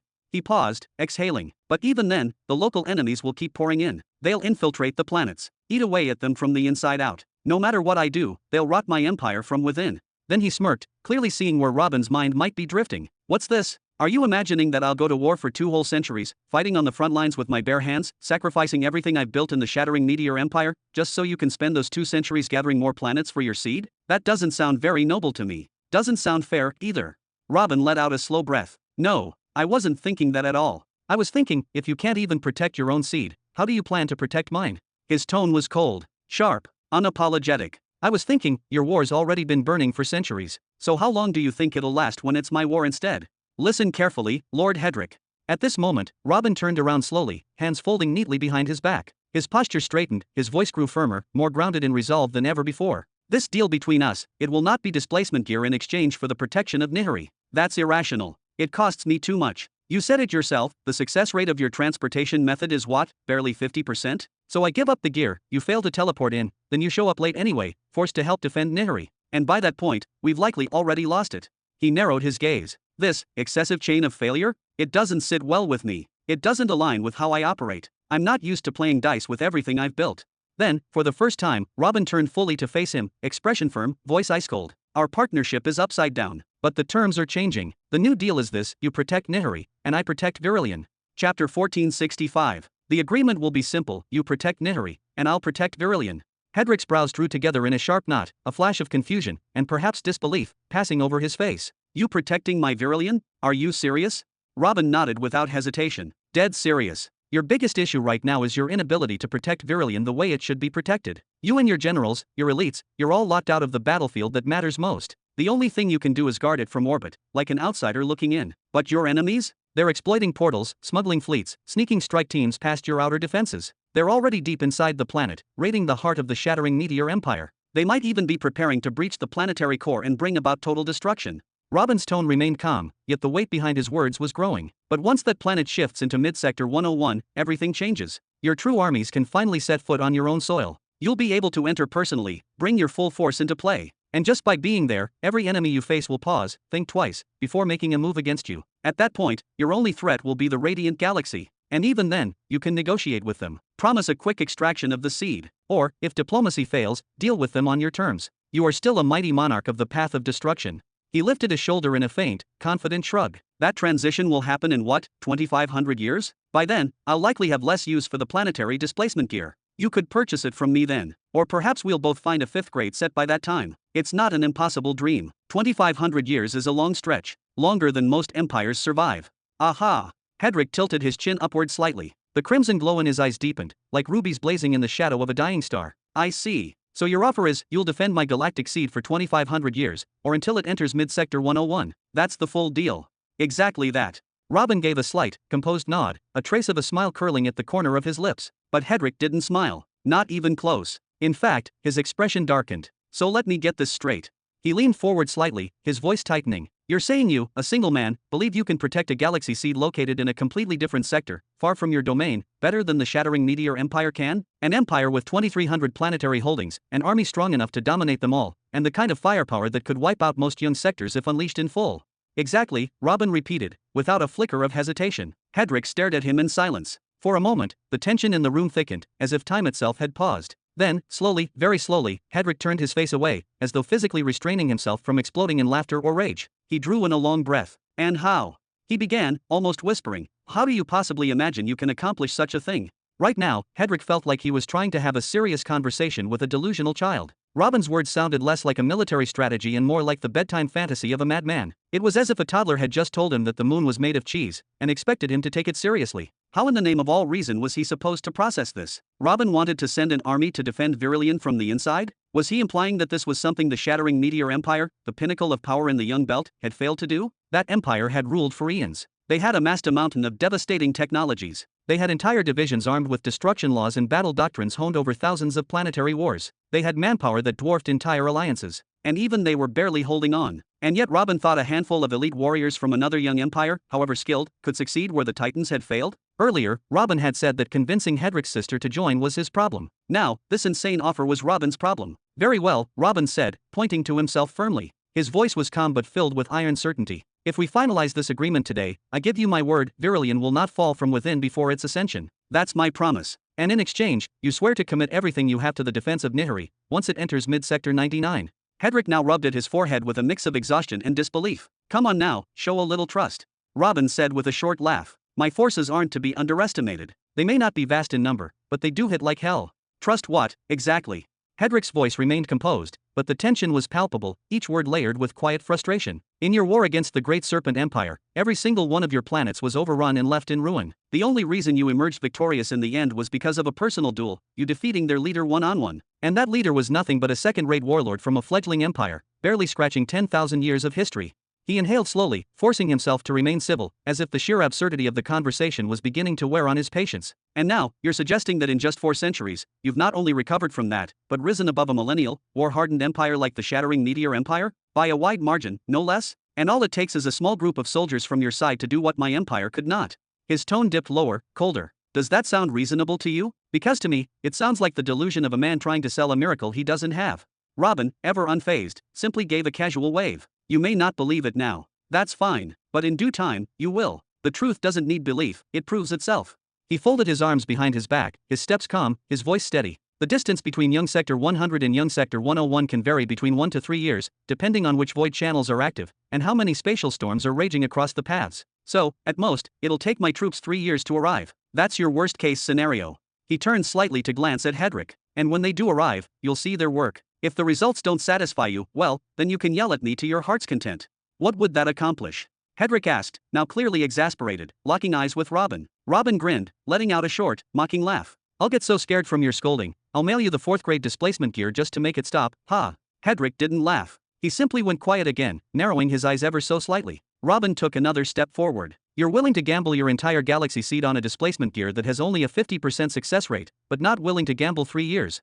There was a long pause. Then, finally, Hedrick nodded, once, twice. Fine. 3 years.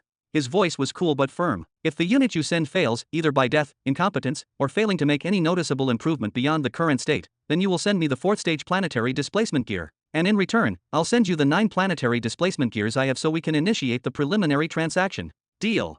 Robin clapped his hands together once, the sound echoing like a starting bell. He stepped closer, extended his hand toward Hedrick with a smile brimming with confidence. Then let this be a partnership recorded in the annals of time. Hedrick nodded slowly, then rose to his feet and clasped Robin's hand. Let it be a partnership, remembered by the ages. There were no binding soul contracts, no divine seals, no laws invoked to force either of them to honor their words. Just a handshake. A single, solemn handshake between a man on the path to becoming a great truth chosen, and another on the brink of becoming a behemoth of destruction. Robin exhaled softly, then gave a respectful nod. I look forward to seeing what this alliance brings us. I'm confident that sooner rather than later, both of us will be lords of galaxies bearing our names. He attempted to withdraw his hand, but paused. Hedrick was still gripping it, just slightly. He raised his gaze to find Hedrick watching him, eyes half hidden beneath silver strands, glowing faintly like hellborn rubies. And with the same calm voice, Hedrick spoke. Since we're partners now, allow me to drop the formalities. I assume it's acceptable if I address you simply as Robin. Robin hesitated for a second, then nodded. I don't mind, Hedrick. Only then did Hedrick release his hand. But in the same movement, he placed a firm hand behind Robin's back, nudging him forward gently, so the two walked side by side. The crimson clouds of the dying horizon stretched ahead of them, glowing like blood-soaked silk. Good, Hedrick murmured, almost affectionately. Then tell me, Robin, have you ever seen a true cosmic war with your own eyes? Chapter 1466. Have you ever borne witness to a cosmic war before? No. Robin narrowed his eyes slightly, his tone cautious. He couldn't quite grasp the intent behind the question, or why, exactly, they were strolling together toward the edge of the floating cloud. It felt oddly ceremonial. The crimson cloud stretched across the horizon like bleeding silk. The sun, obscured behind curtains of smoke and cloud, cast long shadows across the sky. Below, radiant meteors blazed upward like defiant arrows piercing the heavens. The view was breathtaking, poetic even, like a myth captured in motion. But Robin couldn't help but wonder. Were men of their power and rank truly meant to stand still and marvel at the skies? Was this just Hedrick's version of stalling? Hedrick ignored the unspoken question laced in Robin's voice. Instead, he kept his pace steady, his hands behind his back, and spoke as if recounting a memory carved deep in his soul. Wars, they erupt somewhere every day, often without warning. But when millennial empires, the ancient juggernauts of a sector, clash against one another, that's no mere war. That's what we call a cosmic war, even if it's only a minor one. He tilted his head toward Robin. A war like that pulls in everyone. Every power, every clan, every mercenary guild and kingdom gets sucked into the chaos, like blood drawn to a gaping wound. It doesn't matter whether they want to fight or not. The sheer scale, the consequences, the shockwaves, they force the hand of the entire sector. Economies collapse, worlds fall into famine, and life itself? It becomes cheaper than dirt. Robin frowned slightly, unsure whether this was some sort of lecture or warning. And the worst part. Hedrick's tone dropped lower. These miniature wars are often just sparks that ignite something far greater. Because every millennial emperor has connections, alliances, debts, loyalties, outside his own sector. So when war begins, they send word. Reinforcements arrive. Blood is spilled. That blood demands vengeance. More arrive, and more still, until the war stretches beyond borders, and becomes a true cosmic war. Robin narrowed his gaze, finally grasping Hedrick's intent. This wasn't just a story. This was a glimpse of his future. I didn't choose this view as the meeting place by accident, Robin, Hedrick continued, his voice solemn. I brought you here not just for the beauty, but to show you something I've seen many times, something you, too, will see. As long as you possess a planet seed, this will be your destiny. By now, the two had reached the edge of the great cloud. Hedrick extended his hand forward, gesturing to the world below. Go on, take it in. Fill your sight with what a true cosmic war looks like. And then came the sound. Clatter, clang, clang. Robin leaned forward instinctively, his brows twitching. Then, suddenly, his entire body jerked back on reflex. What? Easy, Hedrick's hand pressed gently against Robin's back, keeping him steady. We're still inside the soul domain. These are just recordings, residual echoes stored in memory. Recordings. Robin blinked rapidly, then slowly leaned forward again. His eyes opened wide, wider than they had in decades. His heart slammed against his ribs, a chaotic drumbeat of awe, confusion, and something else, something he hadn't felt in a long time, dread. What is this place? He whispered, breath-catching. Robin had seen war. No, he had breathed war. He had started wars, ended them, burned cities to the ground and raised armies by the millions. But never had he seen anything remotely close to this. Below the cloud, stretching to the ends of sight, was not a battlefield. It was a world-ending cataclysm, a war beyond comprehension. They hovered at a terrifying altitude, so high that lesser men might have fainted just from the view, and yet, across the horizon not a single inch of land below was untouched by blood. Not a single pocket of sky above the battlefield was free from movement. From edge to edge, the entire landscape was alive with combat. Mountaintops were crumbling into ash. Rivers hissed into steam. Oceans had turned black and red, tainted with blood and smoke. This wasn't a war to claim territory. This was mutual annihilation. How many were down there? Millions? Tens of millions? Hundreds of millions? No, more. Far, far more. There were dozens, maybe hundreds, of different races, each wearing distinct armor, wielding strange weapons, shouting war cries in tongues both ancient and alien. They were all locked in deadly combat with a singular force. A legion clad entirely in shimmering silver, their formation flawless, their resolve unshakable. And somehow, they were holding the line. Ray Arbor.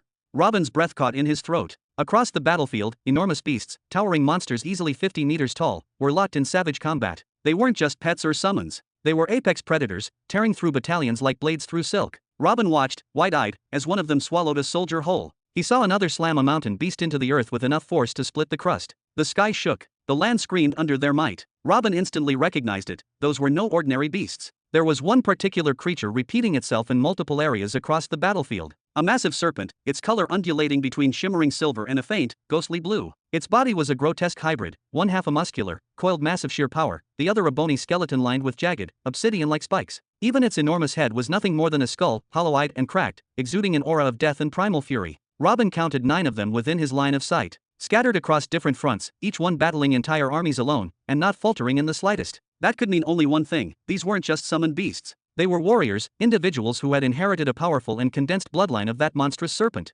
Just like Pythor. Sensing Robin's rising curiosity, Hedrick suddenly raised his hand and pointed toward one of the sectors held by the silver-armored forces. There, amidst a tide of silver banners and gleaming halberds, stood one of those nightmarish serpents. That, Hedrick said, his voice low and even, is the army of the falling meteor's empire. And those serpents bear the blood of the beast king Nagaroth, a creature born from the law of shattering. It once reached the very summit of the Nexus State realm before being hunted down and slain. It cost me dearly to obtain even a fraction of his bloodline, but for them, it was worth it.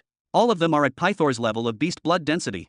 Robin whispered, eyes wide with a mix of awe and disbelief. It was clear they wielded a minor destruction law, and the intensity of their blood was overwhelming. No, not just Pythor's level, many of them surpassed him. A significant number of the troops below were clad in complete enchanted armor, while the serpents themselves bore layered sigils and arcane bindings, with reinforced support gear fused into their bodies. Those 9 serpents, each a calamity on its own, were now engaged in a clash against 22 other towering monstrosities, beings that were likely also transformed warriors who had achieved the absolute peak of the second path. Robin felt a cold shiver run down his spine. Devastation didn't even begin to describe what his eyes were beholding. The red hue bleeding through the clouds wasn't the light of sunset. It was blood. Vaporized blood that had risen into the sky in such vast quantities, it created a red fog that drowned the horizon. That mist of blood challenged the combined vapors of all oceans and rivers, a horrifying testament to the scale of slaughter that had unfolded below. And the light he had once mistaken for a glowing sun beneath the clouds? It wasn't a sun. It was a mountain of burning corpses. A designated crew, dressed in matching uniforms, moved methodically through the field, gathering the dead and throwing them onto the flames. Not a single faction tried to stop them. Every army simply allowed them to do their work, cleansing the battlefield of rot and disease, and making room for more dead. The meteors Robin had admired earlier for their haunting beauty? They were artillery blasts. Shells fired from massive warships and huge cannons hidden beyond the clouds, deliberately aimed skyward. Robin craned his neck higher, so far he felt a pop in his spine, and what he saw made his blood freeze.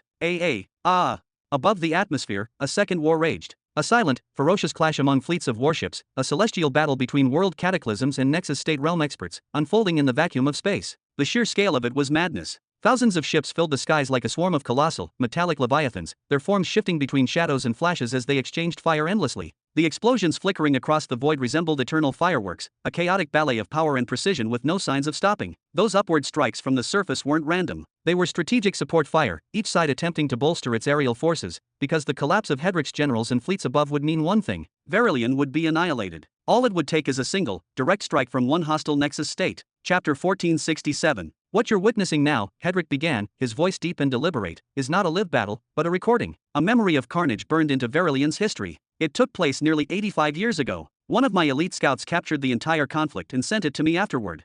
He swept his hand across the illusionary space. I reconstructed this entire phantom battlefield from that recording, not merely as a spectacle, but as a warning, as insight, so that you, Robin, might glimpse even a fraction of what lies ahead.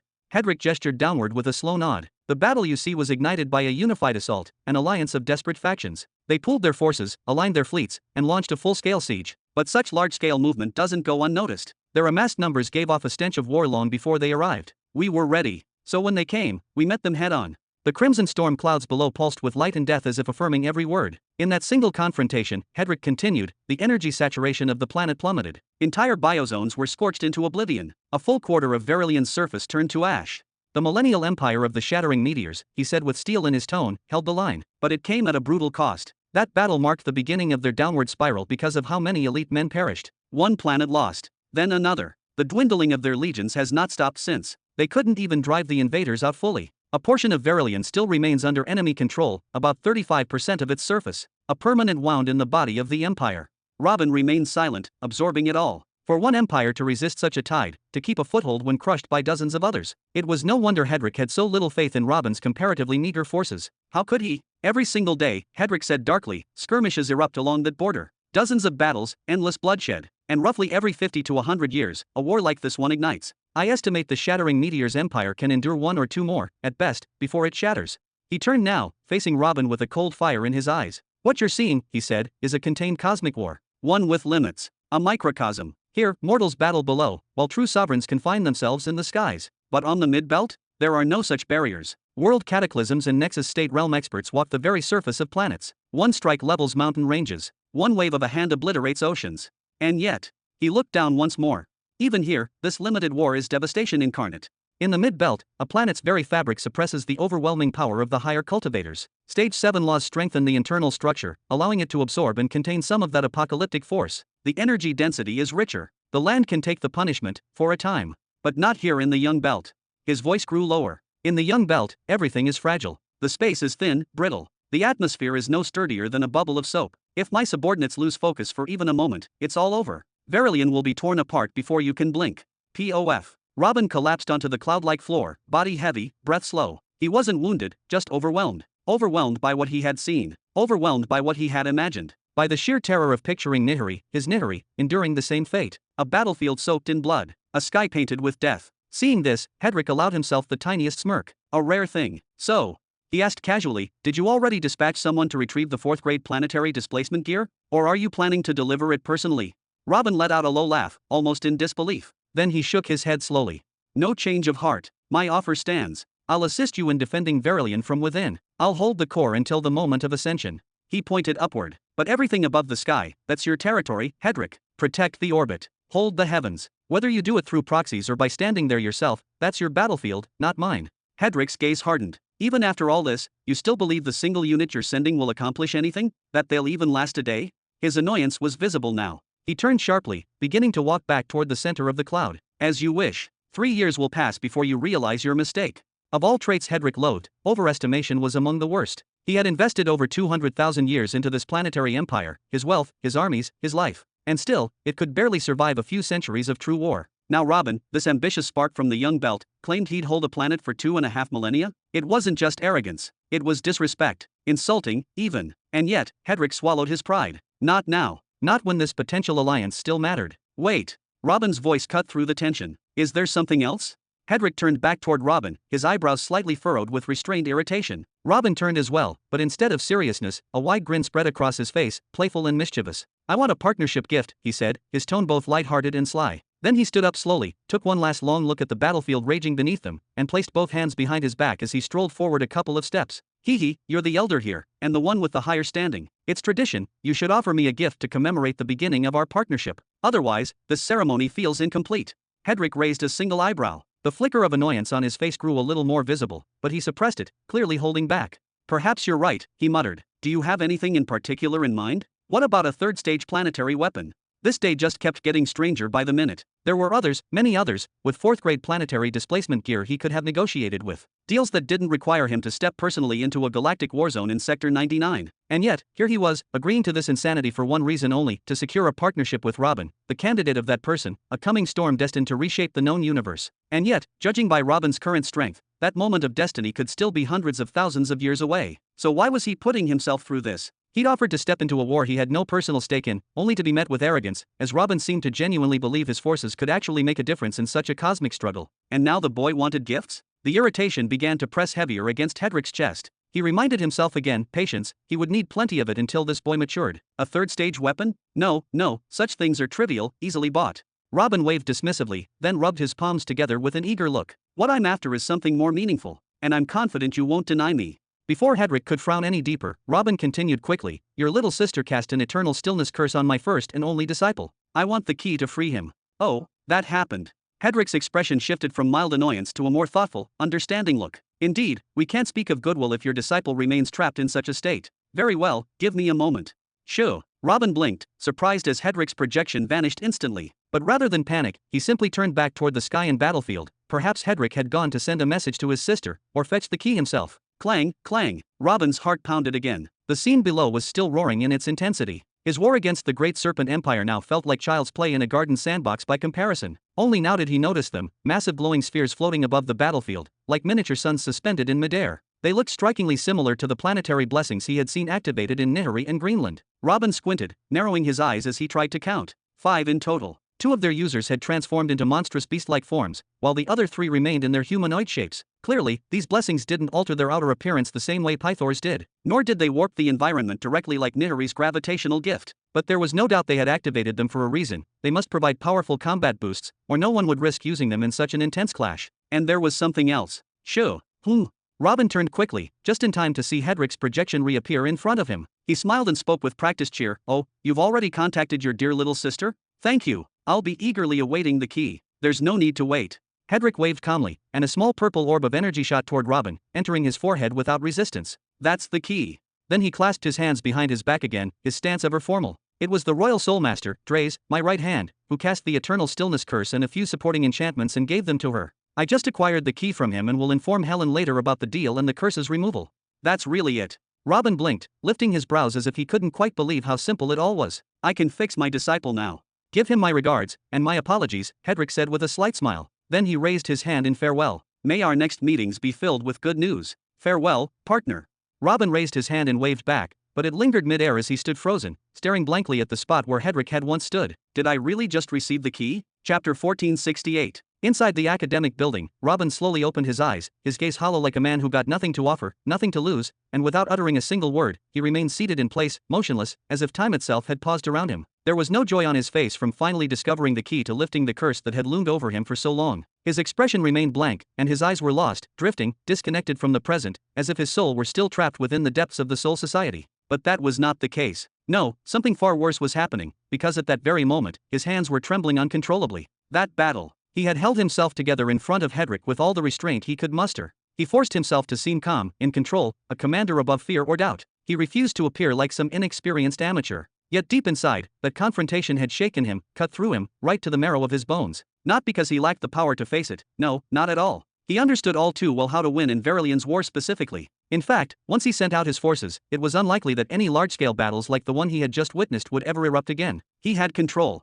He had strategy. On paper, everything should have been fine, but he could not stop his mind from imagining, what if that had been Nihiri? He had pictured it clearly. The disasters of the world raining down, the awakened connection states and the high-level guardians clashing with apocalyptic force on its surface after ascension. He had imagined the millennial empires descending like vultures, conquering Orphan's Blood, Jura, and Greenland to establish their war bases, launching assaults from sacred grounds. He had seen, in his mind, a preview of the hell that was coming. Within just 600 years, that war would begin. A war that, if Nihiri lost, would leave him with no retreat, no second chance, no do-over. He would be dragged helplessly into his long-promised eternal damnation. There would be no mercy, no delay, only the abyss. And what had he done to prepare for that hell? Nothing. His internal energy was still capped at level 31, his soul force had not surpassed 810, and his physical strength remained stagnant at level 40. His followers, though powerful enough to decimate any conventional ground force, were no match for the true pillars of power that ruled the cosmic stage. The human families who had joined the Cradle Empire barely included a few weak world-level disasters, and even then, they were second-rate. The slaves under his command were hardly stronger, mere tools, limited and frail.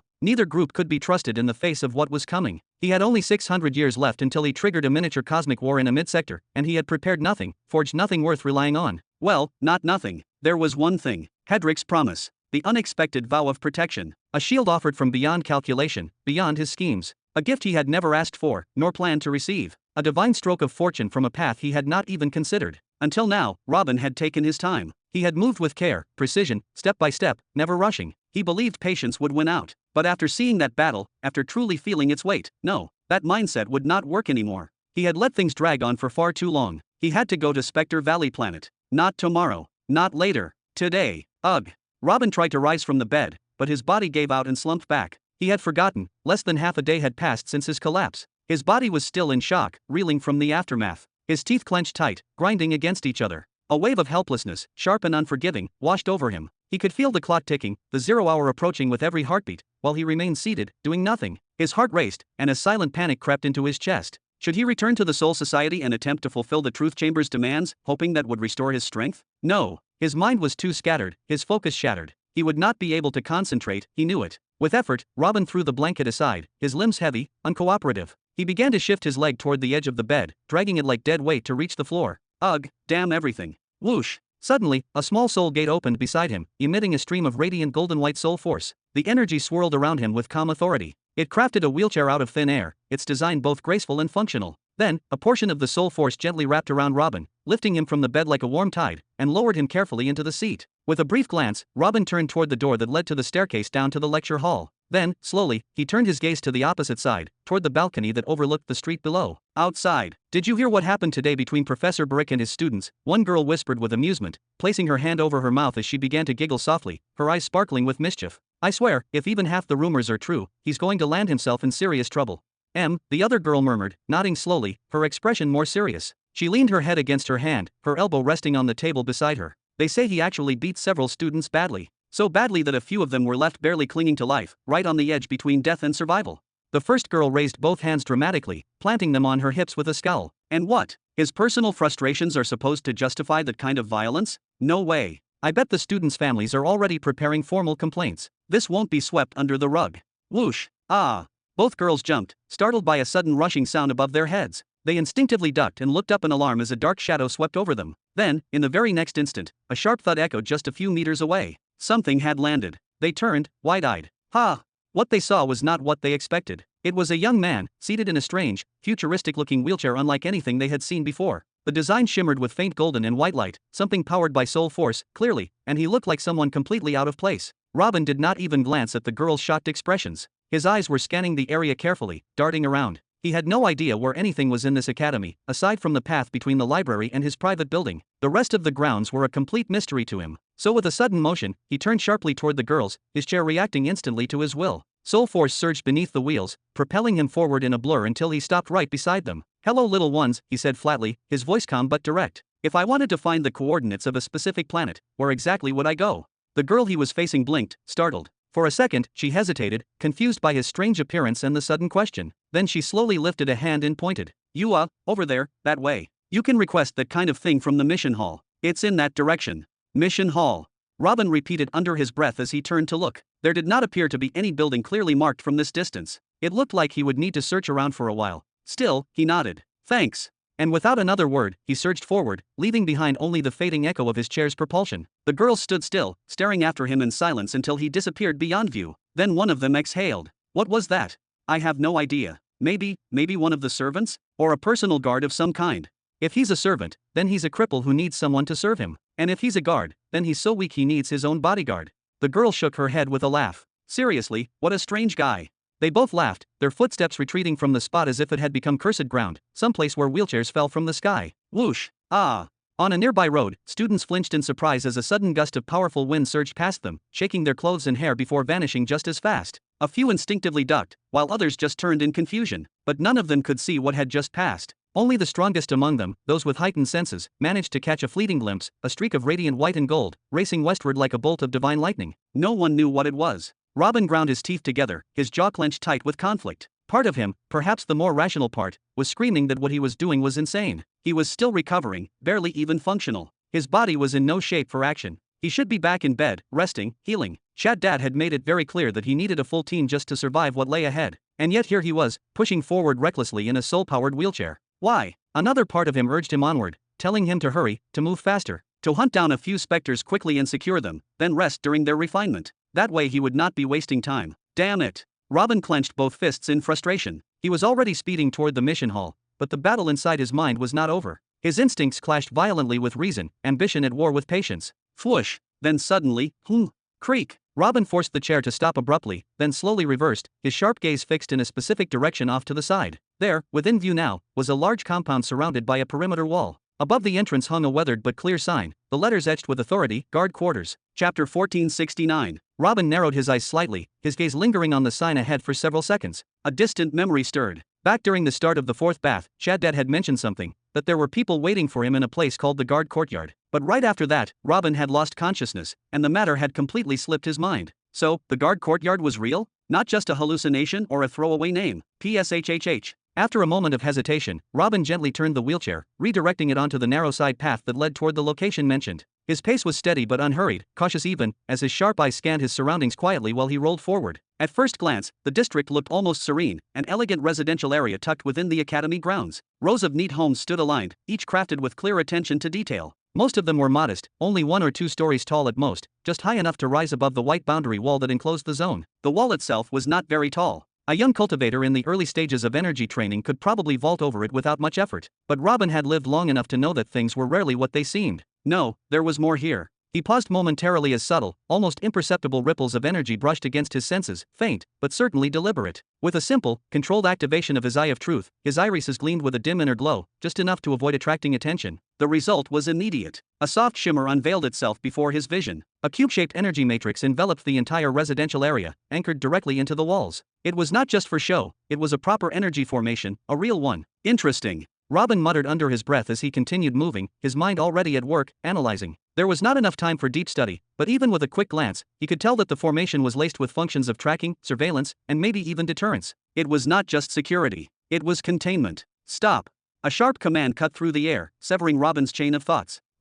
Robin's head turned as he lowered his gaze. Though the gate to the guard courtyard stood wide open, its iron doors swung apart in welcome, the place itself looked deserted at a glance, silent, calm, and unmanned. Yet somehow, 2 figures had appeared before him, standing firmly in the path of his wheelchair, their postures alert and unmoving. They were not just random students. Their uniforms and aura said otherwise. They were stationed here, intentionally. Robin raised an eyebrow. Is there a problem, gentlemen? One of the 2 gave a dry chuckle, the corner of his mouth curling into a mocking grin. Are you new around here, young man? This place, the guard courtyard, is a restricted zone. Entry and exit are strictly prohibited. The academy's higher-ups are quite paranoid about guards abandoning their neutrality and siding with their masters in internal disputes. Or worse, students sneaking in to provoke or manipulate another's guards.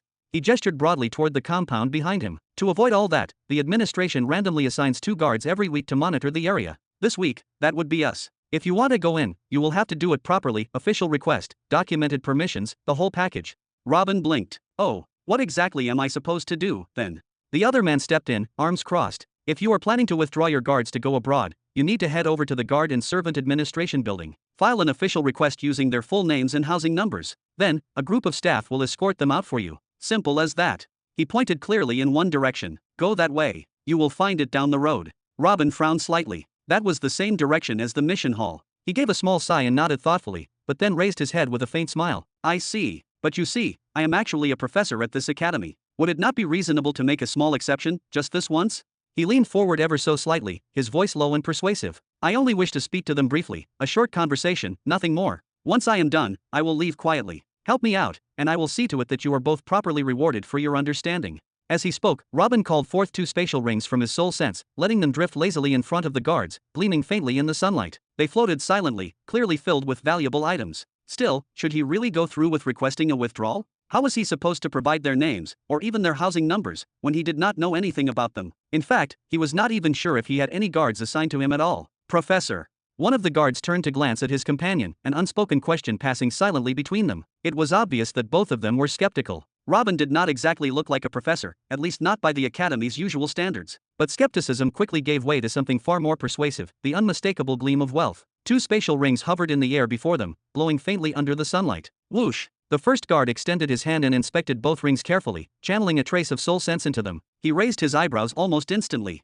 1,000 energy pearls in each. His lips curved into a sly, greedy grin. Heh, you certainly know how to grease the wheels, do you not, Professor? His tone was sarcastic, but he did not complain. He tossed one of the rings to his fellow guard, who caught it and gave it a quick scan. So, what are your guards' names? He asked, slipping the ring into his own pouch. We will head inside and bring them out to you, straight to the gate, no fuss. I do not know, Robin replied simply, with a disarming smile. I was hoping you two might assist me with that little part. You do not even know the names of your own guards. Both guards froze for a moment, their expressions souring visibly. Brows furrowed, jaws clenched, irritation flashing in their eyes. It was not the first time they had encountered such treatment. Unfortunately, many students, especially those born into noble bloodlines, treated their guards as if they were tools or pets. Not comrades. Not humans. Just nameless, faceless extensions of their status, useful only when commanded, and otherwise forgotten. The idea that this so-called professor had not even bothered to learn their names stirred something unpleasant in both men. Does not matter, the first guard snapped suddenly, waving the concern away, though his eyes remained locked on the ring like a hungry wolf. What is your name, then? We will go in and look for any guard who recognizes it. He stepped forward, his eyes narrowing sharply as he added, but listen carefully. If no one knows who you are, do not even think about asking for a refund. Got it. Of course, he already doubted the outcome. He had been stationed here for decades. He knew nearly every guard in the compound personally, not just their faces, but their names, their shifts, their masters. The idea that someone new, especially someone in a wheelchair, could have guards here, and he would not know about it? It sounded absurd. Still, he could not just ignore 2,000 orbs. Oh, that would be ideal, Robin replied gently, nodding with grace. My name is Robin Burton. Clang! The spatial ring slipped from the guard's hand and struck the ground with a sharp metallic sound. Robin glanced down at the fallen ring, then back up, his brows drawing together in a frown. Is there a problem? Something had changed. The atmosphere shifted. The first guard was staring at him, no, through him, like he had just witnessed a ghost crawl out of the abyss. Even the second guard, who had up to now been calm, took a full step backward. His hands trembled slightly at his sides. Why you are Robin Burton, the first guard asked, his voice hoarse with disbelief. In the flesh, Robin replied dryly, the edge of annoyance creeping into his tone. What is wrong? Step. Without warning, the first guard backed away, then spun on his heel and took off running into the compound, his feet pounding against the stone path. Coo! The second guard did not even hesitate. He dropped the ring as if it were cursed and bolted after his partner, vanishing down the same road in a blur of panic. Robin remained still, watching them disappear between the narrow residential alleys, 2 trained guards fleeing like terrified children. He blinked once, twice. What in the world just happened? Was his reputation really that bad? Had his students been spreading strange rumors about him behind his back? Did someone forge his name on a bounty poster? Does not matter. With a quiet exhale, Robin extended his spiritual sense, summoned both rings back into his hand, and tucked them away neatly. If no one is going to help, then I will just do it myself. Vroom! The instant he passed through the open gate, a low pulse rippled through the air, like entering a new layer of reality. He immediately sensed something shifting around him, a subtle awareness latching onto his presence. It was not hostile. There was no threat, no pressure, no killing intent, but it was definitely there. It felt like he was being marked, not in body, but in space. A mental map formed in his mind, instinctively. He could sense invisible lines being drawn around him, like he was now part of a grander schematic. This part of the array was not designed to kill intruders. It was designed to track them. A map. A registry. A way to monitor every soul within the residential compound. Where should I even start? Robin muttered, looking around slowly. Should I just knock on doors and ask whoever answers if they know me? Have mercy, Queen. Suddenly, shrill screams echoed from deeper within the compound, shrieks of panic and desperation that rang out loud and clear. Robin immediately turned his head in that direction. Chapter 1470. A few seconds ago, a soft sound whispered through the air. SQUI, SQUI. On a gently swaying rocking bed set beneath the soft, golden rays of the twin suns, Latania released a long, indulgent sigh, filled with comfort. She was dressed in her usual relaxed yet commanding fashion, military-style pants that flared loosely at the bottom, tucked into her heavy-duty combat boots, with one leg elegantly crossed over the other. From the waist up, she wore a sleeveless, lightweight robe that hugged her form just enough to highlight the defined feminine musculature beneath her sun-kissed skin. Her arms were bent behind her head in complete leisure, her fingers laced together with the ease of someone utterly unconcerned with the world. A faint, smug smile lingered on her lips. Over her eyes lay 2 slices of a refreshing, greenish vegetable, clearly chosen for their hydrating properties. A fine layer of vivid blue paste covered her face, exuding a refined, floral scent. Her short, well-kept hair was tucked neatly under a thin, cap-like wrap designed specifically to protect the follicles from sun damage and dryness. Every part of her appearance screamed luxury disguised under practicality. Whoosh, whoosh. To her left and right, 2 attendants stood, each holding ornate hand fans, gently wafting air toward Latania in a rhythm as steady and deliberate as a ritual. The pace was perfect, not hurried, not sluggish. Though the academy atmosphere was always idyllic and climate-controlled, the presence of fan-bearers was more symbolic than functional, perhaps an indulgent display, or perhaps just one of her whims. A little further away, 3 individuals knelt on the tiled floor, diligently crushing high-energy fruits and vegetables in large stone bowls. They were preparing the vibrant blue skincare paste by hand, their sleeves rolled up, their faces focused, as if this act was a sacred duty. The paste, known for its energizing effect on the skin, was a rare luxury even within the academy elite circles. On the opposite side of the patio area, a group of attendants was busy with another manual task, preparing an enormous amount of meat. Sharp blades sliced through thick cuts with precision, while others were heating up strange, unevenly shaped charcoal pieces that emitted a fragrant smoke. Several more individuals nearby were telling jokes and performing playful stunts to provide entertainment, juggling, dancing, even mock fighting, creating a vibrant yet oddly tense atmosphere. I am hungry. Bring the meat, Latania declared out of nowhere, her tone calm yet imperious, as if her voice alone could command the winds. Almost instantly, one of the young men kneeling by the food station shot up in alarm and replied, "Just a moment, my queen. The food will be ready in only a few seconds." What?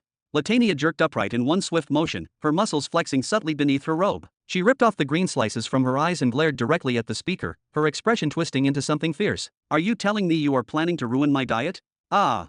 Mercy, please, queen." The food preparers fell into panic, scrambling backward on the ground in disarray, not daring to lift their heads or meet her gaze. It was as though they were staring into the abyss, into the wrath of a beast long thought extinct. Each one of them was no ordinary servant. These were elite guards, trained killers, or scions of noble families. Some were even privately contracted protectors assigned to keep academy students safe during missions outside the institution. Their presence here was sanctioned by the Empire itself, and their capabilities were beyond question. And yet, here they were, paralyzed in fear at the feet of one girl. Latania stepped off the rocking bed with calm authority. She picked up one of the vegetable slices she had just flung away and took a spiteful bite out of it. "Ta!" She spat it out immediately with exaggerated disgust, then pointed toward the cooks. "I was so starving I resorted to eating this revolting thing. All of you are to be punished."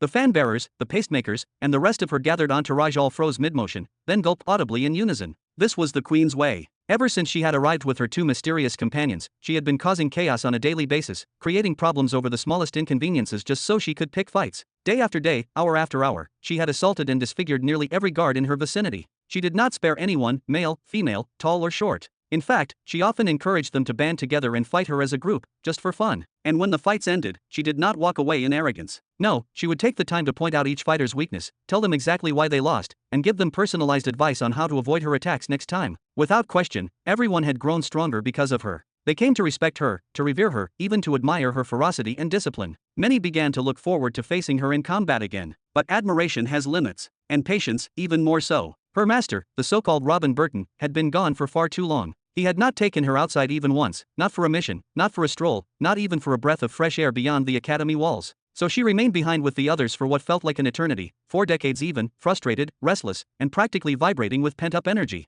The boredom clawed at her day and night, and with no outlet, no purpose, and no opponents worthy of her fists, she had no choice but to unleash her wrath on the only ones within reach of them. Time passed, and as the beatings piled up and the bruises became permanent, everyone eventually accepted a simple truth: defeating her was utterly impossible. Even worse, most of them were not ready to endure the swelling, fractures, and humiliation again. No one had the courage or will left to try. Some of them retreated completely, locking themselves inside their quarters like prisoners of war, refusing to leave unless directly summoned by their imperial masters. There were those who had not stepped outside in years, literally years, wasting away in cramped dorms, terrified of even hearing her footsteps. Others took a more desperate path: they surrendered. They lowered their heads and learned to live with her. They called her queen, treated her like royalty, and catered to her every whim in hopes of avoiding a confrontation. Come here. Make me a moisturizer.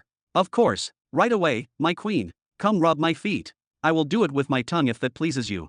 They obeyed her like trained servants, some even smiling as they did so, pretending they were happy about it. But even then, even with their complete compliance and ridiculous displays of submission, she still found excuses to snap, get angry, and beat the living daylight out of them all over again. Then, without warning, a voice echoed from behind, sharp and curious. Hey, what is going on here? Ah, help us, Prof. The guards working near the fire pit turned quickly, their eyes lighting up with hope, praying someone had finally come to intervene. But the hope that sparkled in their eyes was immediately snuffed out the moment they saw who it was. It was a man seated in a chair. His posture was utterly relaxed, with one hand propped under his cheek and his head tilted lazily. From the way he slouched, from the stillness of his body, it did not look like he could move at all. Latania narrowed her eyes as she stared at the newcomer, a slight crease forming on her brow. There was something about him, something familiar. A whisper inside her said, I have seen him before, but when? Where? Little brother, go. You need to leave now, the fan-bearers whispered frantically, gesturing for Robin to leave at once. Tisk.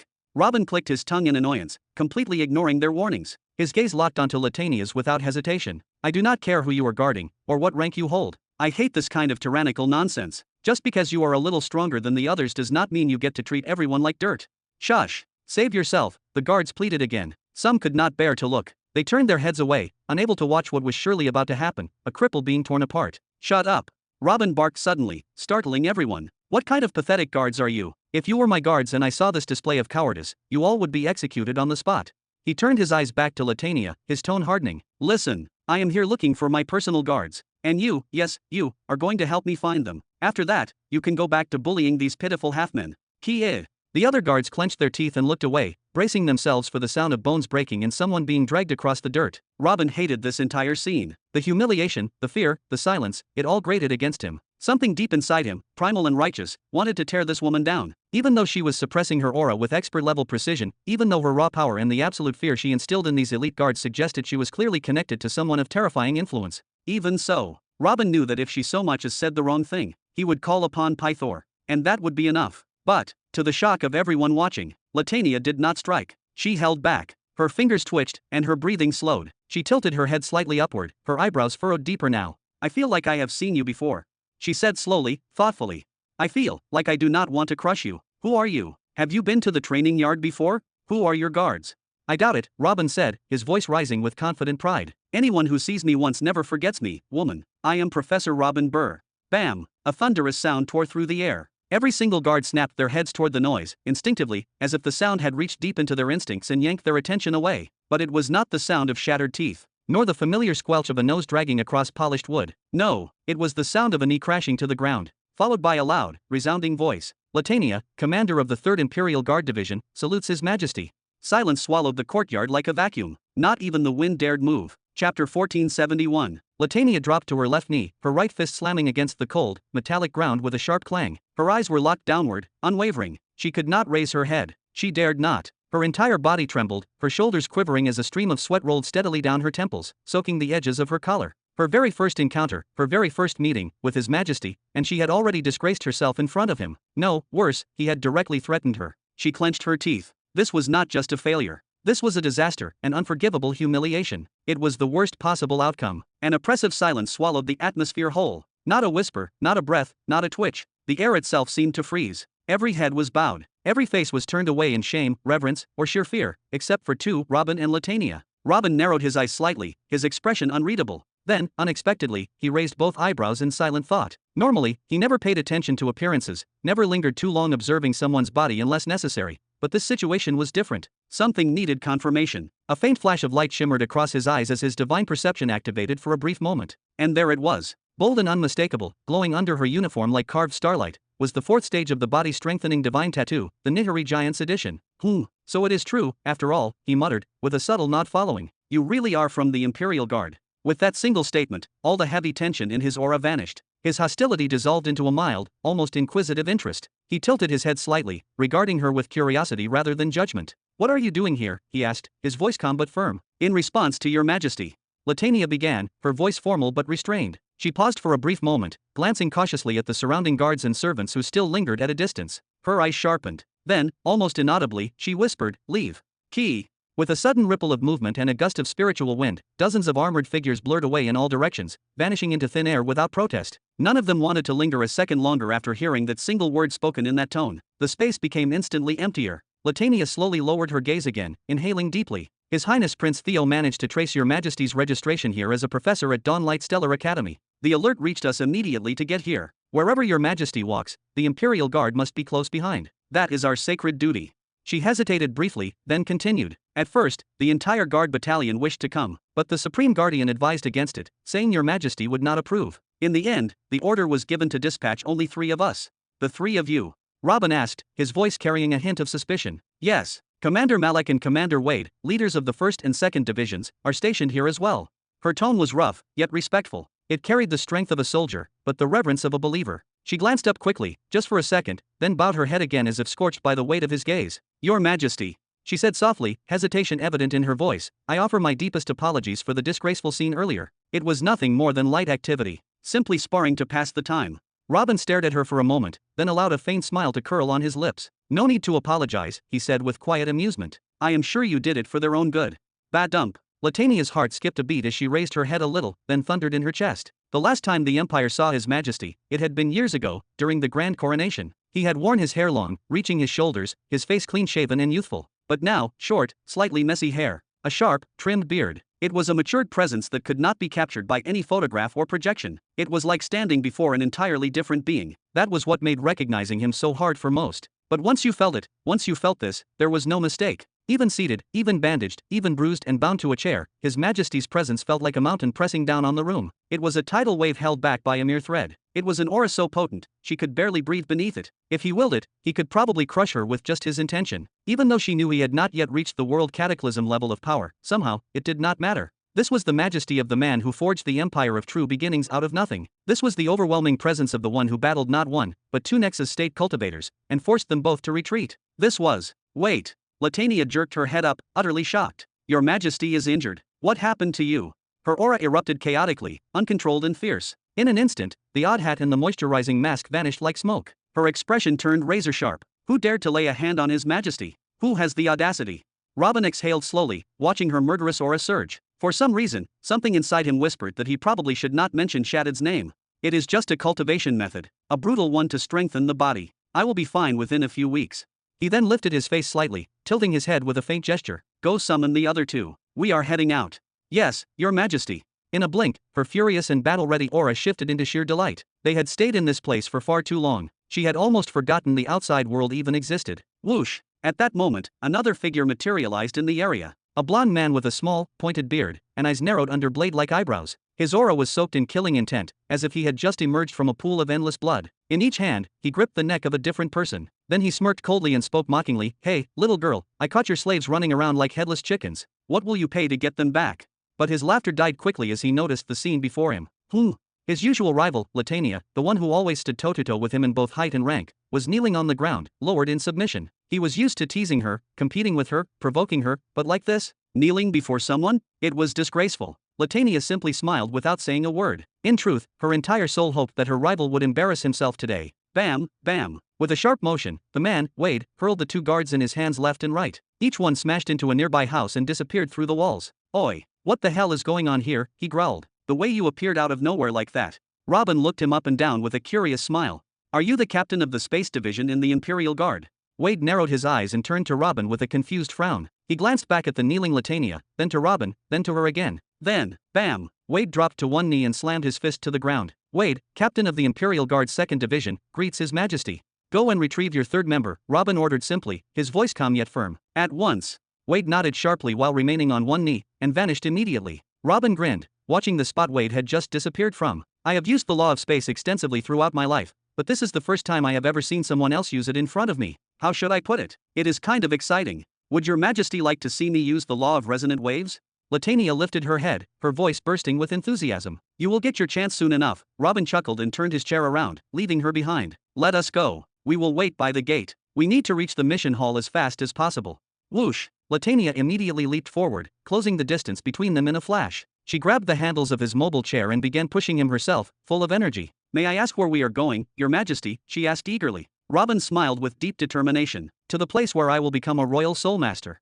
Chapter 1472. A few minutes later, Latania continued to push the wheelchair forward. Her movements seemed slow and deliberate, but in truth, she was gliding across vast distances. To the eye of any observer, they were speeding madly. Every step she took was enough to cover tens of meters in an instant. On her right and left, both Malik and Wade kept pace silently. They moved with the same grace, neither speaking nor breaking the quiet rhythm, yet exchanging subtle glances every few steps. This moment, this setting, they had imagined their first encounter with His Majesty would be many things, but certainly not like this.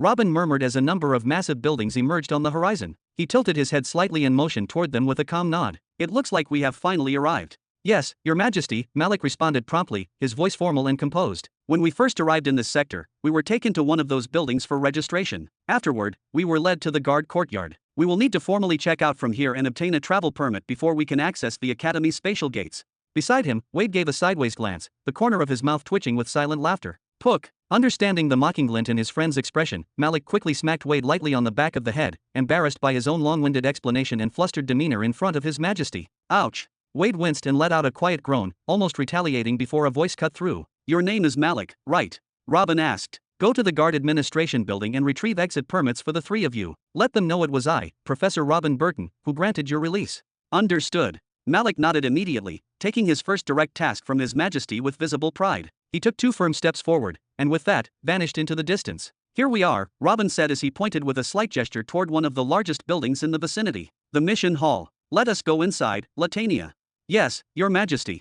Latania's hands tightened with precision on the wheelchair handles, controlling every motion as if her life depended on it. She rolled Robin forward with expert ease, her speed decreasing only once they passed through the towering archway and entered the massive building. There, she came to a gentle halt. Rumble, rumble. Robin's gaze immediately swept across the chamber and fell upon the crowd. Hundreds of students were moving sluggishly before the enormous mission walls. Thousands of requests were posted on the vast surface, each one unique, each with its own parameters and reward. Just by glancing at one of the posters, all the relevant information would transmit directly into your mind like a flowing stream of data. Normally, students would stand in front of those walls for at least a full day and night, analyzing every option thoroughly before selecting the mission that best suited their skills and ambitions. But why take on missions in the first place? Why were even the most distinguished students forced to venture out and complete such tasks? Because, more often than not, they were simply poor. The student period at the Dawnlight Stellar Academy lasted a full 1,000 years. Upon completing this cycle, a student could graduate, provided they passed a series of final examinations, ranging from hand-to-hand combat to secondary subjects like alchemy, rune crafting, or any specialty they had mastered. If they met the minimum passing criteria, they would receive a diploma and earn the right to declare themselves a graduate of the academy.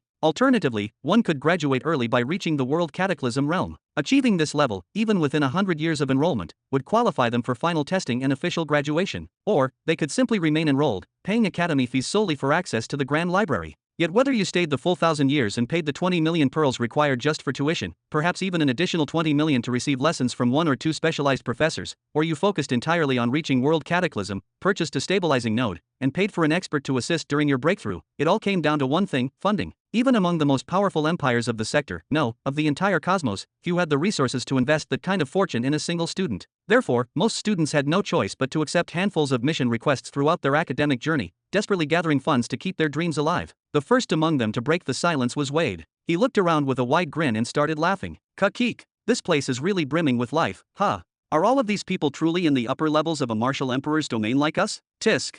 Latania's face twisted with scorn, her tone dripping with disbelief. Honestly, I feel like I could crush this entire crowd of them in under an hour without breaking a sweat. I would do it in 55 minutes, Wade replied coolly, casting his gaze elsewhere as if bored by the conversation. But Latania refused to let him steal her moment to shine. Ha! I was allowing myself a little extra breathing room, she smirked confidently. If I went full out, I could probably do it in 44 minutes flat. Enough, Robin interrupted before their playful bickering escalated further. He gestured toward the nearby information desk tucked into one of the side halls. Wade, go ask them how we can get to the Spectre Valley planet. Whoosh! A glowing ring materialized in front of Robin, floating steadily in the air. Take this with you, he said, flicking it toward Wade. Use it to purchase their coordinates if necessary. Got it. Wade caught the ring midair and casually strode off toward the desk, already scanning the layout. Robin, meanwhile, turned his attention back to the walls around them, his curiosity gradually piqued by the various mission postings projected onto the shimmering black panels. Tracking a 4-star karma-negative war criminal. Reward, 20,000 pearls. Robin narrowed his eyes slightly. A 4-star karma-negative war criminal? That sounded like serious business. But to be completely honest, he glanced briefly at Wade, who was now deep in an animated exchange with the receptionist at the counter. The oppressive aura around him was terrible, borderline monstrous. Even if Robin did not yet fully grasp what 4-star karma negative meant in precise terms, he was fairly certain Wade had already exceeded that rating without even trying. This kind of overwhelming negative energy could not have come from simple soldier-on-soldier battles. No, it felt like the kind of karmic weight born from massive catastrophes, perhaps the destruction of cities or even the downfall of entire planets. And Wade was not alone in that. Latania and Malik shared a similar darkness within them, though they clearly made an effort to restrain it. Wade, on the other hand, unleashed his aura freely and without a shred of hesitation, as if consequences did not even register to him. Robin let out a long exhale. He needed to figure out a way to deal with this corrupting aura building up around his elite guards. There had to be limits set, restraints put in place. Otherwise, damn you, Hulak, he muttered under his breath, the name escaping like a curse. Did you say something, Your Majesty?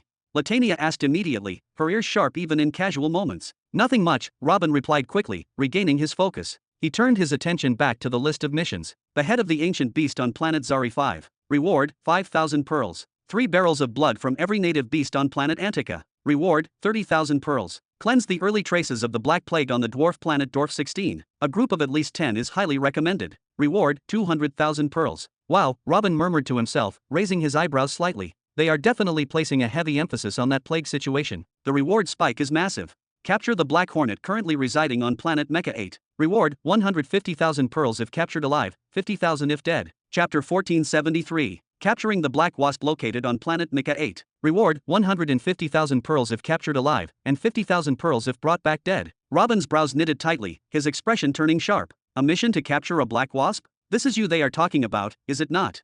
Correct, Latania replied in a calm, almost dismissive tone, before a smirk curved her lips. The boys and girls have been stirring up a few incidents across the sectors. Some forces think they can use these posters to bring us down. Let them try and see what happens. This does not bode well, Robin muttered under his breath, the weight of the implications already running through his mind. No need for concern, Your Majesty. Do you honestly believe the children in the academy could subdue an Imperial Guard? Even if they all pooled their strength together, they would not stand a chance, especially not against that particular guard. He is part of the first squad, and not even under my direct command. Still, it would be nothing short of a humiliation if he were to fall to a pack of brash youngsters. Latania shook her head, then added with a faint glint in her eyes, the Imperial Guard stationed on planet Mecha 8 is one of Malik's own deputies. If memory serves, his current assignment is to dismantle the ruling regime of that planet as part of his ongoing duties. And why would he have such a task?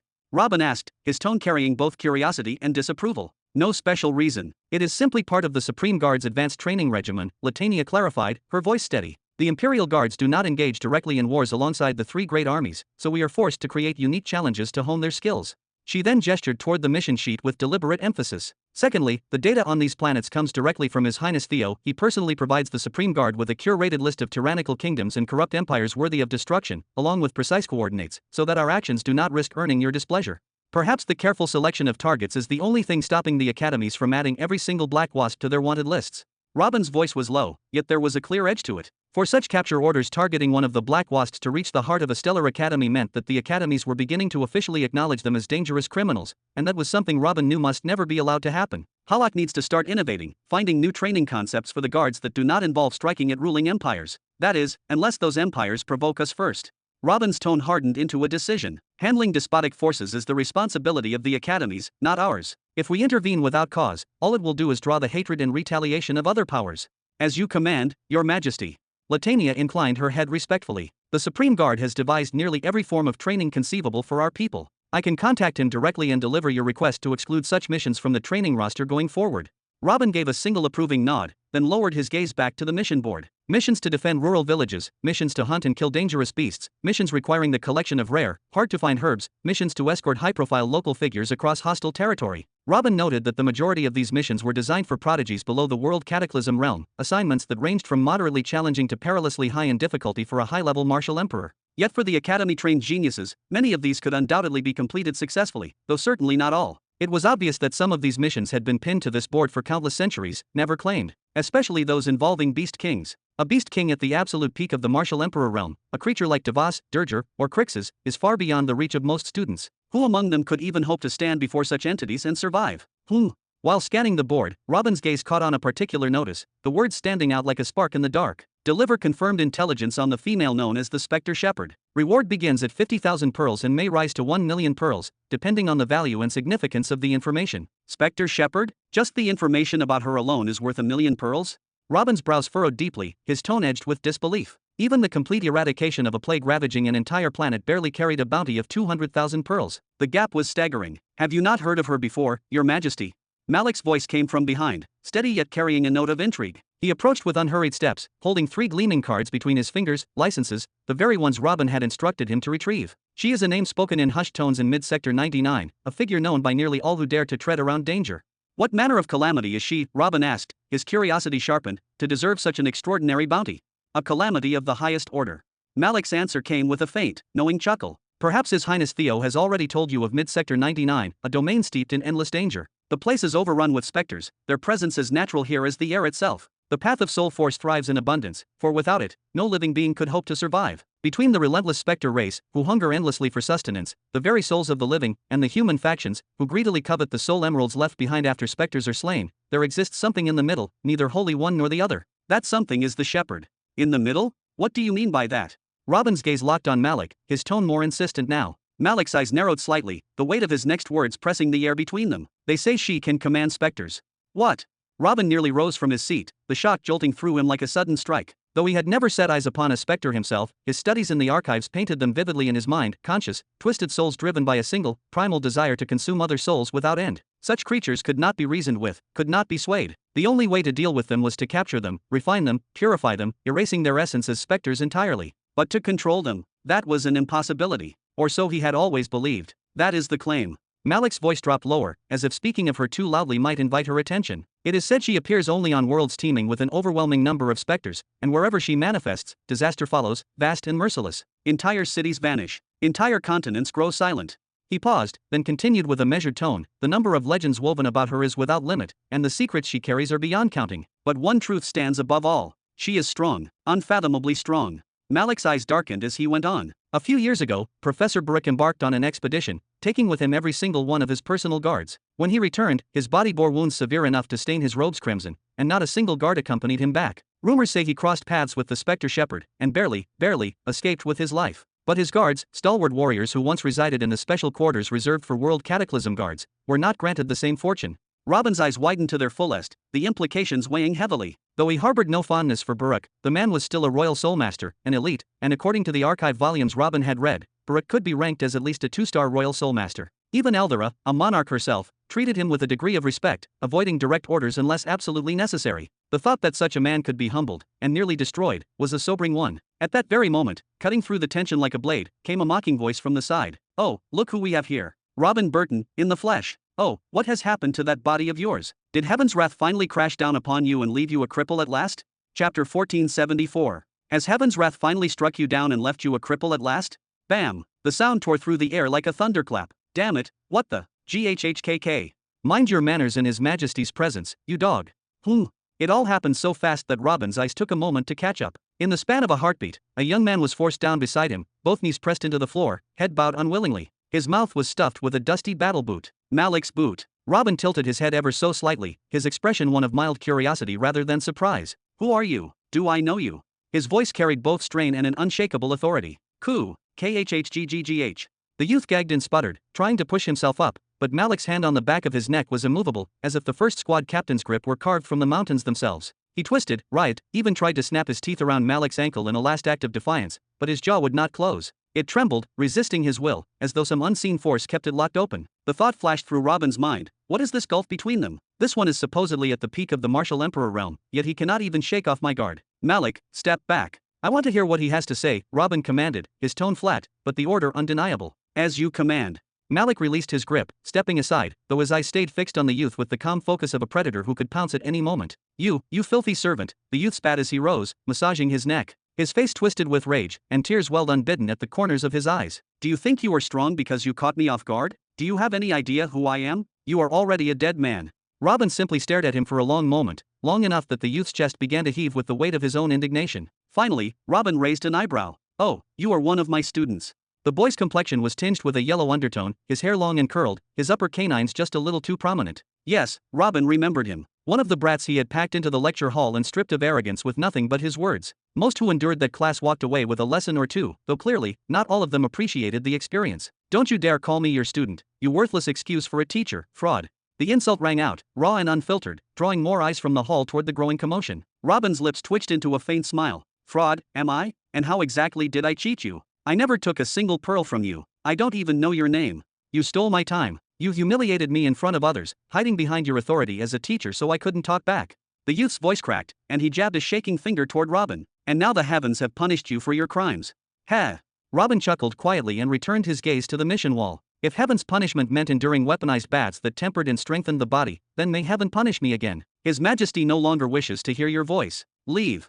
Malik's words were calm but final. He reached forward, grabbed the youth by the shoulder, spun him around like a ragdoll, and delivered a sharp kick to his backside. The youth stumbled forward, but his rage only flared hotter. Damn you. I'll cut off that hand of yours, crush that leg of yours. I'll teach you what it means to lay a hand on a Xianxia. You, servant, and your crippled master won't escape the consequences either. His rant grew more erratic as he stepped backward, pointing wildly at both Malik and Robin, his voice dragging more and more spectators into the moment. Thud. He backed straight into something, or someone. Before he could even turn, a quiet voice coiled into his ears like a blade dipped in oil, each syllable heavy with killing intent. If you point that finger at His Majesty again, the voice whispered, calm yet suffocating, I'll make you eat it, then I'll make you spit it out, and eat it again. The young man turned sharply, only to find Wade standing there, his eyes blazing like twin suns, radiating a piercing brilliance that felt as though it could burn straight through his soul. A wide, predatory grin spread across Wade's face, and for an instant, it seemed as if streams of blood were pouring from the youth's own body in a roaring crimson waterfall. Ki. His voice cracked in startled terror as instinct took over. He jerked 2 quick steps to the side, putting distance between them, and without daring to look back, he sprinted straight for the door as if the floor beneath him were about to collapse.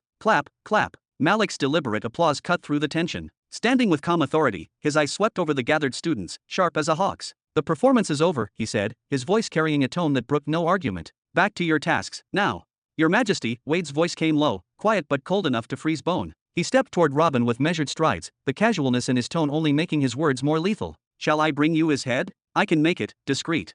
Robin waved a hand lightly, his demeanor almost bored, as if brushing away an insignificant insect. No need, just an overzealous youth venting his feelings.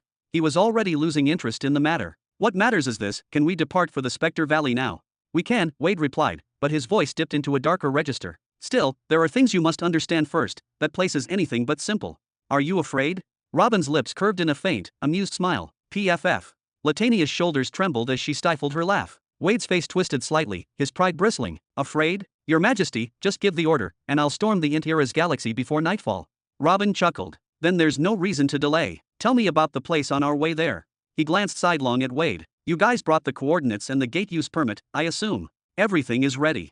Wade's answer was firm. Good. Then let's make for the nearest space gate at once. Robin exhaled slowly, finally forcing his gaze away from the mission board on the wall. Those missions would have been ideal, perfect for honing the skills of the Imperial Guards while amassing an ocean of pearls, but they were reserved exclusively for the Academy's students. Whoosh! Catching her Emperor's signal without a word, Latania shot forward, her presence like a streak of light. She extended her senses outward, reading the waves of space itself, scanning for the nearest gate. Upon finding it, she altered her trajectory and raced toward it in a straight, unwavering line. Wade and Malik moved into position on either flank, Wade clad in tight black leather, every movement radiating a predator's readiness, Malik in his flowing robe with a short staff balanced lightly in his grip. Once the trio vanished beyond sight, the crowd of students gradually dispersed, returning to their routines. Yet a few hurried off with gleaming eyes, eager to report the incident to the executive authority, hoping to be the first to spread word of a high-profile scandal and earn valuable merit points. Meanwhile, the troublemaker himself remained behind, standing not far from the mission building, his gaze locked on the horizon where Robin and his guards had disappeared. Hatred burned in his eyes, raw, unfiltered, consuming. Slowly, deliberately, he raised his wrist, activating his bracelet. Call the boys.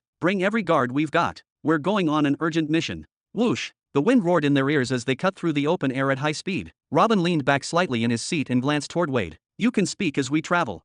Yes, Your Majesty. The blonde warrior dipped his head respectfully before continuing. I paid 50,000 pearls for the coordinates alone. Another 50,000 for the permit to enter the planet that houses the Spectre Valley. And that's not all, they demanded a prepayment of 10,000 pearls for every additional day we might spend there, and 20,000 per day if we extend without paying up front. I prepaid for 5 extra days, which brought the total to 100,000 pearls for entry, 1 guaranteed day, plus 5 more reserved in the same visit. What? Robin's voice spiked as he nearly sprang from his seat. That's beyond outrageous. Is the Academy now in the business of bleeding dry anyone who dares to request something from them? Even Latania and Malik exchanged looks, their expressions hardening. 100,000 pearls for less than a week on a single planet? The price was obscene. Wade's gaze grew colder, his words edged with steel. It seems the planet falls under the jurisdiction of a sovereign authority. They're the ones who impose the fees. Robin's brows drew together. Even over Dawnlight Stellar Academy.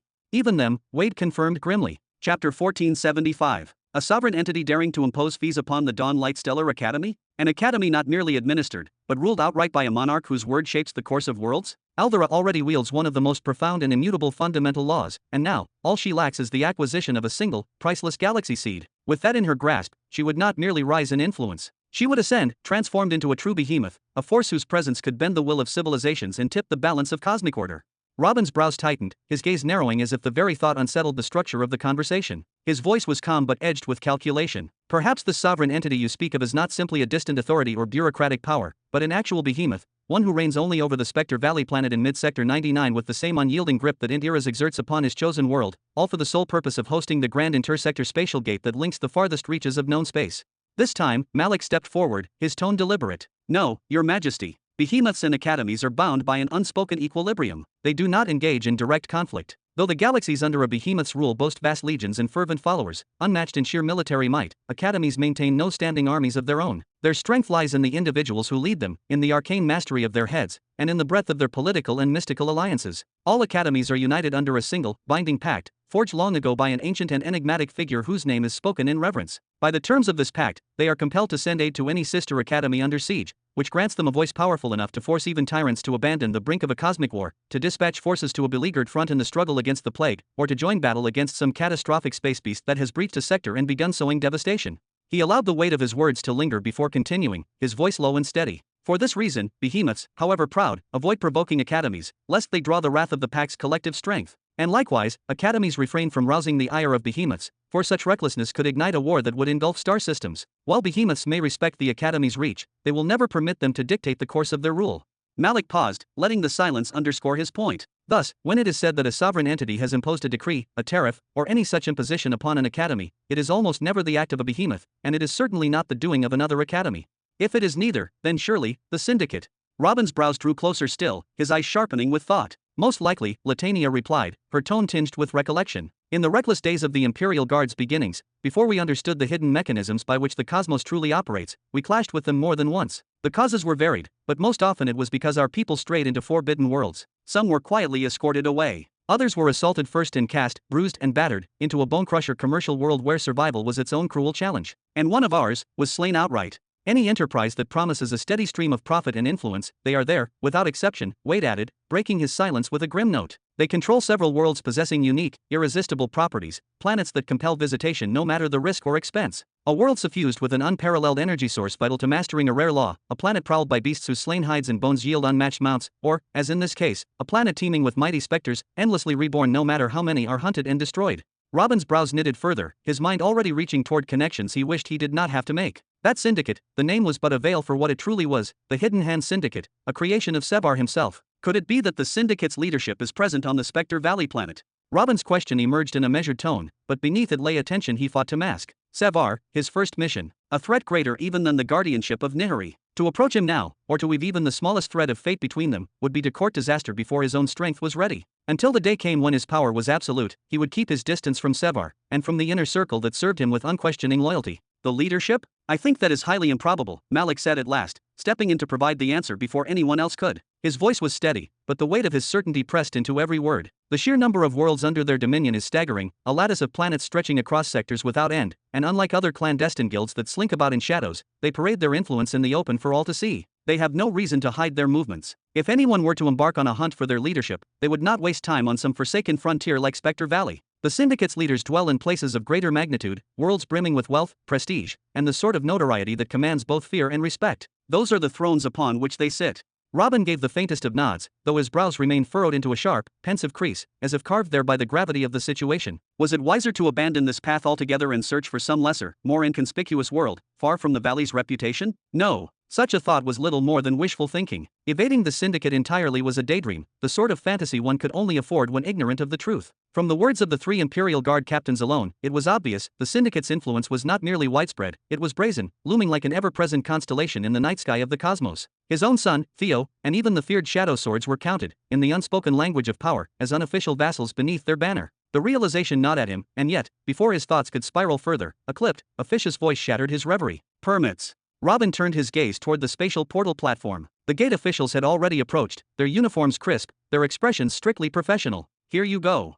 Malik and Wade stepped forward in practiced unison, handing over the guards' exit permits, the travel authorizations, and the proof of payment for their intended destination. The attendant received them with an air of habitual precision, scanning each document with careful scrutiny, as if the slightest oversight might invite disaster. Once satisfied, the official stepped to one side and began feeding the coordinates into the portal's crystalline control array. Lines of light flared briefly over the panel, humming with spatial energy. "Please wait one moment," he said politely. "You three," Robin spoke again, his tone casual enough to mask the edge of calculation behind it. "Have any of you ever encountered specters before?" It was a question asked to pass the time, yet also a quiet probe for knowledge he would rather have before setting foot on the other side. "Ah, yes, a handful, once," Malik answered, a shadow of weariness in his tone. He released a slow breath, as though recalling a battle that had drained more than just his strength. "They were taxing, to say the least. I never did see that so-called emerald they are rumored to drop." Latania's lips curled into a knowing smile. "Or perhaps the ones you faced were too feeble to produce anything worth your notice. Imagine, they're emeralds no larger than grains of sand, scattered at your feet, and you simply walked away. I would not argue with you on that point. Maybe what you said is true." Malik rolled his shoulders in a shrug. "Still, they are aggravating creatures no matter their size or strength. Time, my usual advantage, is almost useless against them, and brute force fares no better. I had to use several of the soul force techniques Lady Emily bestowed upon us just to bring them down. Without those, I would have been left with no choice but to keep running until my legs gave out."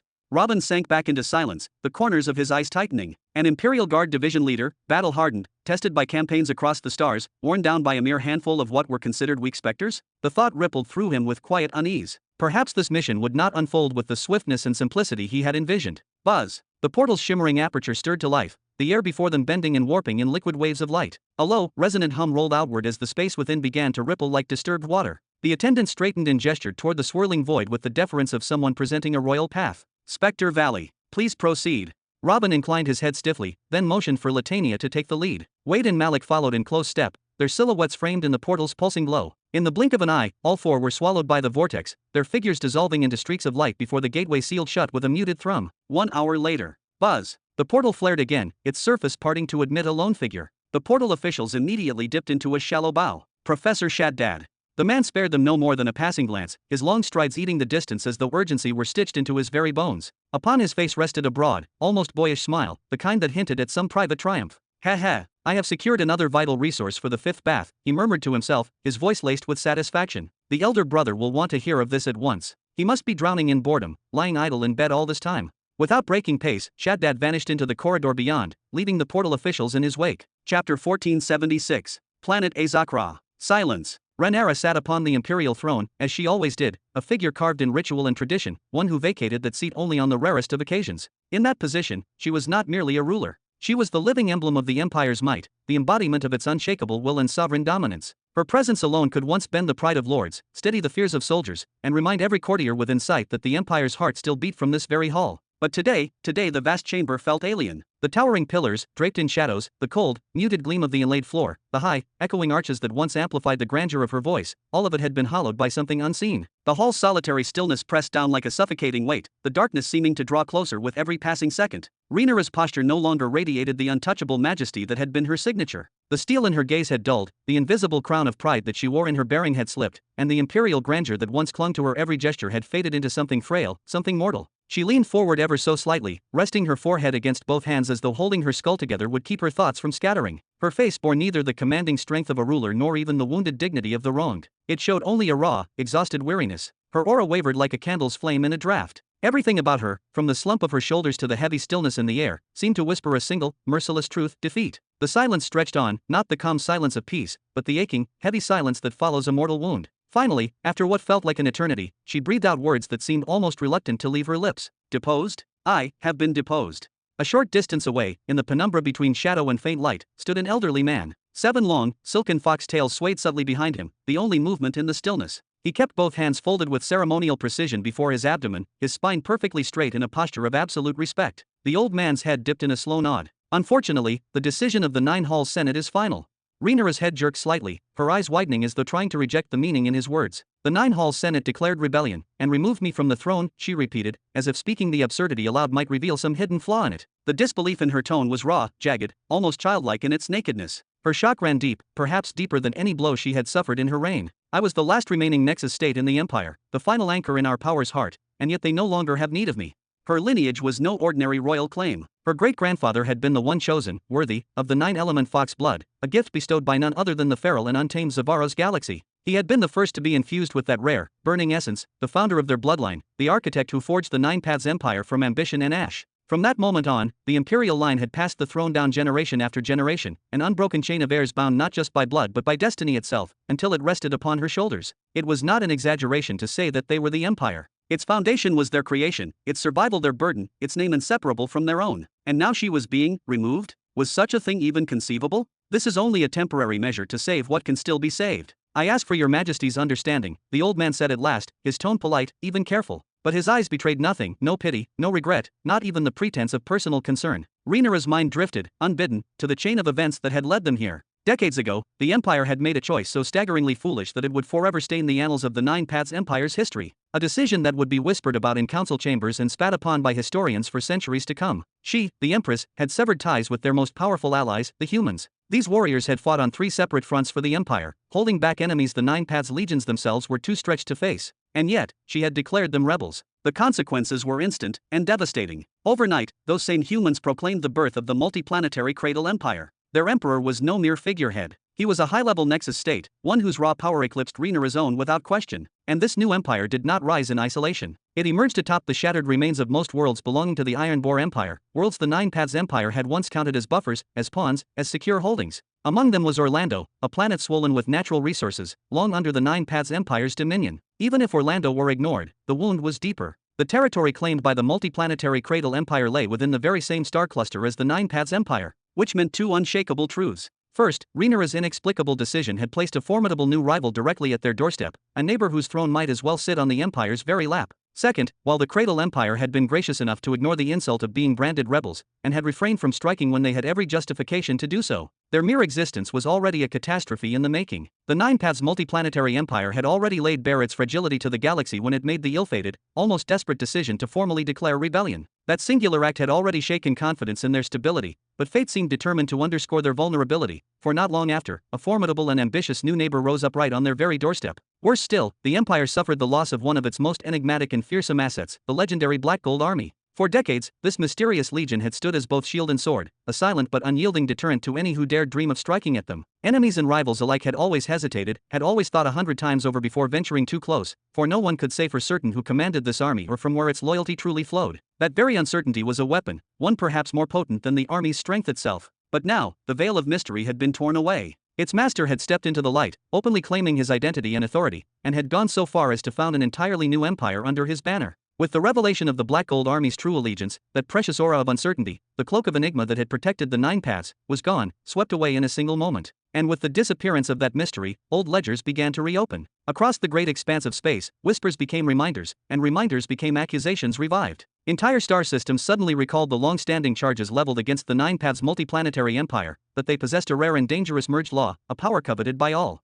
They remembered the massive, almost apocalyptic coalition strike that had once been prepared against them, led by none other than the ruthless Twilight Spectrum Empire. That campaign had been halted only because the human army, the very same force they had later cast aside, had intervened to block it. Now, with the Black Gold Army gone and its master an open rival, that old plan did not merely resurface. It was brought back to life with renewed hunger. And this time, the galaxy wasted no time. Within a mere 5 years of the Cradle Empire's founding, the strike was not just discussed, it was executed. A war of staggering scale erupted. The Nine Paths multiplanetary empire found itself under simultaneous attack on dozens of planets. Every neighboring realm and every opportunistic power lunged to seize the spoils, each desperate to carve away the largest piece of territory and, above all, to be the one to claim the newly exposed integrated law. Needless to say, the Nine Paths could not withstand such a coordinated storm. Within only a few months, they had lost 10 planets. And the bleeding did not stop. World after world fell away as the relentless tide closed in. And yet, in a strange twist of irony, the sector's gaze was drawn to the multiplanetary Cradle Empire during that same period. They, too, were under siege, attacked by a massive coalition of 6 empires, each intent on crushing them before they could grow any stronger. But instead of buckling, they held firm. They did not yield a single world. In fact, rumors began to spread, tantalizing, almost impossible rumors, that during that very campaign, they were on the brink of capturing a planet from the coalition itself. Back within the Nine Paths, the Nine Halls Senate could no longer contain its fury. The great chamber rang with outrage as the senators demanded Rhaenyra account for the disaster unfolding around them. Why, they asked, was the entire star field converging on them like predators to a wounded beast? Why was everything their ancestors had built over lifetimes being stripped away, piece by piece, in a matter of months? Their demand was clear. She had to re-establish ties with the multi-planetary Cradle Empire immediately, before there was nothing left to save. Rhaenyra obeyed, or at least, she tried. She sent a private and urgent message to Robin himself. Days passed. Weeks. No reply came. She could not say if he had chosen to ignore her entirely or if he had never even seen the message. The truth was irrelevant. The outcome was the same, silence. Determined, she took the next step. She dispatched official envoys to the Cradle Empire with a formal request for negotiations and possible support. The reply they returned with was baffling. There was no refusal, but no acceptance either. Only a polite but final instruction: now is not the right time.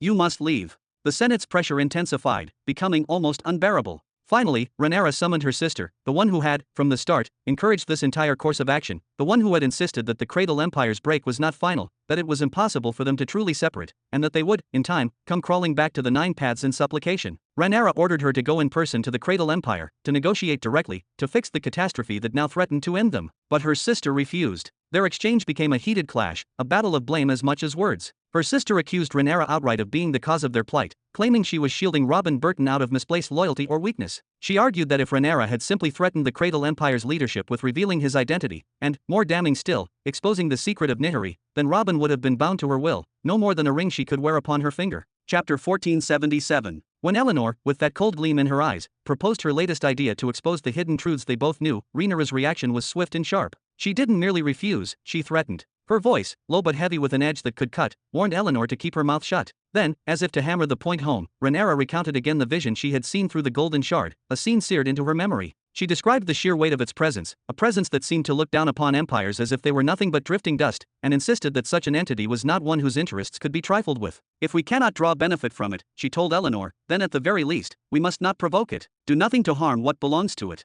Nothing. Eleanor, however, would have none of it. Her lips curled with disdain. She accused Rhaenyra of exaggeration, of cowardice, of letting fear dictate the fate of an empire. And in that instant, she withdrew herself from the matter entirely. She made her position known. From this day forward, she would have nothing to do with the Nine Paths Empire's decision-making. She would remain at the front lines against the multiplanetary Twilight Spectrum Empire, only fulfilling her military duties. It was the last time anyone would ever lay eyes on Eleanor, one of the two great pillars upon which the Nine Paths Empire had long stood. Decades passed. She did not return to Ezakra. She was not seen on any battlefield either. Her name became a question rather than a presence. Where had she gone? What was she doing? Was she even still alive? The whispers grew over time. Some of the elder statesmen swore in hushed tones that Rhaenyra had betrayed her sister, luring her into some hidden snare, locking her away in a place from which no sound could escape. Yet, as with all dangerous rumors, no proof ever surfaced. Still, the mere absence of Eleanor was a wound the Empire could not hide. And then came the turning of the tide. With Eleanor gone, their enemies seemed to smell blood in the water. All the hostile empires doubled their efforts in the ongoing war. And as if that were not enough, new powers entered the fray, eager to carve their own slice from the Nine Paths Empire's weakening body. The numbers began to tell a story of their own, a story of decline. For the first time in millions of years, the total number of planets under the Nine Paths Multiplanetary Empire's banner fell below 40. And still, the count kept falling. The crisis reached such a fever pitch that Rhaenyra herself was forced to descend onto the battlefield, an empress setting aside her throne to take up arms to defend one of the Empire's main worlds. It was a gamble. There, among the chaos of war, she walked straight into an ambush, escaping at the end by the barest margin after seeing death with her own eyes. The planet was lost the very next day. That was the final straw. The Nine-Hall Senate, long simmering in silent discontent, could hold their tongues no longer. They convened in full session, the great chamber echoing with voices sharpened by frustration and fear. And when they emerged, their decision was made. Rhaenyra's authority was to be stripped away. She could keep the title of Empress, a crown without teeth, but she would no longer have the right to issue decisions. If this was not an insult, then what was? If they do not trust my ability to lead, Rhaenyra's voice was steady at first, but anger seeped into it, growing sharper with each word, then let them come and lead. I am ready to step down entirely. Let us see if even one of them dares to sit in my place.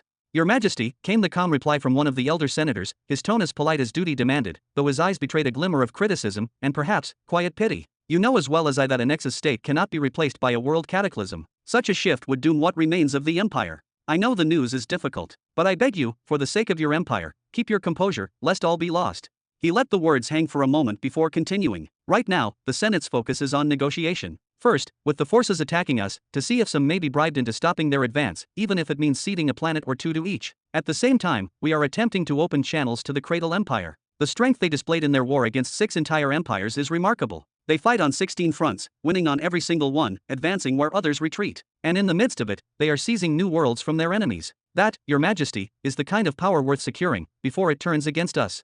He then continued with grave emphasis, his seven tails swaying slowly behind him. If we can somehow entice them, by any means possible, into restoring the partnership that once bound our two empires, we will have already won half the war before a single blade is drawn. And if, on top of that, they agree to reopen the low-cost trade routes with the true beginning empire in the Young Belt, then we will have secured the other half before our enemies even realize what has happened. Crack! Rhaenyra's hand slammed down upon the armrest of her throne with a sharp, echoing crack. The golden inlays of the seat trembled faintly at the force. And tell me, Elder, how exactly is that any different from what I have been trying to achieve all this time? Did I not send envoys every single day carrying a variety of offers and proposals? Did I not humble myself enough to suggest they dissolve their so-called empire and return to working proudly under our banner? And in return, not even the courtesy of a single reply. We suspect, Your Majesty, the elder said with a voice carefully measured to avoid inflaming her temper, that their resistance is personal. After all, you were the one who denied them access to our world cataclysms whenever they asked, stalling their rise. You were the one who, in the face of growing tensions, officially declared them rebels, forcing them to curse our name and fight under the weight of a relentless, coordinated assault. Rhaenyra's jaw tightened, her voice trembling with a heat that was half anger, half wounded pride. And I have told you again and again, it was Eleanor. It was she who urged me to block their advance, saying it would only end with them devouring us whole. It was her idea to brand them as rebels so they might crawl back to us in obedience. And you, every last one of you in the Senate, agreed. In fact, you were the ones who issued the decree. The elder's tone remained steady, though his eyes narrowed slightly. You were the one who proposed the decree, Majesty. This is the burden of the crown. If the decision leads to victory, history will not remember your sister's counsel, nor the Senate's advice. They will say that you made the call. And if it ends in disaster, it is you who will bear the full weight of blame. And sadly, this is the latter case. He allowed a brief pause before adding, in any event, we have already dispatched a high-level delegation, 4 of the hall elders themselves, with a substantial offer. We hope to receive a reply soon. An offer? What offer? The pulse in Rhaenyra's throat quickened, the sound of her own heartbeat roaring in her ears. In the current state of the Nine Paths Empire, they were the side-bleeding ground. Any proposal originating from them could only be one thing, a humiliation in formal dress. The elder with the 7 tails hesitated, as though forcing the words out would cost him a piece of his dignity. We are offering them 5 planets in exchange for a formal declaration of alliance, and for the reopening of trade routes with the true beginning empire. Creak! Rhaenyra's teeth ground together with such force she thought they might splinter. 5 planets, 5 vibrant worlds teeming with resources and life, offered up like trinkets, in exchange for nothing more than a meaningless declaration that would cost them nothing, and the privilege of growing fat on our coin through trade. This wasn't negotiation. This was surrender dressed in silk. I know precisely what you are thinking, Majesty. The elder's sigh was deep, weighted with years of bitter compromise. But the times are harsh, and harsh times demand measures we would once have spat upon. Rhaenyra lowered her gaze, the light of the grand hall casting half her face in shadow. Every muscle in her body screamed to unleash her fury, to scorch the air with it, but she forced the fire down, locking it in the pit of her chest. The Empress could not be seen losing control. Very well. You have already stripped me of my authority. Do as you please. But know this, if this plan fails, if those 5 planets are thrown away for nothing, I will have words with you, and with them. Her eyes glinted with an edge of steel. Your Majesty, your phrasing is not. The elder took a step forward, preparing to temper her mood, to steer her away from dangerous thoughts of vengeance. But then, quite suddenly, he stopped mid-sentence. His expression darkened. What is it? Did you receive a message? Rhaenyra's voice was steady, but the undercurrent of alarm was unmistakable. Anything that could wipe the practiced calm from the elder's face could only mean disaster for the Empire. The Cradle Empire, he said at last, exhaling in quiet defeat. They rejected the offer entirely, no counterproposal, no attempt at negotiation. They have only one condition, you must name a location, and go there yourself to negotiate. Bam! Rhaenyra surged to her feet, the motion as sudden as a lightning strike. Me? Go to them in person? Since when do emperors humble themselves to negotiate face-to-face? This is nothing less than an attempt to drag my name through the mud before the entire sector. They can burn in the abyss before I kneel to them. The elder took 2 steps forward, his own composure cracking. Your Majesty, I urge you to at least. Out! Her voice rang through the chamber like a blade drawn from its sheath, sharp and cold. She thrust an arm toward the massive doors. I will go to no one. Not today, not ever. Chapter 1478. Somewhere in the heart of mid-sector 100. Tap, tap. A young human man, his short brown hair neatly trimmed, his sharp, noble features framed by the faint gleam of polished black gold armor, leaned back casually in his chair. Both of his feet rested lazily atop the table before him, tapping in a slow, deliberate rhythm as though each sound was a measure of his dwindling patience. After a few moments, he gave his head a small shake, almost as if dismissing an invisible thought. No, I don't feel like agreeing to that. Naturally, this was none other than Peon himself, a man whose reputation preceded him in most corners of the known sectors. Standing silently at his back were 3 masked individuals, each cloaked in an aura so heavy it distorted the space around them. Even without a single word, it was obvious that each one of them was at a world cataclysm, the kind of existence that could turn an entire battlefield into dust. Bam! Opposite Peon sat 3 figures, each drastically different in form from a human. They were so thin their limbs seemed like they could snap under the weight of their own clothes. Their faces were unusually long and stretched, their skin tinted an unnatural, piercing shade of blue that shimmered faintly in the dim light. Every line on their faces carried irritation and restrained fury. It was the one on the far right who lost control first, slamming both hands on the table and bursting out in a voice that rattled the room, "This is not how a negotiation works." The one on the left did not raise his voice, yet his words carried an even sharper edge. "Who exactly are you? Why are you the one speaking with us? Bring us to your planetary emperor, immediately." Peon chuckled at that, the sound low and dismissive. His eyes, however, never left the figure in the middle. "What about you? Got anything you'd like to say? Go ahead, but choose your words carefully. It might just be the last thing you say before this meeting ends." The central figure, who appeared older than the other two both in demeanor and in the weathered lines of his face, slowly drew in a deep breath, as though forcing himself to remain calm. "There's nothing for me to say, except that I would prefer a more serious conversation than this mockery." "Then speak seriously." Peon's smile vanished, replaced with a look of sharp annoyance. "Because the offer you've brought me is so pitiful, I'm honestly debating whether you came here just to waste my time, or if you're actually that naive." The older male's brows knit together tightly. "What exactly is wrong with the offer? I'm offering you a planet in exchange for ending the war. Your empire was founded barely a few decades ago, and now you're trying to consume everything around you like a starved beast. This hunger, this greed, it's dangerous. Are you not afraid you'll be branded a demonic empire and have the rest of the surrounding powers unite to destroy you?" Peon tilted his head slightly, his tone dripping with mockery. Has your affinity with oil made your blood turn to thick crude as well? Have you truly lost touch with reality?" His raised eyebrow cut like a blade. "You clowns, your so-called planetary empire formed only 70,000 years ago, and you have a grand total of 4 planets. Instead of bowing your heads, keeping your distance, and staying out of the path of those leagues beyond you, you joined the alliance that was created for the sole purpose of destroying us. What, did you honestly think you could fish in troubled waters and snatch a planet from under us? That you could increase your pitiful planetary count by 25% overnight, jumping from 4 to 5 planets in one stroke?" Peon's voice sharpened further, slicing the air like a whip. "And now, after we've beaten you into the dirt and stripped you of 2 of your 4 planets, you dare to come here and suggest we return one of them to you and keep only one in the name of peace? I fail to understand. Your so-called peace offer is for us to hand you back your planet? Are you out of your goddamn mind? Let's say I don't agree, what then? What will you do?" His eyes narrowed to a dangerous sliver. "Or perhaps that yam-shaped head of yours took a hard hit in one of your battles." Bam! The alien on the right slammed the table again, his thin arms trembling with barely contained rage. "We came here to discuss peace, and you dare insult us? Who do you think you are? A mere martial emperor, a commander of the ground forces? Bring us someone important to speak with, now, boy." Only then did Peon grant him a sidelong glance, his tone laced with a cold, casual threat. "Hit that table one more time, and I'll beat you into paste before tossing you into a space gate so you can crawl back into whatever hole you slithered from. Don't fool yourself into thinking that being a world cataclysm means anything in front of me. We have plenty of your kind here, more than enough."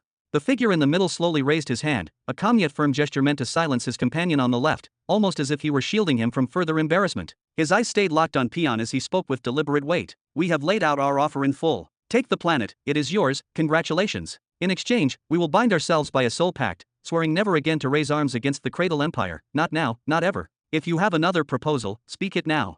Peon's lips curved into something between a smirk and a sneer. "We have no use for your pact. You promise not to attack us? Am I supposed to find that tempting?" He waved his hand dismissively, the black gold armor on his arm catching the dim light. "The 2 remaining planets you hold are already marked targets on our list, so let's not pretend otherwise. Listen carefully, if you want peace, then these are the terms I will dictate to you, and don't delude yourself into thinking there are any other possibilities." He slowly raised one finger. "First, you will declare a state of military surrender to the Cradle Empire. You will raise the white banners above your emperor's palace for all to see. We will keep the 2 planets we have already taken, and we will send our own inspection teams to your remaining worlds. They will evaluate whether there is anything worth sharing, and by sharing, I mean we take our rightful portion, whether it be rich mineral veins, fertile energy fields, rare fauna, or even technology that might have the slightest scrap of value. This is robbery," the figure on the left exploded, his voice almost shaking the air in the tent. "I know," Peon replied coolly, his tone so casual it was almost insulting. "And what exactly is the problem? You joined the alliance and launched an attack on us with the clear intention of stealing from us as well. Oh, so it's sacred and justified when you rob, but unholy when we do the same." Without giving them a moment to retort, he raised a second finger. "The second option is complete surrender. Your empire will dissolve and merge fully into ours. So you're giving us a choice between keeping 2 planets, or keeping nothing at all." The figure in the middle let out a bitter laugh, the kind that came from frustration as much as disbelief. He was a peak world cataclysm in his own right, a being feared across sectors, yet here he was, unable to even lay a finger on the martial emperor seated before him. It was almost as if Peon had been waiting for that exact response. His tone shifted into cold, razor-edged seriousness. "I'm giving you a choice between keeping 2 planets while becoming a wounded prey for other empires to circle and tear apart, or pledging yourselves to us. In that case, your family will retain rulership over your homeworld. We will find a way to enrich the beast blood within your veins. We will supply your next generation with high-grade stabilizers. We will grant you advanced martial arts and law techniques far beyond what you know. We will optimize your resource exploitation so that your worlds become richer, more prosperous. And most importantly, you will be part of something vastly greater than yourselves. A power no one would dare to touch. Empty words, the older alien spat, grinding his teeth hard enough that his jaw muscles twitched. Anyone can dress up promises in such pretty speech. Peon's reply was swift and unwavering. Then we seal it in blood and spirit, a soul contract. If we deliver everything I have just promised, you will swear unbreakable loyalty to the Cradle Empire. Does that sound fair enough for you? The middle figure's silence stretched on for several heartbeats. Then, with a slow, deliberate movement, he rose to his feet. I will carry your message to His Majesty. It will be for him to decide the fate of his realm. Without another glance, he turned on his heel and strode out. I look forward to a wise decision. Peon called after them, raising a hand in a casual wave, his smile returning. A moment later, his eyes slid shut again. Another exhausting day, another game of words and pressure. These were far from the first envoys to come creeping in search of secret arrangements after witnessing the overwhelming might of the Cradle Empire, and they certainly would not be the last. In fact, such meetings had become nearly a daily occurrence, to the point where he and Caesar had begun to split the burden of receiving them. Caesar had tired of the endless negotiations and had summoned Peon to take over for a few months, freeing himself to personally return to the battlefield. If Peon could bring these people into the fold, absorbing those among them who had reached the Nexus state or the level of World Cataclysm, then it would be a fine addition to their strength. If not, then their planets would simply be seized by force. That was the goal. That was the path of expansion His Majesty had commanded, a path carved in conquest. Bloof. Father. The tent's flap rustled open, and a young man stepped in. He was clad in armor of black and silver that gleamed faintly under the lamplight. His short golden hair caught the glow, and his features bore the unmistakable resemblance of blood to Peon's own. Did you reach any kind of agreement? No, Peon said simply, opening his eyes at last. I doubt we will. Their emperor is the type with ambitions far larger than his abilities, a man who will bring ruin upon himself sooner or later. Then, leaning back slightly, his gaze drifted upward toward the tent's ceiling. A faint smile tugged at his lips. Your grandfather threw us into the very heart of a storm, and then decided to take his leisure in an academy. Chapter 1479. Somewhere in Mid-Sector 99, Ghost Valley Planet. Buzz. Only moments earlier, Robin had been surrounded by an almost dreamlike paradise, vast gardens brimming with colossal plants whose lifespans stretched back hundreds of thousands of years, their towering trunks and sprawling leaves whispering of ages long past. He had been treading along a marble walkway that shimmered with a pearly radiance, each step carrying him closer to a grand gate encrusted with the rarest and most exquisite gemstones the sector could offer. The air there had been crisp, fragrant, and almost sacred. Then, in the very instant he stepped beyond the threshold of that jeweled gate, the world turned on its head. Robin's expression hardened instantly. The air here was stifling with oppressive humidity, thick enough that each breath felt like inhaling warm mist. Above, the sky was locked in a strange, eternal twilight, neither fully day nor night. It was as if a white thread and a black thread were forever entwined in combat, struggling endlessly at the razor edge of dusk. Before him stretched a land scarred in darkness, small but jagged mountains, black as obsidian, their surfaces cloaked in a swirling, malignant haze. The sight gave the uncanny impression that they had only just been scorched by an apocalyptic fire moments ago. Latanya emerged behind him, her hands steady on the handles of the wheelchair, pushing him forward. Wade and Malik followed, both halting in their steps as their faces involuntarily tightened. The suffocating wave of negative energy rolling through the air was enough to make even seasoned warriors uneasy. What a vile stench, Robin muttered under his breath, though his words were almost swallowed by the weight of the atmosphere. As Latanya pushed him forward, a draft caught him full in the face, bringing with it a putrid, clinging odor. It was the kind of smell that dug into the back of the throat, thick, rancid, and overpowering, like the breath of thousands upon thousands of corpses left to rot in stagnant air. Entry permits. The deep, commanding voice snapped Robin's attention forward. Standing before them was a man so massive that he seemed less like a person and more like a living fortress, broad enough to block the path entirely. His tone, though technically polite, carried the solid weight of authority. His hands were clasped neatly behind his back, yet Robin could see the subtle readiness in his stance, the coiled tension of someone prepared to strike without hesitation should the need arise. Here. Malik stepped forward calmly, producing the necessary documents. He handed them over and immediately began a low, businesslike exchange with the giant. Robin, meanwhile, let his gaze wander with quiet calculation. There were at least 10 guards here, 10 he could see, at least. Judging by the palpable pressure of their auras, half of them were martial emperors, including that moving gate of a man directly before them. The other half were world cataclysms. 5 world cataclysms to guard a single entryway. The sheer luxury of such a security detail was staggering, more extravagant than anything Robin had seen even at the Dawn Light Stellar Academy. Still, it wasn't completely inexplicable. The cost of entry alone was staggering, 50,000 pearls for a first-time visitor, with an additional 10,000 pearls for every extra day. A quick calculation told him that Wade must have paid 400,000 pearls for the 4 of them to remain here for just 6 days. 400,000 for less than a week. By contrast, the Dawnlight Stellar Academy, home to the greatest library in Mid-Sector 99 and boasting the finest training facilities, charged the same amount for nearly 8 years of enrollment. All in order, the massive guard finally said, pressing his heavy seal onto each permit. He returned the stamped papers to Malik with a smile that seemed more predatory than friendly. You have 6 days. Anything you can claim from Ghost Valley is yours to keep. Whether you manage to recover your investment will depend entirely on your own skill and strength. Once your 6 days are up, any extra time will cost you a daily fine, payable in full before departure. Now, proceed with caution. With that, he stepped aside, his colossal form moving with the ponderous weight of a fortress wall sliding back into place. The other guards did not so much as twitch, their eyes and expressions betraying no interest whatsoever in Robin or his companions, as if they were nothing more than passing dust. Creak. Latanya, Wade, and Malik clearly had no interest in exchanging pleasantries either. Without a word, Latanya set the wheelchair in motion, her movements precise and deliberate. Within a few dozen paces, the 4 figures were swallowed by the warped horizon, their silhouettes fading into the oppressive gloom of the valley. Well, Robin murmured with a dry chuckle, at least they were somewhat polite. The men at the spatial portal were clearly members of that syndicate. This was Robin's first time laying eyes on one of them, and certainly the first time dealing with them directly. They're always like this, Wade said at last, his tone even but edged with faint annoyance. Spread thin across every corner of the sector, and rarely openly arrogant. In fact, these ones probably sound a bit rough simply because they're still low-ranked members. His lips tightened. The higher a member's status in that syndicate, the more polished, charming, and easy to deal with they tend to be.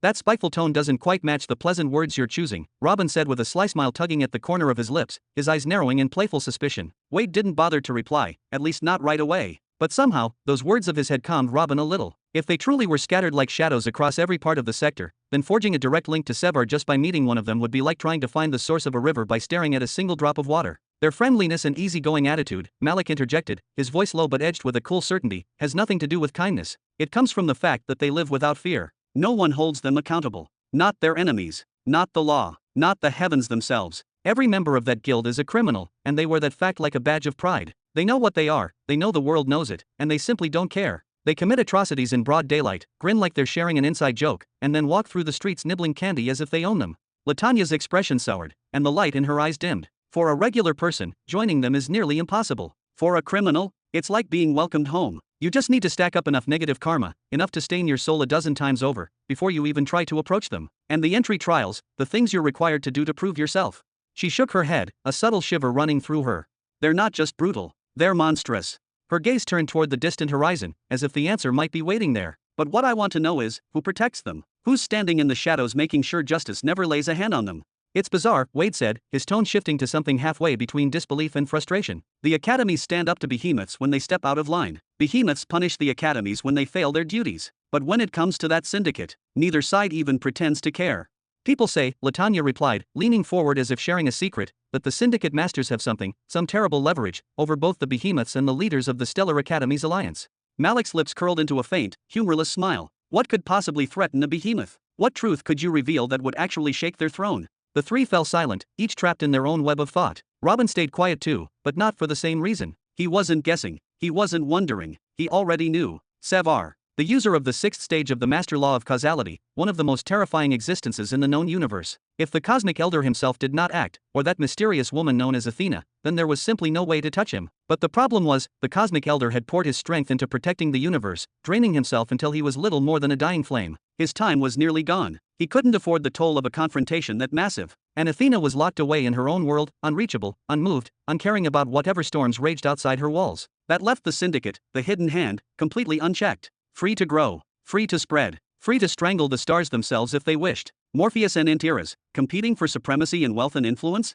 Robin almost smirked at the thought. At best, they were fighting for second place. First place already belonged to the hidden hand, and would remain theirs unless Sevar fell. Shay. A sound cut through the air like a serrated blade. It was close, too close. In an instant, the atmosphere shifted. Wade's eyes sharpened, Malik's hand drifted toward his weapon, and Latanya's grip on Robin's wheelchair tightened without her even realizing it. From behind the black mountain, the source emerged. A herd of specters, swirling, pale, their forms half real and half nightmare, stood behind the mountain, appearing ready to take over the planet. Chapter 1480. Shoo. In a heartbeat, Latanya's sharp gaze swept across the desolate terrain, locking onto a jagged, half-buried rock formation that offered just enough cover to obscure them from prying eyes. Without hesitation, she pushed the wheelchair toward it with fluid precision, her cloak brushing against the coarse stone. Behind her, Wade and Malik mirrored her swift retreat, moving with disciplined urgency. Their positions were not random. They deliberately spread themselves to shield both her and His Majesty from any possible angle of attack, making sure that if even a single specter happened to notice them, it would be intercepted before danger reached the royal figure. Fortunately, Latanya's rare and formidable ability to suppress all forms of emitted waves, whether the faintest sound, subtle vibrations, or even the delicate threads of soul sense, wrapped them in a cocoon of silence. It was as though they had been erased from the world, leaving behind neither sound, trail, nor aura, enabling them to withdraw without a single trace for the predators to follow. Is that really necessary? Robin's voice carried a tone of faint curiosity as he watched the three of them move with calculated precision, securing him from three distinct directions as if anticipating an invisible ambush. It is far better to keep ourselves poised for attack against specters, Your Majesty, than to cower in defense, Malak replied, his expression set like stone. One misstep and we could find ourselves not just spotted, but completely surrounded by a herd. His voice carried an edge, an intensity sharpened by memories he clearly wished had stayed buried. A herd. Robin's brows rose slightly, his mind catching on the word. Yes, Latania answered, her voice calm but measured. Specters, they still carry fragments of their original memories, shards of the lives they once had. Some even cling to old human habits, like gathering together in communities. But they do it in a way that is no longer human, twisted, cold, and alien. She guided Robin a few careful steps forward, just enough for him to peer over the rock without exposing himself. And that produces sights like the one you are about to see. This time, Robin allowed his gaze to linger, scanning the expanse before them, and what he saw sent a slow, icy ripple through his chest. In that bleak stretch of land, there were no fewer than 800 things. They were grotesque, translucent abominations, specters with forms that mimicked decaying corpses. More than half bore only the bare structure of skulls, empty sockets staring without sight. Others still had patches of flesh clinging to them like tattered shrouds, some with eyes hanging loosely in their sockets. The most intact among them resembled charred cadavers, their blackened skin peeling and warped as though frozen mid-burning. It is said, Malak began, his voice low but steady, that when a wandering initial soul transforms into a specter, the entity that emerges is aware but deeply unstable. It has no kin, no real memory of who it once was, unlike a beast, which is guided by simpler instincts. Instead, its distorted mind drives it to search for the corpse it once wore in life, attempting to shape itself into that familiar shell again, believing that doing so will give it back an identity.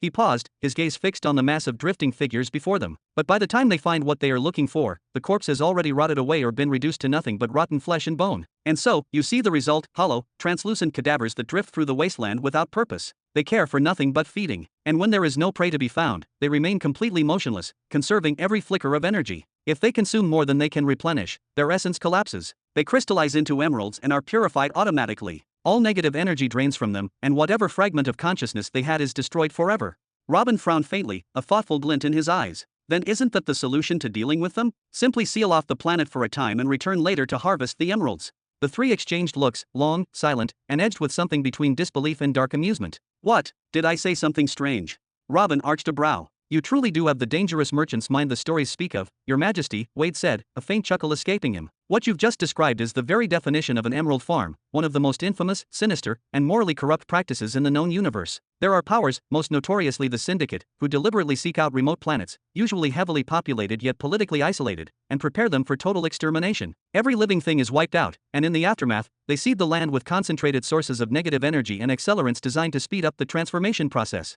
And the result, Malak said, his tone grave, is an entire planet infested with millions, sometimes even billions, of specters. Once the extermination and seeding process is complete, the planet is placed under a strict and impenetrable quarantine for a set period. Let's take, for example, 1,000,000 years. When that time has passed, the planet becomes a veritable treasure field. Anyone bold enough to step onto its surface would find emeralds lying scattered everywhere, glinting in the dust and pebbles as if the soil itself were laced with jewels. 1,000,000 years.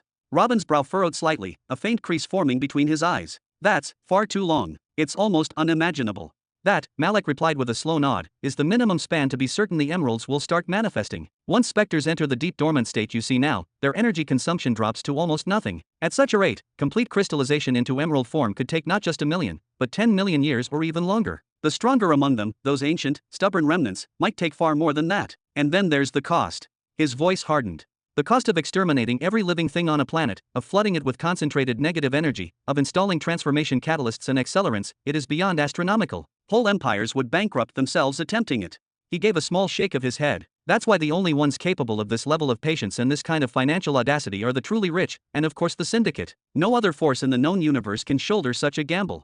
Malak's eyes swept back toward the drifting mass of figures in the distance. There are dozens, perhaps hundreds, of these sealed emerald farms scattered across the cosmos, hidden behind quarantines, quietly ripening for their grim harvest. But then there are worlds like this one, open farms, unsealed, free for anyone brave, or foolish, enough to enter. Instead of waiting millions of years and then paying obscene sums to purchase rare emeralds, assuming they even appear on the open market at all, since the Syndicate often hoards them for their own high-ranking soul masters, you can simply come here, Malak continued. Pay the entrance toll, walk into the danger, and hunt them yourself. If fortune smiles on you, you might leave with more emerald units than the pearls you spent to get in. Although, he allowed himself a wry smile. That's an optimistic gamble at best.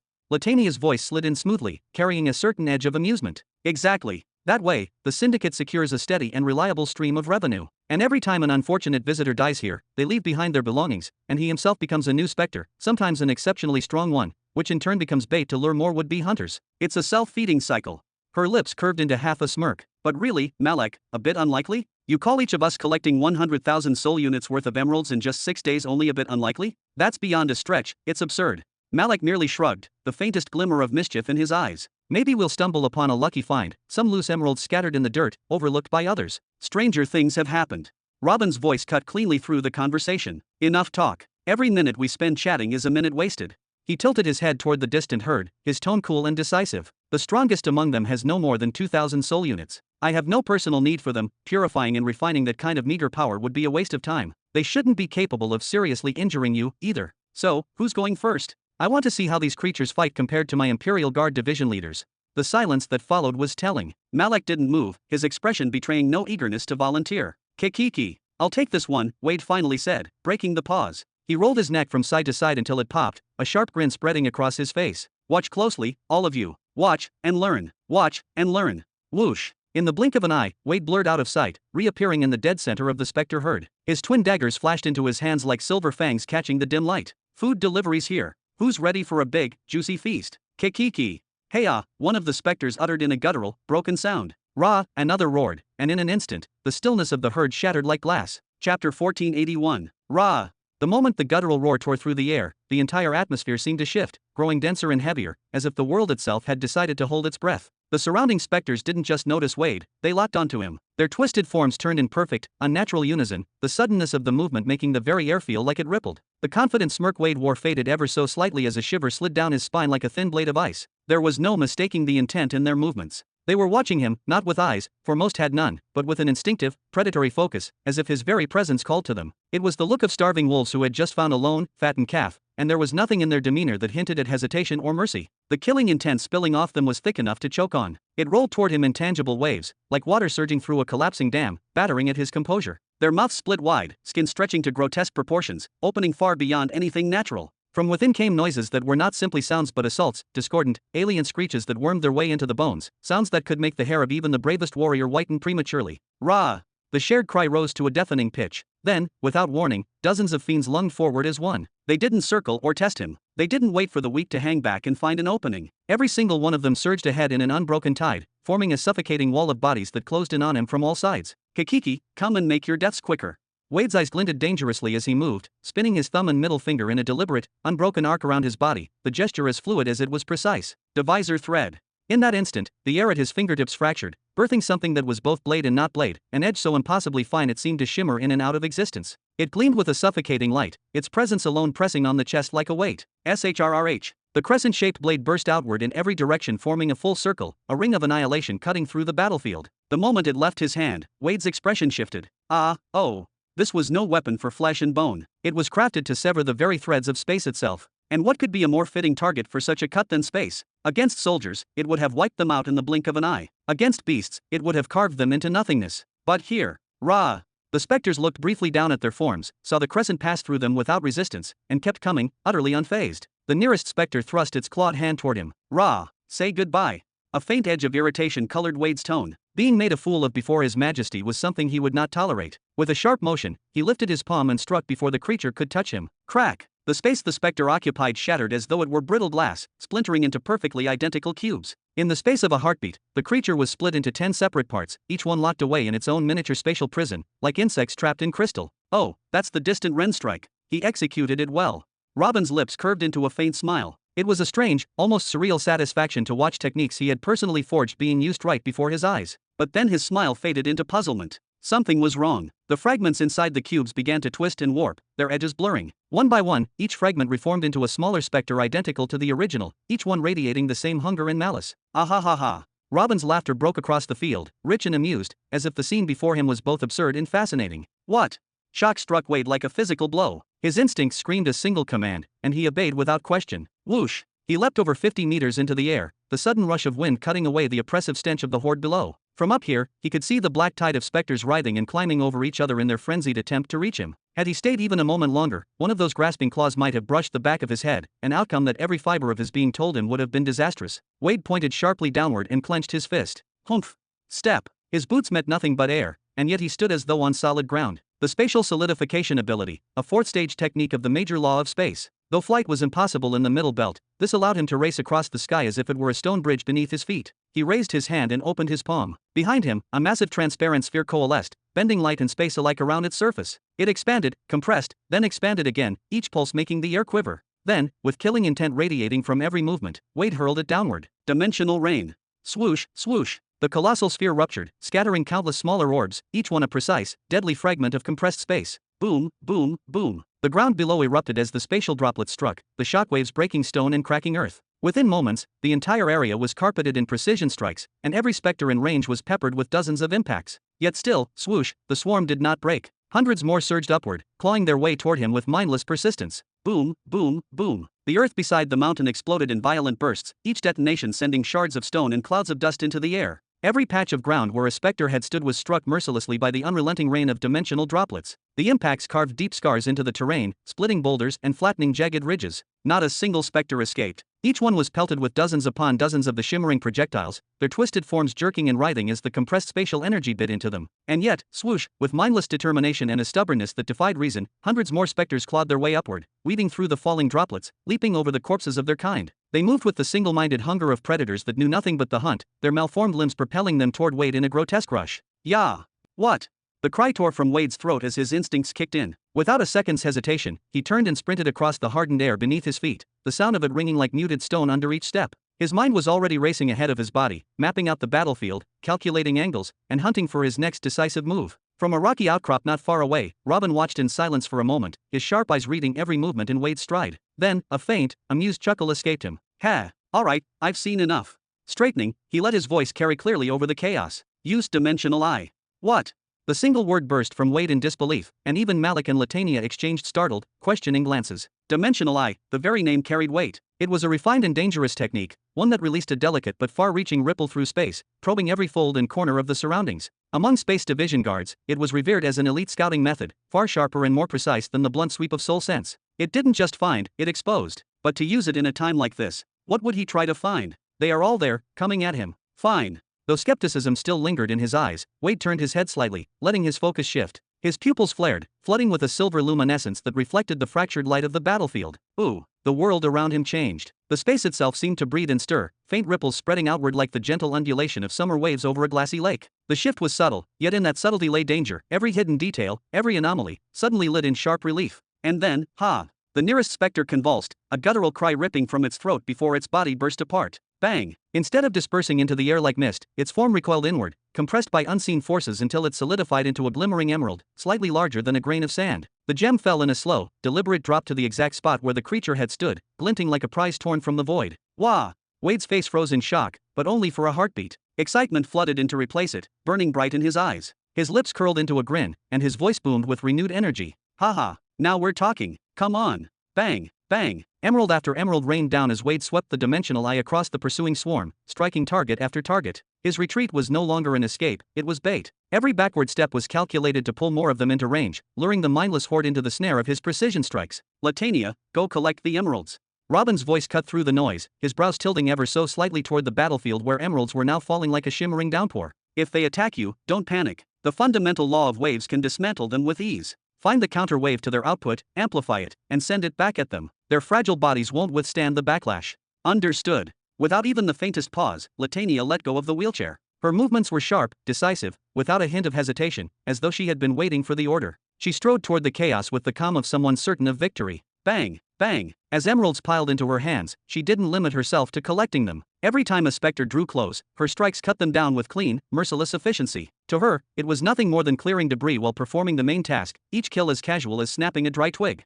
Malik's gaze lingered on the scene, his mind replaying his own encounter with these same creatures, the exhaustion that had clawed at him, the desperate retreat, the way he had been forced to call upon his soul force just to survive their assault. And now, in stark contrast, here was Wade, dismantling them one after another with frightening precision, and Latania cutting down any that slipped through. He let out a long, controlled breath, and then leaned slightly toward Robin. Your Majesty, do you have any advice for me as well on how to deal with them? Chapter 1482. Your Majesty, do you have any advice for me as well on how to deal with the specters using the time path? Malik bowed deeply, his voice carrying both respect and the weight of expectation. Although he was not directly involved in the spirited rivalry between Wade and Latania, the pride of his position as captain of the 1st Guard Division made it difficult to stand idly by. Every clash, every movement they made against the specters not at him. Watching them engage while he remained still felt like a personal humiliation. Robin's brows lifted ever so slightly, his gaze steady. Using time against specters is, in truth, highly impractical. The very essence of the time law revolves around influencing the flow that governs bodies, matter, and tangible things. But these specters, they are beings untouched by the normal tether of time itself. His lips curved faintly. Except, of course, in certain rare and very particular circumstances. Malik's eyes widened, his breath caught for an instant. Receiving a direct teaching from His Majesty was no common event. It was the kind of moment warriors dreamed of and built their entire careers around. Since you have asked me plainly, Robin continued, his voice calm but carrying the subtle authority of someone who had crossed countless battlefields, I will give you not just one method, but two. The rest, you will have to uncover yourself.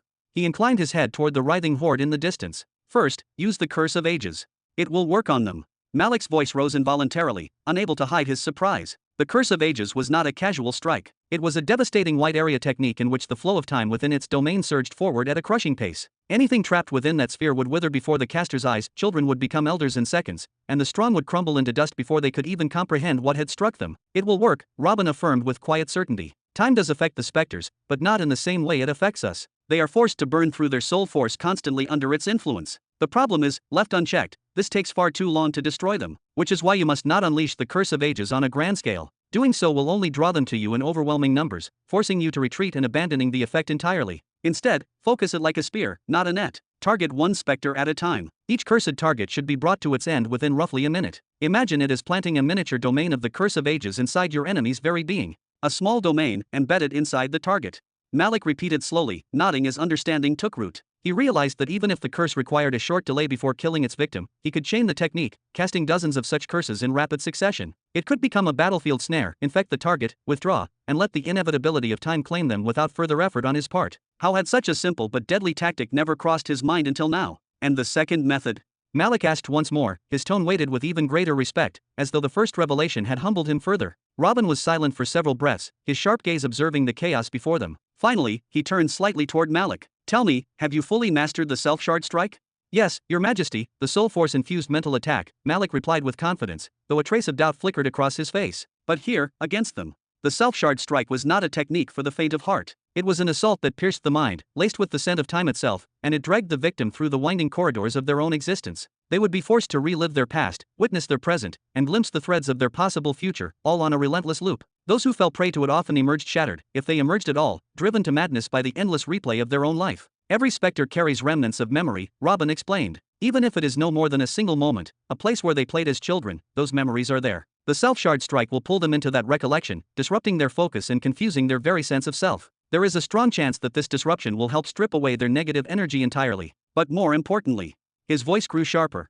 It will spike their soul force consumption to extreme levels. And what does that lead to? It leads to their transformation into emeralds, Malik finished, nodding several times as the truth settled in. Then, almost as if his own thoughts embarrassed him, he exhaled a long breath. He had always believed he had climbed to the very peak of what the time path could offer. He had thought himself unmatched in the Empire when it came to understanding its intricacies. And yet, he had somehow forgotten that the very techniques he treasured most had been authored by the man before him. With that, Robin's focus returned wholly to the battlefield, his expression hardening. The moment for instruction was over. The time for observation had returned. Wade and Latania's attacks were relentless yet methodical, always concentrated on a single specter at a time. Every strike was deliberate, every movement calculated. Yet the nature of the fight forced them into an almost constant rhythm of engagement and withdrawal, striking only when the opening was perfect before retreating again to avoid being overwhelmed. Because of this measured pace, their kill count rose slowly, almost grudgingly, as though the battlefield itself resisted their efforts. Even now, despite the chaos they had sown, there were still more than 700 specters prowling the area, their ghostly forms swirling like an ominous tide. Still, their work was far from fruitless. By now, roughly 100 emeralds had been collected, each glowing faintly in the light, treasures that pulsed with stored soul force. Some contained no more than 20 units, while others, rare and glimmering more brightly, held several hundred. The accumulated total was approaching 4,000 units of soul force. 4,000. Considering that 400,000 pearls had been paid just for the right to set foot on this cursed planet, it was not yet a victory, but perhaps, if they could keep up this disciplined, unyielding pace for the remainder of the 6 allotted days, the scales might finally tip. The thought of recouping such a vast investment, against odds like these, would be enough to light a spark in even the most jaded warrior. And the purpose for such a haul? Robin's lips curved into a knowing smile. For him personally, that emerald stockpile might be unnecessary. His own power stood on a foundation far beyond what such refined energy could offer. Yet for his sprawling empire, a realm scattered across countless worlds and teeming with young, hungry soul masters, this emerald was an opportunity wrapped in pure potential. It was easily absorbed, potent in its purity, and could push those promising youths through thresholds they would otherwise spend decades trying to cross. With their growth, the empire's collective strength would surge, elevating it into a new and unshakable era of dominance. Why are you still rooted in place? Robin's voice broke Malik's train of thought. He turned his head toward the man, one brow raised. Go, join your comrades in their hunt. And make sure you gather every single emerald that falls. Leave nothing behind, not even a single grain of luminous sand lying unclaimed. But Malik's voice trailed off into silence, though his gaze lingered on Robin. Words were unnecessary. His eyes alone carried the weight of what he wanted to say. Robin only smiled, an expression of quiet confidence. Go. Even if I am seated, I am not someone so easily cornered or harmed. Should anything threaten me, I will call for you guys. Yes, my liege. Malik's hesitation shattered, replaced by sudden purpose. He sprang forward with the speed of an arrow loosed from a bow, his figure blurring as he raced toward the fray, eager to put the newly gifted strategies to the test. Behind him, Robin returned his full attention to the battlefield. His gaze tracked every shift, every exchange, the subtle nod of his head betraying a deep satisfaction at the scene unfolding before him. The enemy's strange, intangible nature had rendered much of the First Guard's usual arsenal worthless. Most of them lacked the mastery of soul force needed to confront such numbers effectively. Brute physical might was useless against creatures without flesh and bone, and even the majority of their law-based assaults were met with no effect at all. And yet, the three combatants carved their way through a living sea of almost 800 fiends. Each relied on one, perhaps two, core attacks, repeated with disciplined precision, all while weaving through the shifting chaos to avoid capture. Between strikes, they stooped or reached to gather fallen emeralds, never letting valuable spoils lie untouched. The way they moved spoke of battles fought across countless fronts, of skills honed in desperate, high-stakes clashes. Even more telling was the ease with which they had understood and implemented Robin's instructions, translating words into flawless execution on the very first attempt. Any one of these three could lead a host of soldiers into battle and emerge victorious. In this moment, Robin's trust in his new guards was not merely intact, it was absolute. A sudden ripple of warning surged through him, and Robin's instinct screamed. He twisted sharply, his upper body moving with surprising speed and force, as if the earlier stiffness and disobedience of his limbs had been nothing but an illusion. There, atop the jagged crown of a nearby mountain, stood the source. A lone specter, its silhouette distinct against the backdrop of swirling mist, its gaze fixed on him with silent, unsettling intensity. The battle raged in the valley below, his three guards locked in a fierce struggle against hundreds of their kind, yet this one remained apart, unmoving, watching Robin with an unreadable stillness. Chapter 1483. It was as if every sound in the world had been stolen away in that instant, snatched clean from existence, leaving behind only a profound, ringing silence. It was as though every light in creation had turned its focus onto two figures alone, the lone specter standing high upon the jagged mountain peak, and Robin himself. This specter was no ordinary apparition. It was a bizarre, intimidating colossus. Its height neared 7 full meters, and its shoulders were so impossibly broad that the span between them approached 3 entire meters. Its face was a bare, bleached skull, devoid of flesh, yet it was draped in a voluminous robe that swayed with an unseen wind, its hood pulled low to shroud the rest of its towering frame. In one bony grip, it clutched an enormous femur, a weapon of bone that seemed carved from some ancient giant's remains. And though the creature lacked eyes, the way it focused on Robin was enough to send a biting chill crawling up his spine. That unseen gaze carried weight. It was primal hunger given form, making Robin understand with brutal clarity what the specter desired. It wanted him. It wanted its meal. But Robin did not flinch. He did not recoil.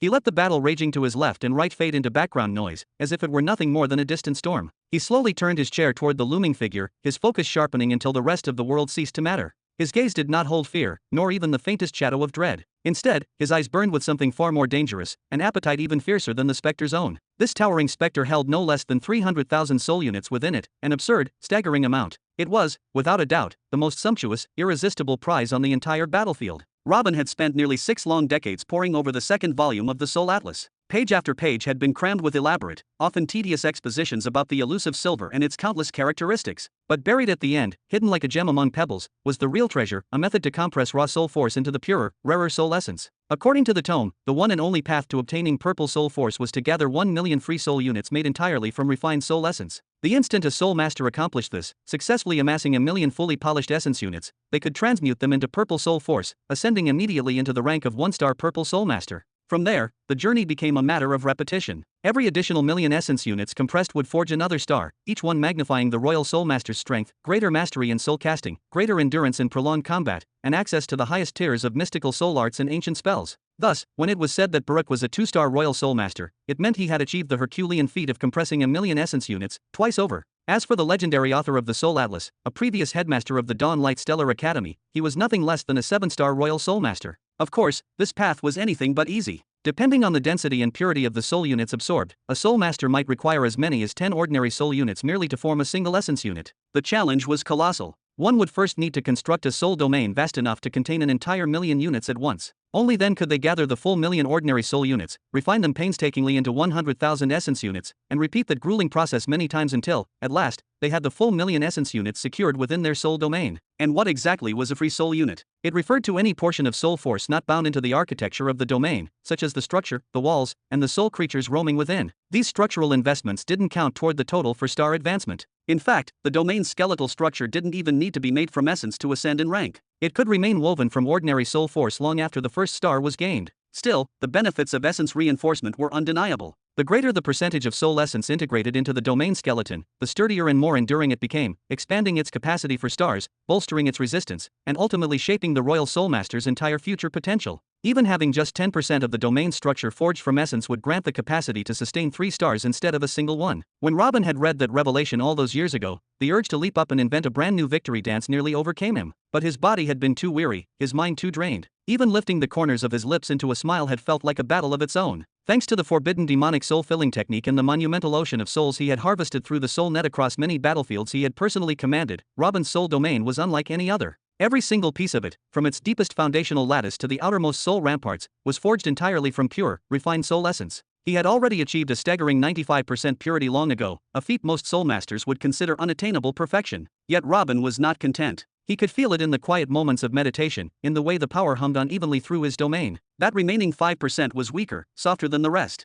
And that was unacceptable. So he conceived a method, one that no book recorded and no master had taught him, a process to surgically replace that last fragment of imperfection without tearing the entire structure apart. It was no quick repair. With painstaking precision and patience that stretched beyond the endurance of most beings, Robin worked at it over the span of centuries, ensuring the domain would not collapse upon him during the transformation. And finally, after generations of toil, the impossible was reality, a structure with a soul essence purity of 100%. A soul domain structure forged entirely from essence. What could such a thing achieve? How far could its master ascend? How many stars could it bear before the limits of mortal comprehension shattered? Even the legendary second head of the Stellar Academy, whose treatises shaped the ambitions of countless royal soulmasters, had never dared to speak of a structure like this in his soul atlas. And now, without even realizing it until this moment, Robin had fulfilled what could only be described as a hidden side quest of fate itself: acquire the perfect domain structure. The next step was clear. He had to expand that structure's capacity until it could house a full million units, each and every one of them forged from essence, to preserve that flawless 100% ratio. Only then would he begin the second phase, flooding the domain with 1 million free soul essence units, untouched by the structural bindings of the domain, so they could be compressed into his first soul star. The clock was already ticking. 6 days, that was all he had to gather the needed essence. When he calculated the numbers, the target was daunting: 1.19 million units of pure essence. But Robin was not one to be intimidated by tall mountains or deep oceans. And now, before him, stood a most tempting opportunity, a perfect opening strike for his campaign. The specter that had emerged, ancient beyond reckoning, carried within it a wealth of 300,000 units. It was enough to turn the tide of his gathering effort in a single blow. The air between them grew taut, almost trembling. Robin's gaze, sharp and unblinking, locked onto the towering specter. His mouth curved into a wide smile, a predator's smile, and his eyes shone with a hunger so potent it felt almost tangible. The specter froze. Its eerie murmurs and low whispers fell silent all at once. For a heartbeat, it stood utterly still, unsure whether it was facing prey, or something far worse. Creak! Robin's hands pressed to the wheels of his chair, and he rolled forward, slowly, deliberately, like a hunter closing in, careful not to startle the quarry before the trap was sprung. The reaction was instant. The specter stepped back. An instinct buried deep within its being told it to keep its distance. This was wrong. All wrong. It had come here lured by the sounds of battle, intending to make sport of the cripple, to frighten him, then consume him as an appetizer before moving on to the other 3. But something was inverted here. Why did it feel as though it had been marked, as though it was the prey?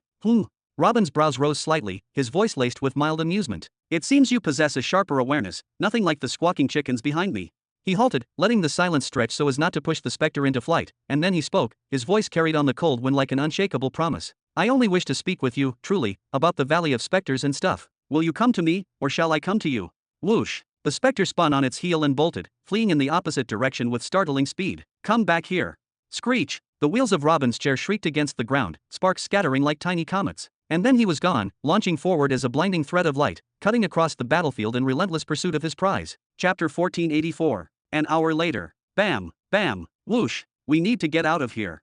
The cry tore through the chaos like a desperate flare. In that moment, at that cursed patch of land, a deadly and lopsided struggle was unfolding, one that could barely be called a battle. A vast herd of specters, no fewer than 300 by a quick count, surged forward like a living storm, their incorporeal forms flickering with malice. Facing them was a ragtag force of about 50 individuals, a mixed company of different races and physiques, some seasoned, some far too young to be here. This was not the orderly clash of two equal sides, it was raw survival. One group drove forward with relentless hunger, while the others scrambled, stumbled, and fought only to cling to life for one more moment. Die again, one young man roared, his voice cracking with strain as he hurled a leather talisman toward a lunging specter. The parchment struck its target and instantly burst into a lattice of strange, twisting seals. The moment the markings flared to life, the specter convulsed, its form unraveling into a stream of ghostly energy before crystallizing into a shard of emerald that clattered to the ground. It was an anti-specter talisman, powerful, yes, but their dwindling supply was obvious. The brief victories were rare. Most of the fighters were not even trying to retaliate anymore, only dodging and retreating as the tide closed in around them. Everyone, follow me, a young man bellowed, his command cutting through the noise as he bolted toward a narrow path between the rocks. Wait!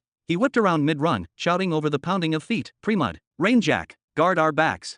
If any Imperial guards had been present, they would have recognized him instantly. This was the same brazen youth who had once dared raise his voice to His Majesty himself. Yes, Your Highness, came the sharp reply. The two oldest and most imposing figures in the group stopped in unison, turned to face the oncoming tide, and stepped deliberately into the very center of the specter herd. Then, with no attempt to restrain themselves, they detonated their auras. Shah! The wave of spiritual might slammed outward like a shock front, hurling the nearest specters back as though struck by an invisible wall. These two were no ordinary escorts, they were both firmly within the World Cataclysm realm, their mere presence capable of bending the tide of lesser foes. 5 grueling minutes later. Huff, huff, no. Coming here without proper preparation was a huge mistake, one of the younger men gasped, doubling over and slapping a hand to his sweat-slicked forehead as they finally stumbled into a patch of relative safety. Kazurin, you have really done it this time, man. Relax, everyone, Kazurin replied, lifting both hands in a mock gesture of surrender, the faintest smirk playing at his lips. There is no way that con artist of an instructor is far from here. We find him, do what we came for, and slip away before anyone notices. I still think this is a terrible idea. He is still an instructor, one of the youths muttered under his breath, scanning everyone with anxious eyes. Just an hour earlier, their so-called friend had contacted them in a rush, urging them to come with all speed, and to bring their personal guards. They had obeyed, only to discover, upon arrival, his real plan, to track an academy instructor into the Valley of Specters, and kill him there. Half the group had balked immediately. He is an instructor, they had argued. Touch him, and the academy will crush us without hesitation. But Kazurin's counter had been delivered with the casual confidence of someone who thought 3 steps ahead. We will leave the academy for a commercial planet. From there, we jump to another commercial world. Then, from that one, we buy tickets straight to the valley. The academy will never link us to the incident, if they even find his body in the first place. When they had pressed him about how they were supposed to survive the swarms of specters, Kazurin had claimed he was stocked with more than enough talismans to handle them. But the moment they had set foot on the planet, they had been hounded without pause, the truth becoming painfully clear, he did not have even a fraction of what was needed. Sensing their growing doubt, Kazurin had stepped forward, eyes gleaming with a predatory light. It is because he is an instructor that you should be tempted. Even if he is a fraud and a failure, are you not even a little curious what is inside his spatial ring? He had moved among them, placing reassuring hands on their shoulders, leaning and so his gaze met theirs. Do not worry, he is weak. Pitifully weak. The only reason he ever dared push us around was because we were too intimidated by the title of instructor to lift a hand in defense. Do you really think Her Highness Aldera would appoint a weak instructor, Kazurin? One of the students finally said, shaking his head. Honestly, I am starting to think going back is the smartest choice we have got. Yes, too weak. Kazurin declared with absolute certainty, slapping the young man's shoulder hard enough to make him sway a little. He released him and moved to another friend, gripping his shoulder as if to drive the point home. I have seen him with my own eyes, trailing behind instructor Shaddad everywhere like some loyal little pup. I am telling you, he is nothing more than a disciple, maybe dabbling in body research too. In fact, that would explain the flaw in his body, the one that left him crippled and stuck in that chair.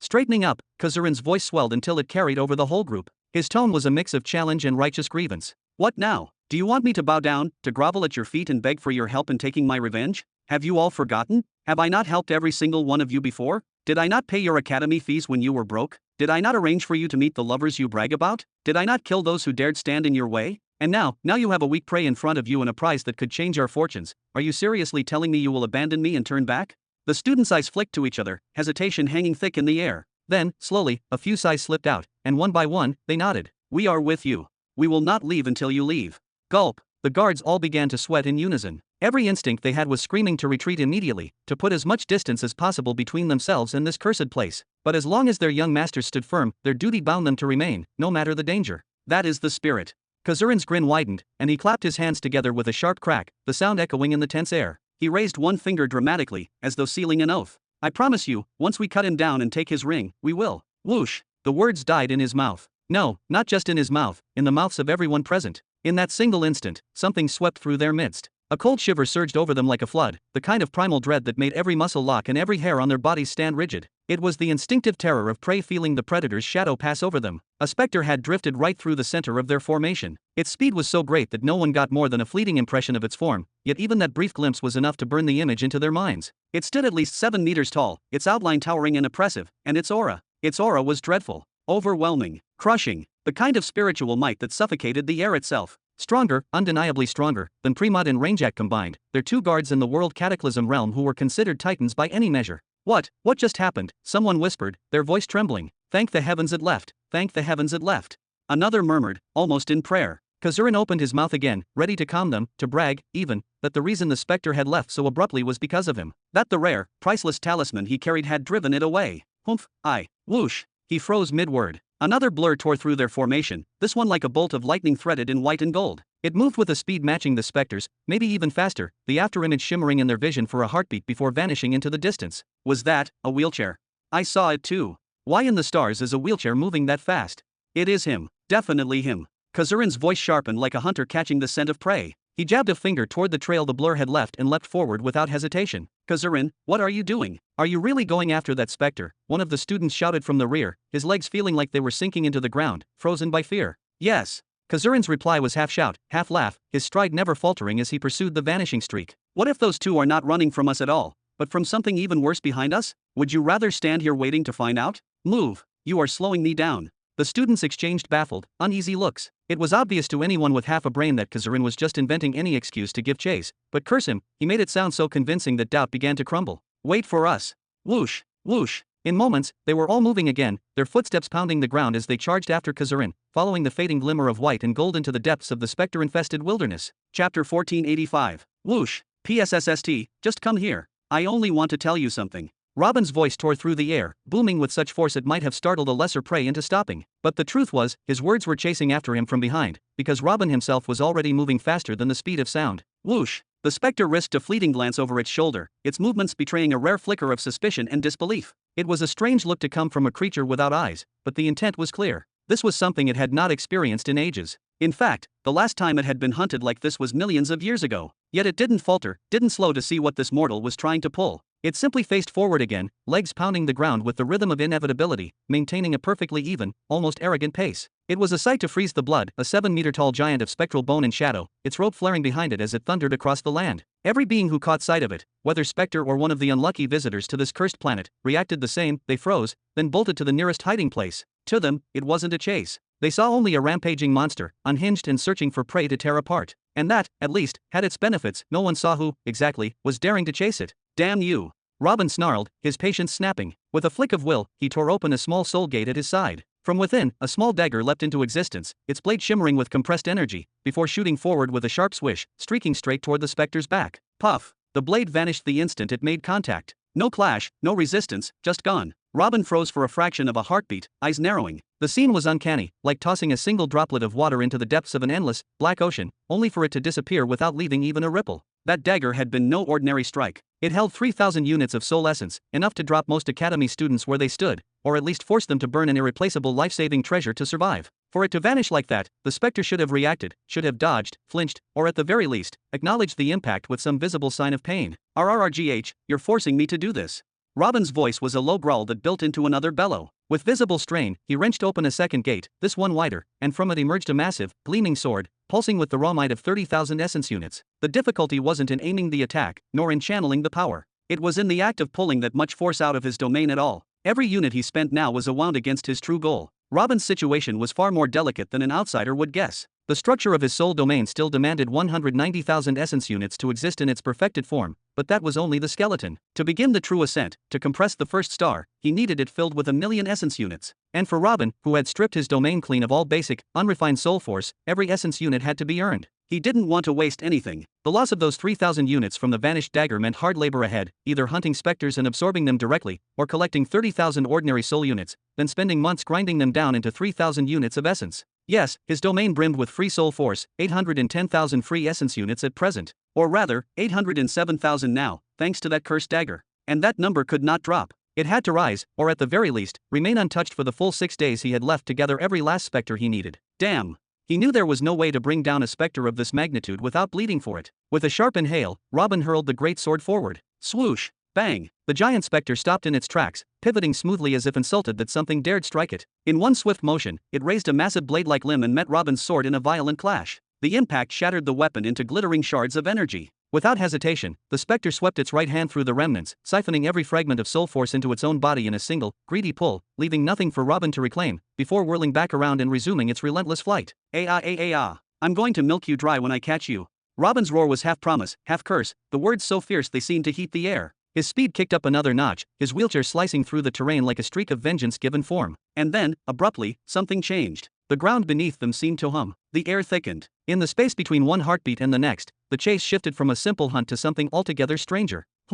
Robin's brows drew together, a faint crease forming as instinct warned him of a shift. He had been locked into the rhythm of the chase for so long that the sudden change was jarring. The spectre's pace, once relentless, began to slow. Not just a little, but rapidly, as though some unseen force had reached out and dragged at its towering form. Robin, wary of surprises, eased off his own speed, keeping a deliberate gap between them. His posture tightened, ready to strike in a heartbeat if the chance presented itself. What's this? Exhausted already? Ready to finally stop running and face me like prey should? The words were half taunt, half invitation, and Robin even let a dry chuckle slip past his lips. But the moment he allowed himself that flicker of confidence, reality corrected him. The spectre came to a complete halt. Yet it didn't whirl around to meet his gaze, didn't raise its massive arms to defend itself. It didn't even acknowledge him. Instead, its massive skeletal head turned, slowly, deliberately, toward the east. The sheer disregard was enough to pique Robin's curiosity. He followed the direction of that gaze, scanning the barren expanse. At first, he saw nothing but rock, shadow, and the faint shimmer of heat off the ground. Seeing something I can't, Mr. Spectre. A faint light, barely perceptible, began to kindle in Robin's eyes. It was subtle, like the first glint of sunlight on a blade, but it was enough to pierce across unimaginable distances, the way only the eye of truth could. His sight lanced through the ridges, beyond the jagged silhouettes of mountains, through folds of space itself, until finally, it landed on an ocean. Not of water, but of specters. This. The words were a breath, edged in disbelief. His brows drew tight, his jaw stiffening. This wasn't a roaming herd or even a sizable pack. It was a living tide, a congregation of no fewer than 20,000 specters, their ghostly forms churning like a storm surge. And there, at the very tip of this vast tide, something moved, dark-colored, its shape difficult to pin down even with his sight. Robin kept staring, his mind parsing every detail while holding himself back from letting the eye of truth exceed 5% of its capacity. He had no desire to burn himself out now. Mr. Spectre, how in the world did you see them from here? The distance is nothing short of absurd. Whoosh. The spectre gave no answer. Without the slightest pause, it lunged forward again, its speed surging back to full force, but now its trajectory was locked on that ocean of its kin. Damn it! Robin hissed, setting his own wheels in motion once more, pushing into pursuit. But this time his movements were laced with caution. The margin for error was razor-thin. At their velocity, the gap between them and the ghostly ocean was shrinking with dangerous speed. And then, Robin's ears caught something. Faint, unfamiliar, and yet compelling enough that his instincts reacted immediately. Without thinking, his pace eased again, his senses straining in every direction. The sound was distant, almost lost in the wind, but it had the quality of music, or something like it, a thread of melody winding through the air. Is that what drew the spectre? Could it hear this from even farther away? The thought was sharp, suspicious. What is it, some kind of summoning him? Whoosh. By then, the spectre had already vanished over the ridge, merging into the living current of the spectral sea. Robin, however, remained where he was for a moment longer. The moment a human voice threaded through that sound, his decision was made. Charging in blindly was out of the question. Whatever lay beyond that mountain was no ordinary gathering, and if he kept pace with the spectre, he could easily end up rushing headlong into something far greater, and perhaps far worse, than he could handle unprepared. Instead, he adjusted. His ascent up the dark slope was steady, deliberate, fast enough to crush scattered bones beneath his wheels, but restrained enough to remain invisible in presence. Layer after layer of defenses wrapped around him, spatial shielding, sound suppression, energy dampeners, and more, an overlapping web of techniques designed to make him nearly impossible to detect by conventional or supernatural means. As the summit neared, he slowed even further. The wind here carried the faintest whisper of the strange melody, brushing against his ears like the fingers of something unseen. He kept low, scanning for cover, and soon spotted it, a boulder, weathered in dark, just high enough to break the line of sight. He slipped behind it, pressing his body low to the stone. Slowly, carefully, he leaned just far enough to see past its edge. And there, the scene revealed itself. A girl. She stood not in fear, nor as a prisoner, but as the center, no, the conductor, of the ghostly ocean before her. The mass of specters moved as though tethered to her will. Yet she held no talisman aloft, no grim book of incantations, no ritual circle burning at her feet. She led them by singing. Her voice carried across the expanse, somehow soft and sharp all at once, delicate enough to be mistaken for sweetness, yet laced with the kind of power that could root even the dead in place. Ha ha ha! Once more, she laughed, bright and almost childlike, before her tone shifted and she began again. Who follows me? Who hears my call? Specters of the night were born for my thrall. I am the queen, in darkness arrayed, I summon the souls, and they come to my aid. Chapter 1486. Slowly, so slowly it was almost unconscious, Robin's eyelids lifted wider and wider until the whites of his eyes gleamed under the shadow of his brow. His breath caught in his chest, his muscles tightening as if the sheer sight before him had struck some primal chord of disbelief. He had witnessed many strange things in his life, but what now filled his vision was in a league entirely its own. A teenage girl, who did not seem older than 15, was leading an army of specters. Not through chains or curses, not with the bloody hand of domination, but with something far stranger. She was singing, and behind her, the tide of ghostly forms spun and swayed in circles, as though caught in an unseen current of rhythm, their movements almost playful in their menace. Her appearance was peculiar in its contrasts. Two long braids framed her head, falling from either side like black rivers streaked with subtle reflections of blue. She wore a simple black dress with a neat ribbon tied at her throat, over which lay a short, cropped blue overdress, cut at odd, whimsical angles.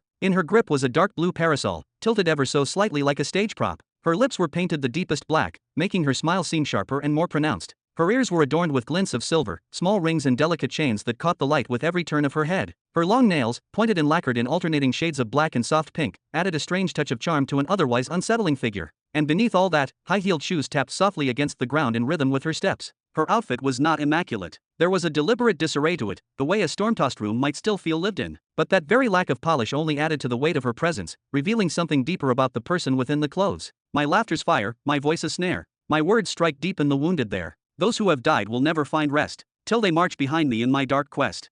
Her face was small, almost deceptively delicate in shape, but that delicacy shattered the moment she smiled. For small, razor-tipped fangs peeked out, catching the light for just an instant. Yet no one truly looking at her smile would linger on the fangs. No, what rooted the gaze in place was the smile itself. It was the smile of someone standing on the edge of sanity, of a mind that had already stepped off and was tumbling into the abyss. The kind of smile a lunatic might wear in the heartbeats before tearing the heads from their victims. And those eyes, gods, those eyes. Blindingly white at first glance, yet within the white was a faint black ring, like ink bleeding through paper. And inside that ring, more white still, sharp and stark. They were eyes that seemed to move, to sway, to dance upon the invisible line between life and death. Around her, a black aura seethed and drifted, tendrils of shadow bubbling from her skin like the froth of some abyssal sea. Robin's mind recoiled, yet sharpened at once. What is that? Could it be her karma aura? He had seen dark karma before, men and women steeped in evil acts, dripping with the spiritual residue of their sins. But this was something that bent the scale until it nearly broke. What in all the realms had she done to gather such weight upon her soul? I dance alone in the ashen rain. I drink my fill from a death made plain. I scatter the specters wherever I please, and shatter all men with a laugh on the breeze. Ba-dump. Robin's heart gave a sharp, involuntary throb. It was not just his body, his soul domain quivered, its layers shivering like struck glass. No, it was deeper still. There was a disturbance in the very root of his being, in his initial soul. That girl, spinning in place with her parasol tilting at her side, arms flung wide in mockery of a dance, was not merely reciting a song. The melody was no casual tune, the words no meaningless verse. They were not shaped like spells or structured like talismans, yet there was power woven through them all the same, a force that bypassed walls and barriers, sinking its claws directly into the core of the listener. And if he, Robin, the soul master with a perfected domain that could hold 810,000 units of soul essence, a domain currently brimming with 777,000 free essence units, could feel it even through his defenses, what of the specters? Mindless, weak-minded things, how could they resist? No wonder they trailed her like moths drawn to a black flame. I was the child that the shadows bore. Illusion my friend, and no prison's door. O you who left me in graves to decay, I am the pact, the wound that won't fade away. Robin's expression hardened. Every shred of his soul will surged upward as he reinforced his soul defenses to the utmost, walls within walls, fortresses within fortresses. His thoughts narrowed to a single, inescapable conclusion. This woman is not just dangerous, she is a walking calamity. She might appear to be nothing more than a naive, harmless teenager, but Robin knew better. This was the kind of illusion meant to disarm prey before the strike. It was the sort of deception woven not in moments, but over centuries. Even he, with all his experience, could not easily pin down her true physical age. That smooth, youthful face could be a mask worn for 100,000 years, or a million. There was no telling how long this girl had been walking the earth, drifting through civilizations like a shadow that never aged. But there was one thing Robin could measure with absolute certainty, her soul force. She was not masking it, not even making the slightest attempt at suppression. It radiated freely, thick and potent, saturating the air around her like a heavy mist. That density, no silver soul master in existence could carry such weight. There was no doubt. She was a royal soul master. The only question was, how many stars? That was the piece missing from the puzzle. From what he could feel, she did not seem to be at the higher echelons. The pressure she emitted was comparable to what he had felt when standing before Buruk, the formidable two-star royal soul master.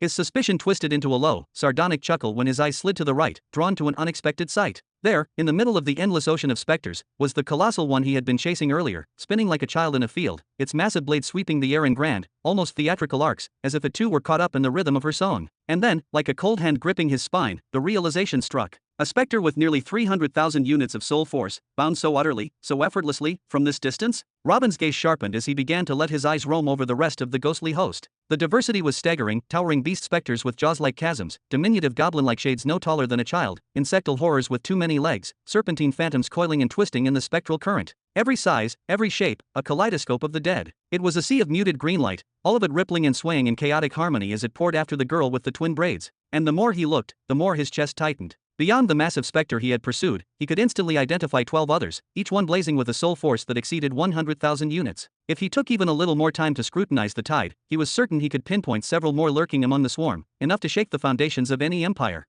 His eyes narrowed as they drifted back to the girl at the head of this ghostly procession. Royal Soul Master or not, she was flanked by a strike force that could raise kingdoms, level fortresses, and topple dynasties without her even lifting a hand. Can you hear my tread? It is the anthem of the dead. The living will sing, the fallen will sway, while I lead the flock to the open air.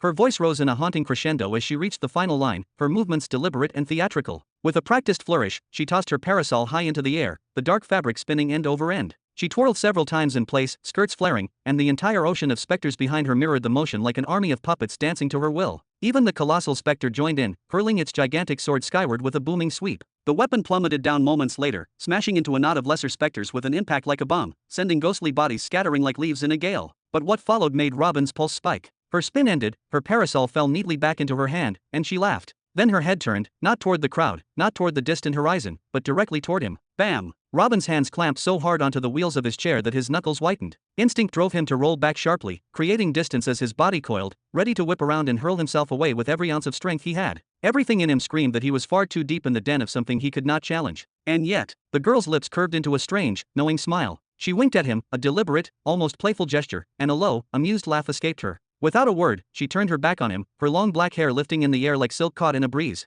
Dozens of small, inky black bubbles shook free from her hair, drifting lazily before fading into nothing. And then, she simply continued walking, her voice slipping effortlessly back into song, as though nothing at all had happened between them. Robin's chest slowly loosened, his heartbeat finding its rhythm again as he watched her retreat. Every instinct told him this girl was shrouded in layers of mystery, each darker and more dangerous than the last. And whatever she was doing with those specters, it was not anything he had ever encountered in all the knowledge contained within the Soul Atlas. You there, you crippled bastard. The sudden shout from behind ripped through the tension like a blade, snapping Robin's attention around in an instant. Chapter 1487. At that very instant, a thunderous cry split the air behind Robin, sharp and venomous. There you are, you crippled wretch. Robin stiffened, his body seizing in shock. His heart lurched against his chest, every beat pounding like a war drum, and his breath caught in his throat. But it was not the identity of the speaker that rattled him, not at all. He did not even turn to look behind him. Instead, his gaze locked downward, his senses sharpened, and a heavy silence seemed to smother him. Shock. The single word, dragged out in confusion, rippled through the sea of specters. More than half of that vast, restless tide froze midsway, their twisted forms lifting upward in eerie unison, all staring toward the summit where the shout had come from. Shock. The sound began to swell again, but fortune favored Robin. The girl's voice, melodic, steady, and hypnotic, rose once more in song. The dreadful silence shattered, and the specters resumed their endless dance, swaying as if bound by invisible strings to the rhythm of her tune. Turn around and face me. I won't stain my honor by slicing your neck from behind. Again, the harsh roar came from the rear, loud enough to shake the stones. Silence, you fucking animal. Robin snapped, unable to restrain himself any longer. He spun around, his voice cutting like steel. With a sharp tilt of his head toward the mountain's base, he barked, "Open your eyes. Can't you see what's happening below us? Do you truly wish for death? Me, an animal?" Kazurin snarled, face twisted with fury. "I'll shred you into pieces." He tore his weapon free with a hiss, ready to charge. But, clap, one of his companions clutched his arm with trembling hands. His entire body quivered, fear etched across his features, and he whispered so faintly that only Kazurin could hear, "Use your soul sense, now, before it's too late." "My soul sense?" Kazurin sneered, jerking his arm free. "What, does he have hidden troops lying in wait beyond the ridge?" Despite his bravado, he extended his perception outward, testing the surroundings. The result was immediate. His bravado drained away, his body recoiling as though struck by lightning. He staggered backward several steps, eyes wide in sheer terror. "The shepherd, it's the Spectre Shep." Before he could finish, he slapped both hands tightly over his mouth, terrified even the syllables themselves could summon doom upon him. "The shepherd? That's the infamous Spectre's shepherd." Robin's eyes narrowed. He turned once again toward the girl, studying her intently. What baffled him most was her complete lack of response. She had not twitched at the loud, jeering insults hurled from behind. Not once had she braced herself for an attack, nor even acknowledged the outburst. She simply kept singing. Could it be she had not noticed them? Impossible. She had identified Robin's hiding place in an instant, piercing his veil of stealth as if it were paper, locking eyes with him when no one else could. How, then, could she not register 50 fools bellowing threats right behind him? The answer struck him like a hammer. She simply did not care. To her, their voices were no different than the chirping of sparrows or the mewing of cats, background noise, irrelevant, and harmless. Her mind had tossed their presence into the shadows of disregard, utterly convinced they posed no threat at all. She had ascended to a level of terrifying indifference, the kind born of a being who knew, beyond all doubt, that nothing in her surroundings could touch her. Whoosh! Whoosh! Suddenly, the air split again. Two more figures descended with deliberate grace, their presence pressing down like a storm. Robin did not need to turn his head to know. He felt it instantly, the weight of their aura, the crushing intensity of their existence. He did not even need to test further. The fact that they hovered, suspended in the sky without effort, said everything. 2 world cataclysms had joined the stage. The newcomers were quickly briefed and hushed, frantic tones about the situation unfolding beyond the ridge, and though they made no immediate move, it was clear they were circling him. Slowly, deliberately, they crept closer, testing, probing, perhaps hoping to pry him from his seat and drag him to a place where the shepherd's shadow did not fall. Robin waited, listening to the pounding rhythm of his own heart. A few more seconds ticked by until the specter's shepherd and her army moved further away, before he finally released a long, steady sigh. His head rose smoothly, then turned to Kazurin, his companions, and even the guards at his side. His voice rang with cutting clarity. Follow me farther away, unless you truly wish to provoke the specters into frenzy. Whoosh! Without sparing them another glance, Robin launched himself forward, his body erupting into motion. In the blink of an eye, he became a blazing streak of white and gold, vanishing into the distance with all the grace and ferocity of a shooting star. What? Damn it, we can't keep up with that speed. We have to cut him off anyway, after him, now. Whoosh! Whoosh! Kazurin thrust out his arm, pointing toward Robin like a hunting hound catching the scent. Without hesitation he sprinted forward, his companions following, their boots and wings tearing through the air. It did not matter where Robin fled to, it did not matter how far he ran. Today, Kazurin swore, the crippled teacher would not escape his grasp. Today would be the day they dragged him down, no matter the cost. 5 long minutes later. Whoosh! Robin came to an abrupt halt, his figure flickering as the golden-white streak of light dispersed into form again. He turned slowly, deliberately, letting the silence thicken around him. His eyes half closed, his mind sank into thought. That girl, that monster, that shepherd. Just the memory of her song chilled his blood and made his heart pound with awe. She was a terror unlike anything he had seen before. Who, in all the worlds, would need an army if they could claim a creature like her as an ally? Who would waste years weaving alliances and treaties when a single hymn from her lips could subdue thousands of specters, an entire tide of death and madness? Yes, with someone like her, kingdoms could crumble in silence. But what a waste, what a pity. That shepherd bore no crest, carried no banner, acknowledged no master. From the manic gleam in her eyes and the way she dismissed the world around her, it was clear she belonged to no throne, no cause, and perhaps not even to reason itself. Whoosh! Whoosh! The ground trembled as 2 shadows descended at Robin's flanks, one to the right, one to the left. Their killing intent washed over him like waves, heavy and suffocating. Then more came, dark silhouettes streaking downward, dozens upon dozens, closing in like a tightening noose. Kazurin himself dropped before Robin at last, planting his feet with a triumphant sneer. His voice rang with venomous glee. Ha! You were slippery, truly slippery, but look at you now. The fire that carried you this far is gone, burned out. You're finished. Just as I expected from a failed cripple of a teacher. Today, Robin, your pathetic tale ends. Robin tilted his head upward slowly, his calm gaze sliding from Kazurin's boots to his face. Who are you? The grin on Kazurin's face cracked instantly. Are you mocking me, you wretch? He swung an arm through the air in outrage, his voice cracking with fury. I told you already, I was your student. Robin's expression didn't change. When, exactly, did you tell me that?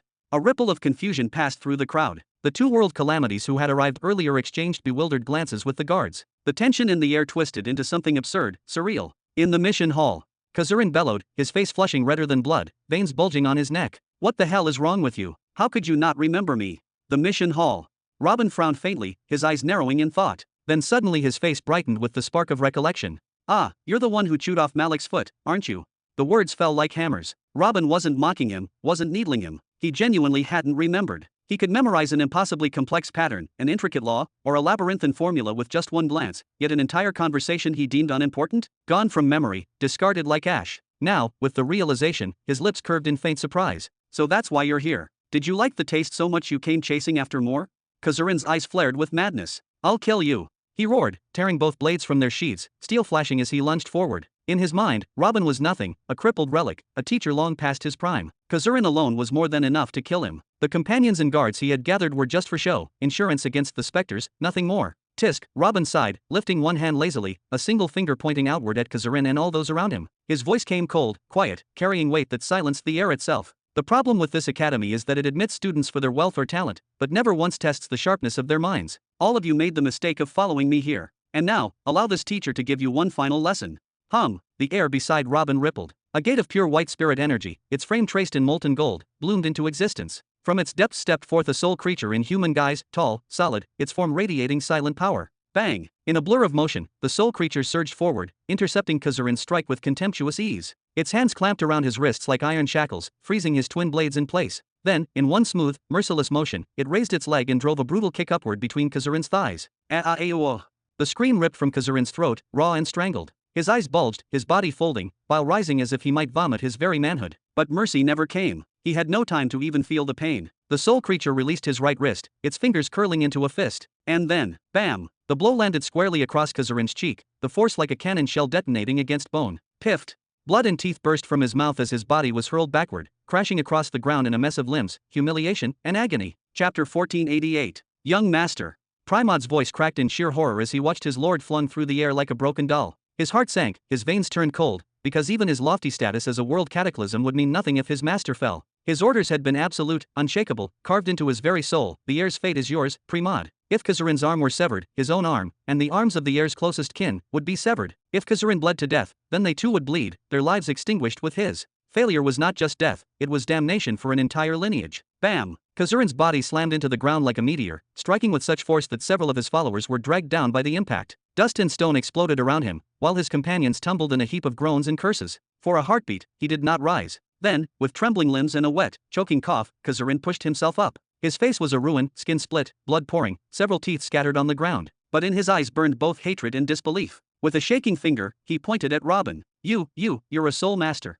His voice rasped and cracked. You command a soul creature with 3,000 units of force. That's cheating. In his world, for someone under the combat emperor's ceiling, 1,000 units was already the summit. 2,000 was monstrous, an overwhelming imbalance that could be called bullying. That much, Kazurin might still endure as a scion of a great house and a disciple of the academy. He could call upon influence, draw on family resources, or claim injustice. But 3,000 was obscene. That wasn't strength, it was fraud, a mockery of fair combat, a nightmare that should not exist. Robin pressed his lips together and exhaled slowly. Truly, this conversation was dragging his intelligence downward by the second. He didn't even bother replying. Instead, his mind drifted away, back toward the image of the specter's shepherd and the haunting resonance of her song. Primad. Ragnach. Kazurin shrieked, spit and blood flying with every word. Crush him, break every bone, but leave him one breath, just one. I want his last gasp to be under my blade. Beside Robin, two more gates of soul force blossomed into existence, dazzling white with golden rims, like doorways carved from dawn itself. The air shook as they parted, and from each emerged a soul creature. Both were tall, powerful, their bodies humanoid but with scales glistening like molten metal, serpentine tails coiling behind them, the unmistakable mark of the Dorgreen bloodline. Lanta. Syllabus. Robin's voice came calm, almost dismissive, as though the skirmish bored him. Deal with those two, and try to keep the noise down. These were not minor summons. They were his first marshal, Syllabus, and his sixth marshal, Lanta. But in Robin's eyes, even calling them forth was almost excessive. Against this opposition, there was no need to even touch his true arsenal. As you command, the two soul creatures rumbled in unison, their voices deep and resonant with terrifying clarity. Each of them stepped in opposite directions, their gazes locking like blades on the two world cataclysms standing before them. What? The world cataclysms stiffened, every hair on their bodies rising. For soul creatures to speak was no trivial detail. It meant only one thing: each possessed more than 50,000 soul units. Each was more than qualified to be a world cataclysm level foe on their own. Bam! Bam! The four titans collided, shockwaves tearing through the earth, their combat dragging them further and further from Robin as Syllabus and Lanta pressed their adversaries back, intent on keeping the battlefield clear for their master. With the space around him emptied, Robin finally turned toward the soul creature who had first stepped forth, the one who had humiliated Kazurin so thoroughly. Robin's tone shifted, almost conversational. Hey, do you have a name? The humanoid soul creature lowered its head, shaking it slowly with sorrow in its eyes. Then I'll call you Butt Kicker. Robin's grin widened, sharp and merciless. He gestured toward Kazurin and the gathered 50 men. You already know what you're supposed to do. The soul creature dropped to one knee, bowing in solemn gratitude for the gift of a name, then surged forward like a thunderclap toward the army of retainers. Brace yourselves. Stand together, don't scatter. Boom. Robin's smile deepened as he observed the scene unfolding. Kicker of butts versus 50. A one-sided storm. The spirit knew its duty perfectly: to engage them, disrupt them, and above all, to keep them far away from its master. It didn't fight to kill outright, not yet. It fought to scatter, to strike fast and sharp. A short, brutal blow to the gut would send one retainer flying back. A backhand like a hammer would crumple another's shield. Then, before the first could even crash to the ground, but Kicker would already be elsewhere, elbowing a third into the dirt. Like a whirlwind he spun, his movements chaotic yet precise, every strike calculated to force them back, to break their lines, to sow panic and despair. Around Robin, the battlefield thundered with cries and crashes, dust and blood filling the air. And he simply watched, calm and amused, the corners of his lips curled into the faintest smile, as if lecturing students in a classroom, watching them flail under the weight of a final lesson they could never hope to pass. If Robin were foolish enough to pause, even for the briefest flicker of a second, to clash seriously with a single one of them, to pour his strength into injuring and removing every lone opponent from the field, then in that same instant he would be engulfed by the combined wrath of the other 49. Blades, claws, arrows, and spells would rain down from every angle. 49 simultaneous strikes, each vicious in its own right, converging like the jaws of a trap. Even a mountain would be reduced to rubble beneath such a storm. For a soul creature, even one as durable as Butt Kicker, it would mean annihilation. An instant of recklessness would cause him to evaporate from existence. Yes, logically the best course of action would be to bring forth reinforcements, to open a few more soul gates and let other creatures join the fray, spreading the enemy's focus, ensuring that each spirit could fight without being overwhelmed. But Robin did not choose that path. He would not. To him, every unit of soul force was more precious than gold, and to squander them in a needless display would be no different than pouring water into the desert sand. He would not sacrifice even a single unit unless it brought him something of true value. This was always the burden of the soul system. Difficult, intricate, endlessly complicated. Even the proudest soul masters, the ones who carried titles that shook worlds, often preferred to avoid direct conflict whenever they could. For every battle fought with their souls, a hidden toll was exacted on their reserves. In the past, Robin hadn't bothered with such caution. Why should he? His path was paved with endless destruction, his enemies countless. The rivers of souls he reaped each day nourished him ceaselessly, filling every loss, making him almost careless of the cost.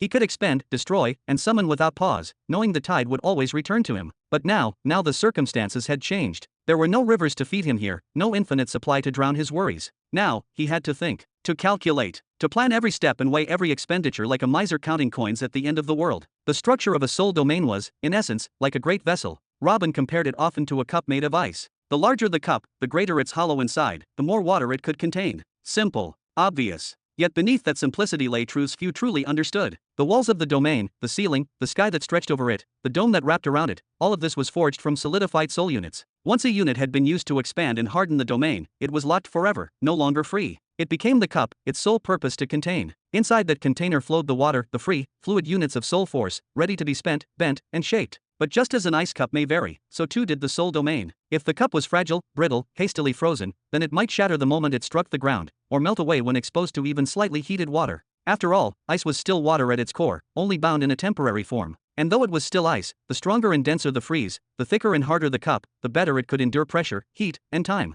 Thus, a soul domain crafted from the ordinary units drifting in the air, light, unstable, easily gathered, would always remain weak. It could not bear the weight of many royal stars, nor withstand the strain of great battles. But a domain built from core units, rarer, heavier, sharper, more resilient, was like ice frozen from the deepest depths of winter, unyielding and enduring. Such a structure could carry far greater burdens, withstand greater storms, and channel far more power without breaking. And there was another truth, one darker. The creator of the cup could, in desperate times, carve away a piece of the ice itself and consume it. A desperate act, an act of sacrifice, but sometimes survival demanded it. That was the equivalent of breaking off a portion of the soul domain's framework to forge a technique or to craft a shard. Robin himself had done this more than once, cutting away vast swaths of his own structure to resist Helen's shadow, or burning away 30,000 of his foundational units to create a soul shard for his loyal servant, Pisu. So then, once you had this vessel, this vast cup of ice built from hundreds or thousands of frozen units, what was its purpose? The answer was simple. You filled it with water. You poured into it the free-flowing soul force, absorbing endlessly into the space you had labored so long to carve out. One man could spend 1,000 years building a fragile cup,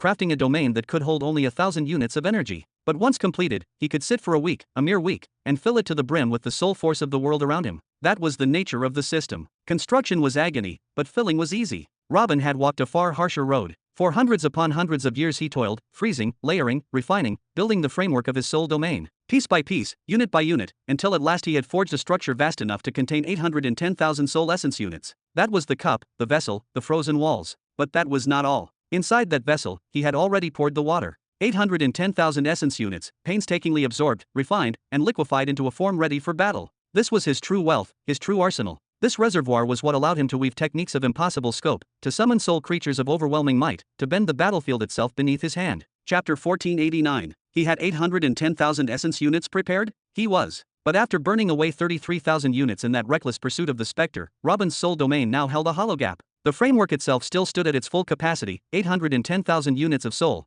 but the actual liquid energy within it had been reduced to the equivalent of 777,000. 33,000 essence soul units erased in an instant, gone without a trace. The loss was not just a number, it was an abyss carved into his foundation. To restore such a loss, Robin would need to gorge himself on initial souls, creatures so rare and dangerous that even seasoned soul masters dreaded the hunt. And if those initial souls could not be found? Then the only alternative would be to absorb 330,000 ordinary soul units and compress them down into the dense purity of cores. A task not measured in days, nor weeks, but in months, even years of endless labor. Countless hours spent sitting cross-legged, breathing in the thin trickle of spiritual energy from the atmosphere, then still more years spent refining and pressing those units into the crystalline essence required to replace what he had squandered. All of that simply for the price of chasing one specter. And now, he had brought out Xianxia and Syllabus, each radiating with the strength of exactly 70,000 soul units, and but kicker, surging with 3,000 more. Together, 143,000 units of free soul force now danced on the battlefield in Robin's name. That force was not lost, not yet. If they survived the conflict intact, those units would eventually cycle back into Robin's domain. But if they fell, if they were shattered, if they were consumed by a foreign power or scattered to the void, the loss would be unbearable. It would be a wound too deep, a price far too heavy to pay. Robin knew this well.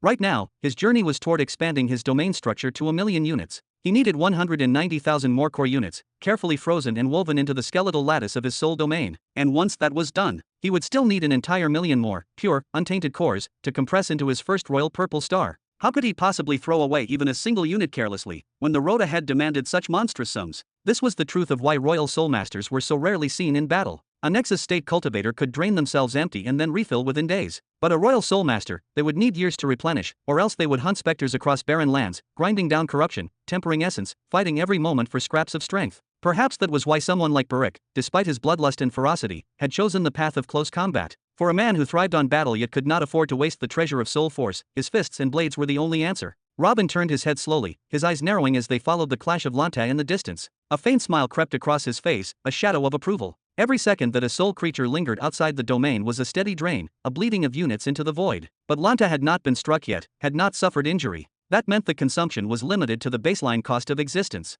For now, the loss was tolerable. 70,000, that was Xianxia's current capacity. A staggering figure, etched into his information when he had been reforged by the blaze of the Nihiri spirit sun. Did that mean Xianxia was always carrying 70,000 units, walking inside the soul domain with that power brimming inside him? No. Soul creatures, in their truest essence, were nothing but information. They were records, blueprints of forms, echoes of memories, and the defining data of capacity. The capacity was the anchor, the declaration of how much they could carry when called. Xianxia's record had been rewritten. His ceiling was now 70,000. But Robin could summon him with far less, 10,000, 1,000, even 10 units. There was no rule against it. He was, after all, just a vessel. A skin shaped from soul units, animated by fragments of memory. And Xianxia himself? The real Xianxia had died long ago, centuries past, his flesh rotted, his soul dispersed. What remained was neither strong nor weak, it was simply a shadow bound to Robin's will. If Robin chose, he could wave his hand and erase Xianxia's data entirely, delete his existence from the structure of the domain in the time it took to draw breath. Boom! The battlefield convulsed. The clash of Xianxia and Syllabus against the two world cataclysms became a storm of violence, louder and sharper than thunder.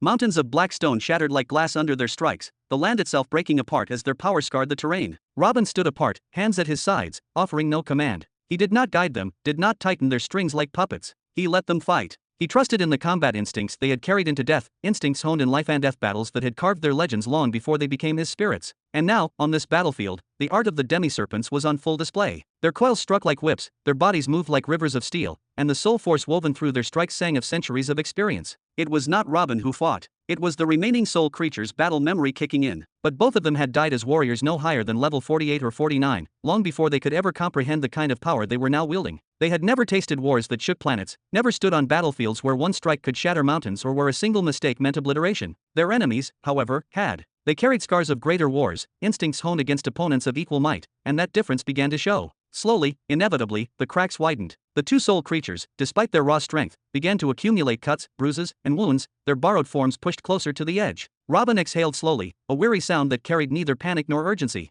With a flick of his hand, a gate shimmered into being beside him, light spilling out in arcs of white and gold. "Use these," he commanded, his voice calm but firm, "and finish it quickly. Do not break them." Whoosh! Whoosh! From the gate drifted two crescent-shaped blades, elegant yet savage, infused with bound energy. They curved through the air, each seeking its master as if alive. Bang! Thank you. Syllabus's voice rang out as his hand closed around the weapon. 30,000 soul units thrummed within it, the sheer weight of energy making the blade glow faintly. Without hesitation, he struck, the force of his attack splitting the air with a deafening crack. Damn it, his foe spat, stumbling backward, teeth clenched. Before, it had been a grueling struggle just to endure the blows of a soul creature wielding 70,000 units. But now that same creature held a weapon empowered by 30,000 more, its weight crushed him, its speed overwhelmed him. The balance shifted sharply, and fear flickered in his eyes. On Lanta's side, the shift was mirrored. His movements quickened, his strikes gained a sharper edge the instant his hand gripped the crescent blade. His opponent faltered, taken aback by the sudden rise in force. Yet the shock did not last. Within moments, the World Cataclysm adjusted, finding his footing again, pressing back, dragging the clash once more into a dead-even grind. Robin's gaze left the sky and drifted downward to the chaos on the ground, where Butt Kicker tore into dozens at once. His movements were brutal but efficient, his body a storm of muscle and soul force. Each strike sent enemies flying, bodies cartwheeling through the air like broken dolls, blood trailing in crimson arcs. The sound of cracking bones echoed with every impact. Yet he was not untouchable. For every enemy that fell, 3 more struck back, their blades and fists tearing chunks from his form. He had already drained nearly 1,000 units from Robin's domain just to sustain his body, burning through energy with every clash, every breath. You failed, teacher. If you dare, withdraw that soul creature and face me yourself. Let's see what happens then. Kazurin's roar split the din of battle. His face no longer resembled a human's, only a swollen, mangled mass of flesh and blood. His lips barely formed the words, his voice slurred, almost incomprehensible, but the hatred within them was sharp enough to stab. Arg! Robin sighed, shaking his head, his eyes half-lidded. The bleeding of units from his domain continued, steady and merciless, each drop a small but constant pain gnawing at his reserves. Still, this was preferable to summoning Pythor. To bring that monstrous soul creature into being would instantly devour hundreds of units, and every motion of its colossal form would drain hundreds more. Pythor was a weapon that could crush an average World Cataclysm, but not without leaving Robin gutted, crippled in resources. He could not pay that price here. Tisk, I need to end this meaningless fight anyway. Robin muttered under his breath. His hand lifted lazily, yet the air quaked as another gate unfolded in front of him, vast and radiant. From its depths surged an aura so fierce that Kazurin and his companions froze in place, the blood in their veins turning to ice. But at that very moment, whoosh, whoosh, whoosh, 3 figures materialized at Robin's side, their arrival swift and silent as death. Their voices overlapped, a chorus that echoed in unison. Your Majesty, where did you vanish to so suddenly? Robin's lips curled into the faintest smile, and with a casual flick of his wrist the gate closed, the overwhelming aura vanishing like mist. Who else could they be but Latania, Wade, and Malik, his loyal companions? With nothing more than a tilt of his head toward the battlefield, Robin gave his command. His words were simple, quiet, yet they carried the weight of absolute authority. Bind them all. I want them alive. And with that, he closed his eyes, leaned his head back, and allowed himself the rarest of luxuries, a single moment of stillness amid the storm. Chapter 1490. After a few long, chaotic minutes. Pull, pull. Malik grunted as he tightened the rope around the young man's wrists, dragging them harshly behind his back. He didn't stop there. He looped the rope around a stick, then began to twist it with a ruthless rhythm. Enough, stop already. He's tied well enough, why did you come too? What are you all trying to do, squeeze oil out of me? Do I look like I'm a damned olive? The youth cried, his eyes glassy with tears, his voice trembling somewhere between pain and panic. Bang! I won't stop until your arm turns blue and black. Malik snarled, delivering a smack to the back of his head with his right hand. Before the youth could recover, Malik yanked the spatial ring off his finger and returned to his work, twisting the stick again, drawing the rope tighter and tighter. The boy whimpered pitifully with each turn. The battle itself had been almost disappointing, short, brutal, and decisive. It hadn't even lasted a quarter of the time Robin expected. Watching it unfold, Robin found himself nodding with satisfaction unconsciously, again and again, a wide grin tugging at his face. Wade and Malik had joined Syllabus and Lanta against the 2 World Cataclysms. And as anyone with sense would have predicted, the outcome was sealed the moment they clashed. The World Cataclysms tried to escape, desperation in every step, but against wielders of time and space, how far could they really go? They had been trapped before they even realized they were hunted. Soon enough, both were dragged down alive, pinned beneath the weight of sharpened sealing nails hammered into their chests. These weren't the ordinary sealing nails. They were improved versions, refined in the laboratories of the Research and Development City after Theo had gone out of his way to purchase sealing methods from across the mid-belt. True, a sealing nail still couldn't completely restrain a world cataclysm, but it could choke the flow of energy from their core into their veins, suffocating their strength, turning monsters into captives. That was more than enough for the Imperial Guards to keep them in check. As for the rest of the students and their bodyguards, Latania handled them all alone. What are you? What are you people? Kazurin screamed, thrashing like a man possessed as she bound him. His voice cracked into something feral, his eyes rolling with panic. When she ignored him, he shrieked louder, desperation dripping from every syllable. Don't you know who I am? Don't you know what will happen to you if we don't return to the academy? You're all going to MMMPHHH.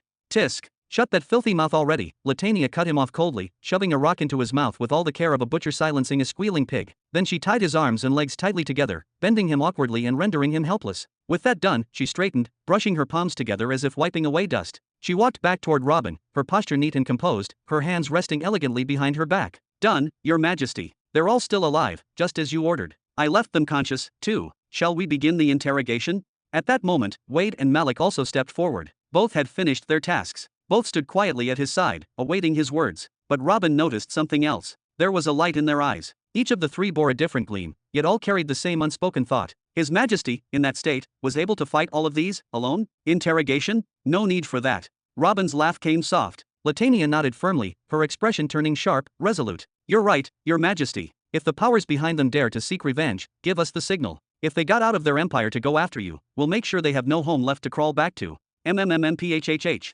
Kazurin's eyes widened, tears pricking at the corners. His ruined face twisted with terror. He wanted to scream about his great-grandfather, about the Nexus state, about salvation, but the stone gagged his words, leaving him choking on fear. No one will come. Robin shook his head with an easy laugh. They came here prepared to murder a professor. That means they already erased their traces, ensured no one could track them here. Even if every last one of them dies, the blame will never touch us. MMMMMMNNNNNNGHHH.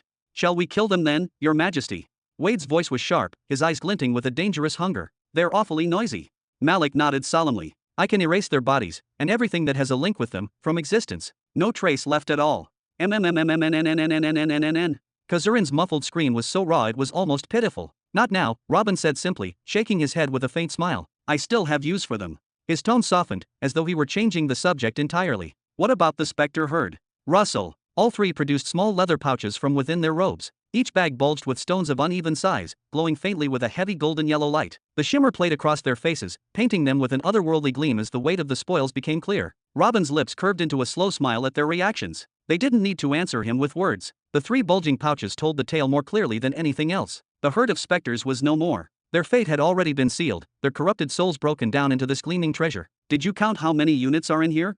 Robin finally asked, his tone light, almost conversational. I've got about 22,000, Malik said, his voice as steady and reserved as always. I gathered 21.5, Wade muttered with a long sigh, though there was no disguising the fatigue in his tone.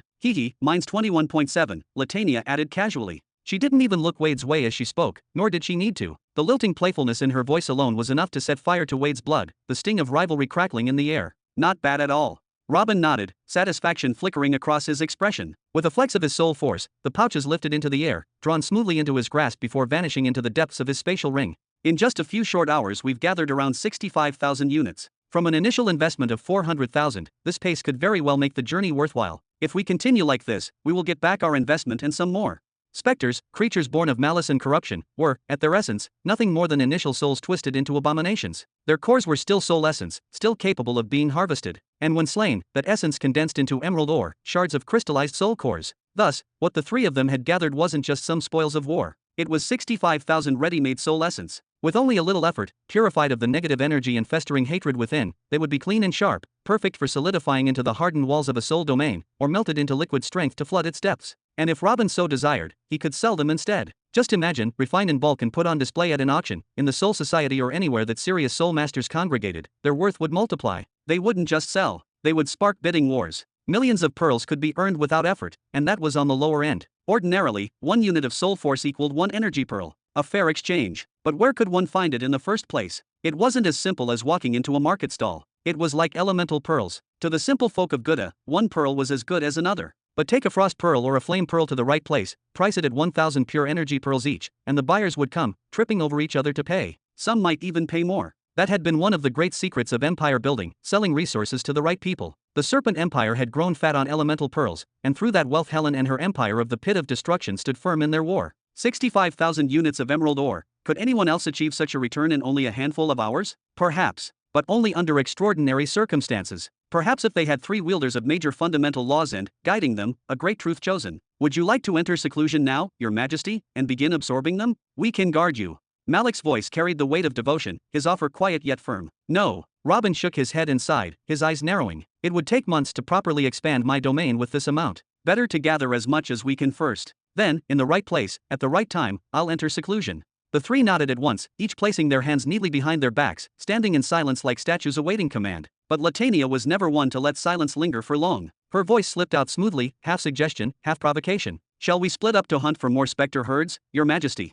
No, Robin said after a pause, his gaze distant as he recalled his earlier journey. I spent hours racing across these lands at full speed, and not a single herd appeared. When I finally found one, it contained more than 20,000 specters, with dozens among them surpassing 50,000 units. If we split up, we risk failure, or worse, one of you could stumble into a herd that even you cannot withstand. His voice was calm, but the weight beneath it was absolute. They listened without question. Then Robin's smile returned, subtle and sharp. His brows tilted ever so slightly toward the prisoners lying bound and helpless on the ground. Their bodies twitched, their eyes wide with fear, muffled noises spilling from gagged mouths. But fortunately, Robin said softly, his tone edged with amusement, we now have assistance. Chapter 1491. 3 days later, somewhere deep within the cursed lands of the Valley of Specters. Creak, creak. Kazurin dangled miserably, his body swaying in rhythm with the branch above. Tears spilled freely from his eyes, mixing with the blood that seeped from cuts around his wrists and ankles where the rope had bitten into him. The mixture streaked his face in a grotesque mask of red and salt. It was almost laughable. Just days ago, he had been a noble student of a grand academy, the air of prestige and privilege. He was free to skip lectures he found boring, to attend only those that pleased him, to walk the neutral planets in comfort, basking in his family name and untouchable status.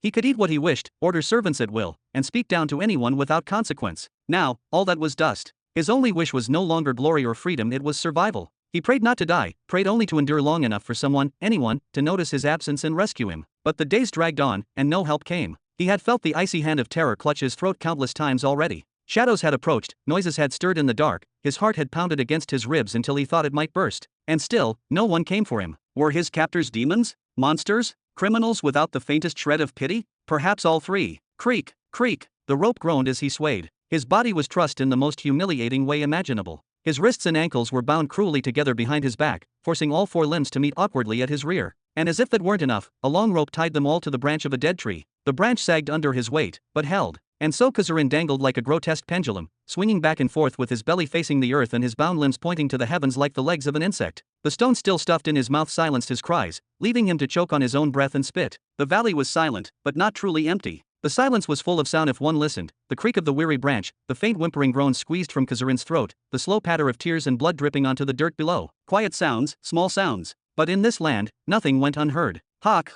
A low, rasping exhale slithered across the barren air. Kee-ee-ee. Kazurin's entire body stiffened. For a moment he forgot his misery, forgot the ache in his limbs, even the rope sawing into his flesh. Panic obliterated everything else. His eyes widened, rolling wildly as he twisted his head left and right, desperation clawing up his throat. He knew this sound too well. He knew what was coming. And then he saw them. 5 shapes, black and warped, cutting across the horizon like streaks of death. 5 specters, racing toward him at a speed that made his stomach drop. Their heads twisted unnaturally, their maws opened wide in silent hunger, and in their eyes, if one could call those pits eyes, he saw it, the gleam of a predator who had already chosen its meal. Him. Kee-ee-ee-ee-ee.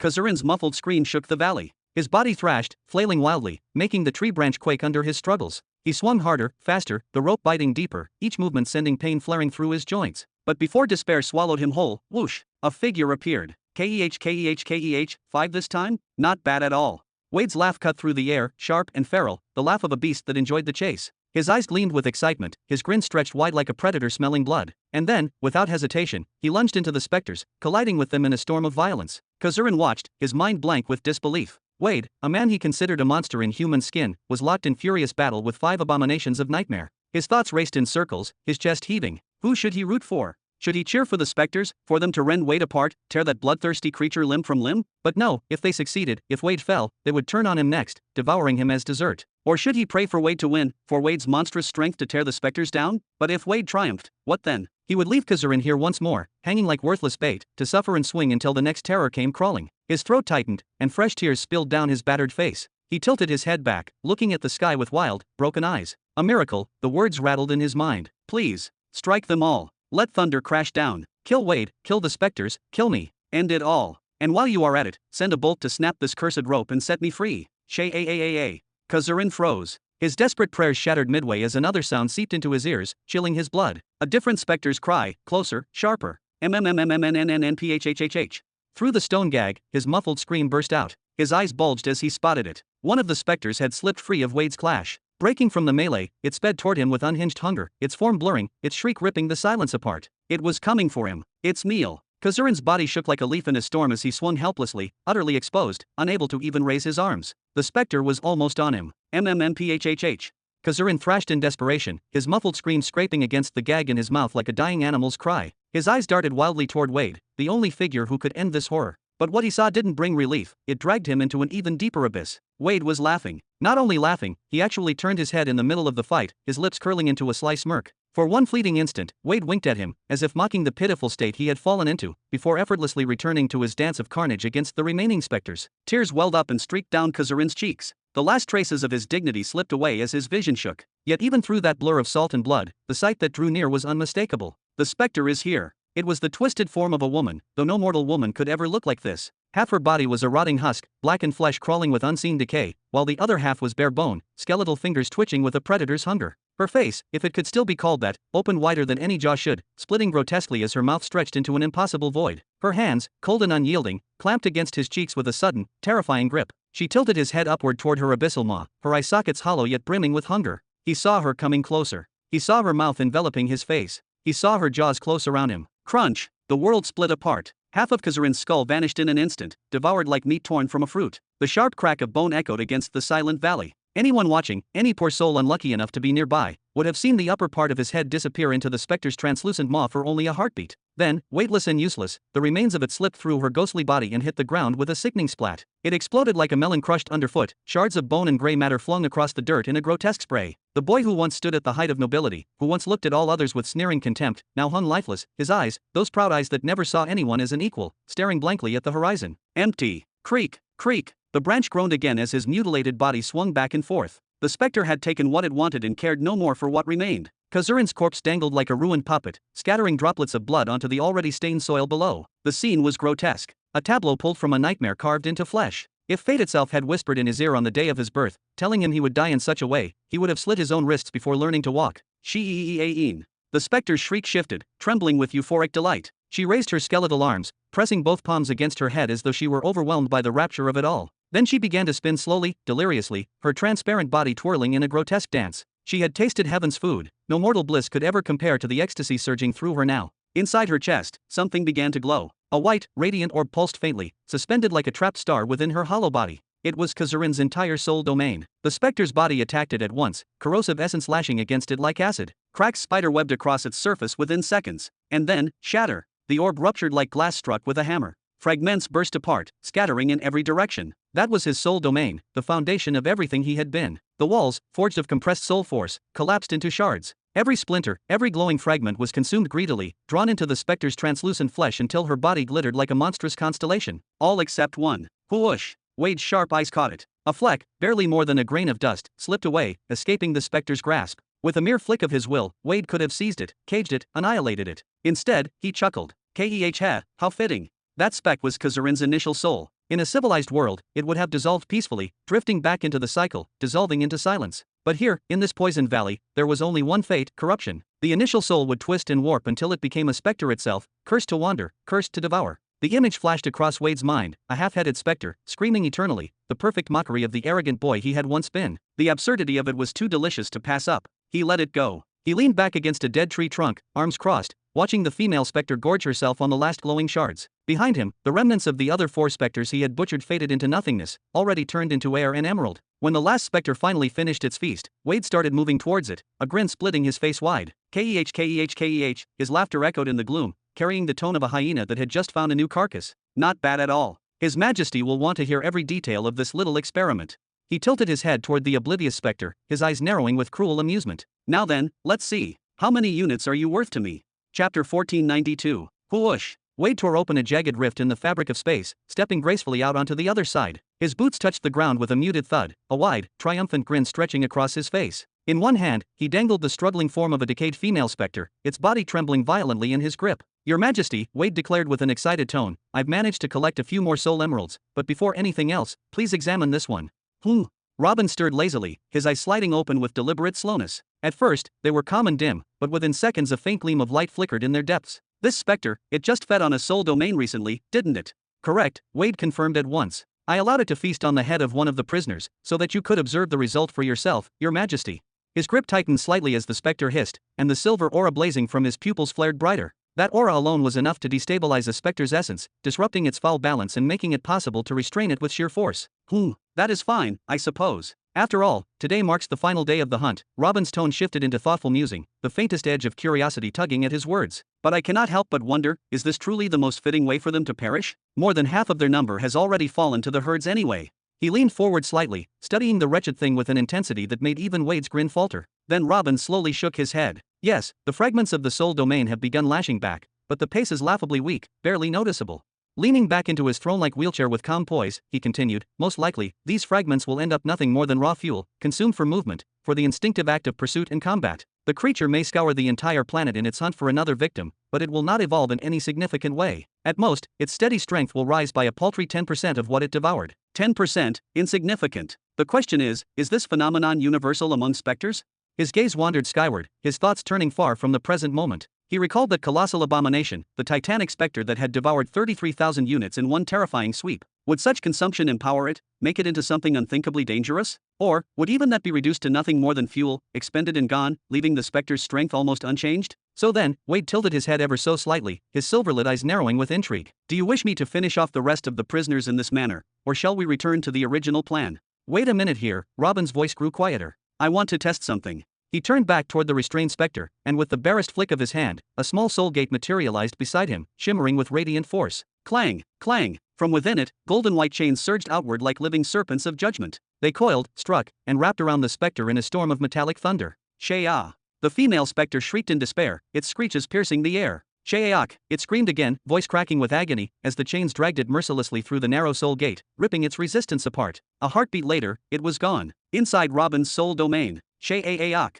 The specter erupted into frantic cries the instant it appeared, spinning its head from side to side in disbelief. Panic distorted its features. Just moments ago it had prowled its own cursed realm, the shadowy valley of specters, thick with malignant haze and steeped in endless decay. Now, in the blink of an eye, it found itself hurled into a radiant sanctuary, a world blindingly foreign to its essence. Above loomed not one but two radiant suns, their brilliance drowning every corner in light. The very air shimmered with purity, and the land teemed with countless soul creatures, pristine and untainted. Clang! The sacred chains binding the specter dug deeper. They pulled the specter downward, slamming it to its knees, arms twisted painfully behind its back like a condemned criminal awaiting execution at the gallows. Then, something unnatural began to occur. Something so vile that the myriad soul creatures nearby froze, their bodies trembling before they instinctively recoiled in dread. Boom! The ground beneath the specter blackened. From the very spot where its body touched, corruption began to seep forth. Darkness bled outward like a living plague, spreading in rippling waves. It resembled a drop of black ink blooming through an untouched cup of milk, silent, inexorable, unstoppable. Ah!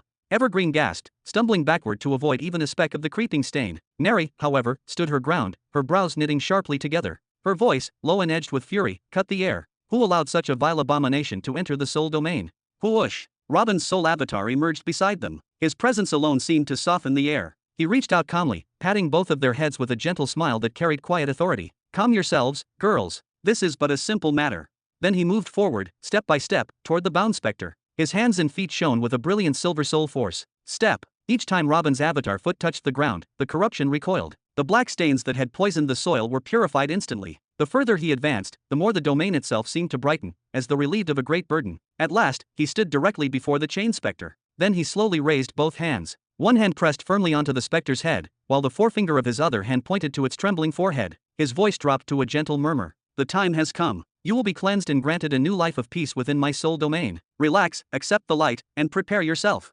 Grah! The specter howled in rage, lunging forward with open jaws, desperate to bite into him. But the sacred chains snapped taut and denied it even a fraction of movement. At that instant Robin pressed. A tidal wave of silver radiance exploded outward from his touch, flooding the specter. Light gushed from its eyes, from its gaping mouth, from every crack in its broken body. The brilliance was overwhelming, spilling across the entire soul domain. From every corner, soul creatures turned their heads, mesmerized by the blinding miracle blazing before them. The spectacle lasted for nearly half a minute, the light so bright it seemed to erase shadow itself. When the glow finally dimmed, Robin released his hands, a rare smile playing across his lips. The corruption was gone. The black stains that had threatened to spread were erased, leaving not a trace. And most astonishing of all, the specter had vanished. In its place hovered a radiant white sphere, pulsing softly. It had been reborn into its initial soul form. Robin tapped the glowing orb gently, his tone soft, almost fatherly. Go now. Play for a while before the domain begins to absorb you. Soon enough, you'll be reborn as a soul creature, like the others of your kind who dwell here.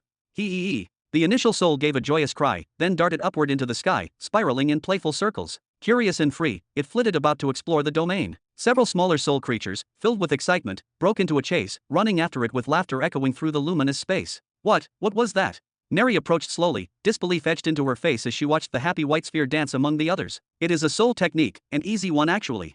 Robin explained, his smile widening. Inspired by the path of purity. The thought struck me when I heard the behemoth of purity could cleanse even negative karma. It seems, the idea is not without merit. His eyes softened as he watched the orb swirl in joy. Surely, its existence as a specter had been unbearable torment. Now it tasted peace, if only for a moment. Robin's gaze then fell back to the ground. Scattered across the surface were faint, glimmering shards of white, remnants of the boy's soul domain, devoured earlier by the spectre yet not fully digested. To his surprise, they required no intervention. Within moments they sank into the ground, dissolving seamlessly into pure soul force. The total condensed into roughly 500 units. It was far from enough to recover the precious loss of the dagger he had sacrificed against the colossal spectre, but still, better than nothing. A steady return, modest yet worthwhile. Robin gave a measured nod of approval, then let his manifestation fade, returning to the outer world. Robin's eyes opened once more in the physical realm. He inclined his head toward Wade. My initial plan was to destroy their soul domains personally, once the hunt had concluded. But since we stand at its end already, and this method proves far less troublesome for me, it shall suffice. Dispose of the remaining ones in the same way. Keh. At once, your majesty. Wade bowed with glee, then sliced a narrow rift in the air and slipped through, vanishing into the void. Huong. A tremor echoed as space rippled again. This time, it was Malik who emerged. He too carried something in his grasp, but unlike Wade, it was no spectre. Bam! He hurled a body to the ground, letting it land heavily before Robin's feet. Your Majesty, Malik declared with grim formality, this one is a world cataclysm. He claims he wishes to surrender. What judgment shall we pass? Chapter 1493. Surrender. Robin arched one brow high, his voice calm yet edged with curiosity. He turned his gaze toward the prisoner sprawled on the ground, bound tightly with thick ropes. 3 sealing nails jutted cruelly from the man's chest, pulsing faintly with suppression runes. Robin's tone lowered, deep and probing. Is there something I'm not seeing here? Please, save me. I don't want to die. The World Cataclysm forced himself upright with agonizing effort, his shoulders trembling as sweat rolled down his dirt-stained face. I'm only a hired hand, nothing more. I work for a mere 20,000 pearls a year. I felt it, the young master's soul contract breaking. His death reverberated through me, and with him gone, nothing binds me anymore. I will serve you. I swear it. No salary, no conditions. Just, order him to free me from these cursed chains before the herds tear me apart. Robin pressed his lips thin, his fingers tapping idly yet rhythmically against the armrest of his throne. Each tap resounded faintly. His eyes narrowed in thought, weighing the desperation before him. Then, at last, he gave a slight nod. Very well. But understand this, no one who serves under me remains without proper pay. Loyalty deserves reward, not chains. He lifted a hand, releasing a ripple of soul force. It unfurled into the air and condensed into a radiant open book, its pages glowing with ancient light, lines of shifting script dancing across them like living fire. Pass your soul sense here, Robin commanded evenly, and swear eternal loyalty to me, and to my bloodline after me. The World Cataclysm's face lit with frantic relief. He nodded quickly, pressing his trembling soul sense toward the shimmering pages, eager to bind himself. At the same moment, Robin's lips curved into a thin, satisfied smile. His eyes flicked toward Malik. Go and find the other World Cataclysm. Perhaps he, too, is wise enough to seek the same bargain. Understood. Malik gave a curt bow and turned, stepping forward to vanish into the distance. Whoosh! A ripple tore through the air as space split, and a figure materialized directly in front of him. It was Latania. Her grip was tight around another prisoner, dragging him like a broken doll. She blinked once, lifting a brow as her eyes darted from her captive to the other bound man already lying near Malik. What exactly is happening here? What are you doing here? Malik demanded with irritation, his hand flexing at his side. This one begged for mercy. With no ceremony, Latania swung her arm and hurled her prisoner down. Bang! The man hit the ground heavily, coughing blood. She straightened, brushing a strand of hair back with cold grace. I thought it best to bring him before His Majesty and let him decide. Malik smirked faintly, his tension slipping away. He stepped aside with a mocking bow. Then you've saved me a trip. Robin's laugh rumbled low, amused by the coincidence. He inclined his head toward the new captive. Come, place your soul sense upon this book, and swear eternal loyalty to me and to my descendants. Why yes, your majesty. Rainjack, the newly arrived World Cataclysm, threw himself forward. He crawled desperately on his knees, dragging his battered frame across the ground until he reached his comrade. His hand shook as he imitated him, soul sense pressed hurriedly onto the pages. Ha, how interesting. Latania crossed her arms, her sharp eyes following the scene. I nearly ignored his request. It seems fortunate that I decided, at the very last moment, to grant him this chance. Why ignore it? Robin shook his head, his expression firm but calm. The empires of the cradle and the grave need every ounce of strength we can gather. And now, here stand 2 world cataclysms ready to serve, without costing a single pearl to buy them like the rest of our world cataclysms. Tell me, why should we turn them away? Then, with a wave of his hand, he gestured toward the captives. Unbind them. Malik stepped forward, taking 2 firm strides before kneeling beside the first. His fingers gripped the ceiling spikes, pulling them free one by one with controlled precision. At the very least, he remarked, this grants us additional protection for the next phase of the hunt. More shields for His Majesty's safety. That would not be wise. Robin's voice sharpened, his head shaking slowly. Even if they've taken measures to disguise their arrival here, we cannot simply march them alongside us under open skies. A single acquaintance glimpsing them would be enough to unravel everything. We cannot afford that magnitude of trouble now. Then what? Latania paused mid-motion, one of the spikes still half embedded in the prisoner's chest. Her eyes narrowed, her tone edged with steel. Do we kill them? No, the 2 prisoners cried out in unison, their voices overlapping in raw terror. Please, we can wear masks. If you don't have any, we can smear mud over our faces. We can cover ourselves with rags, anything. Just don't kill us, we'll do whatever it takes. Ha! A faint laugh slipped from Robin's lips, not cruel, but amused. His gaze lingered on them with quiet judgment. No, even with masks, your bodies might betray you. Your builds, your movements, far too distinctive to be concealed with tricks. His hand flicked casually toward Latania. Finish unbinding them. They have sworn their loyalty to me, and that oath protects them. They shall not die. The two world cataclysms nearly collapsed in relief. Their heads dropped forward, tears of exhaustion brimming at the corners of their eyes. Thank you, my lord, they cried together, voices trembling with desperation and gratitude. And what exactly do you intend to do with them, your majesty? Malik asked as he bent over the first prisoner. He gripped the ceiling spike carefully, easing it out with practiced precision. His movements were deliberate, slow, meticulous, ensuring the extraction left no permanent scar or backlash within the man's energy channels. Should we hide them away in some cavern, and retrieve them once we depart this place? That will not do, Robin replied, shaking his head with quiet finality. Leaving them in a cavern surrounded by specters with no protection would be no different from executing them ourselves. His tone hardened, though calm remained on his face. No, I want one of you to escort them to the Shadow Swords. They will know what to do. Afterward, return to me, if you can complete the task within the next 3 days, the time we still have left here. If not, then wait for me in Jura. Jura. Malik finally loosened the last spike and pulled it free with a sharp tug. Straightening to his full height, he blinked, surprise flashing across his features. We're returning to planet Jura.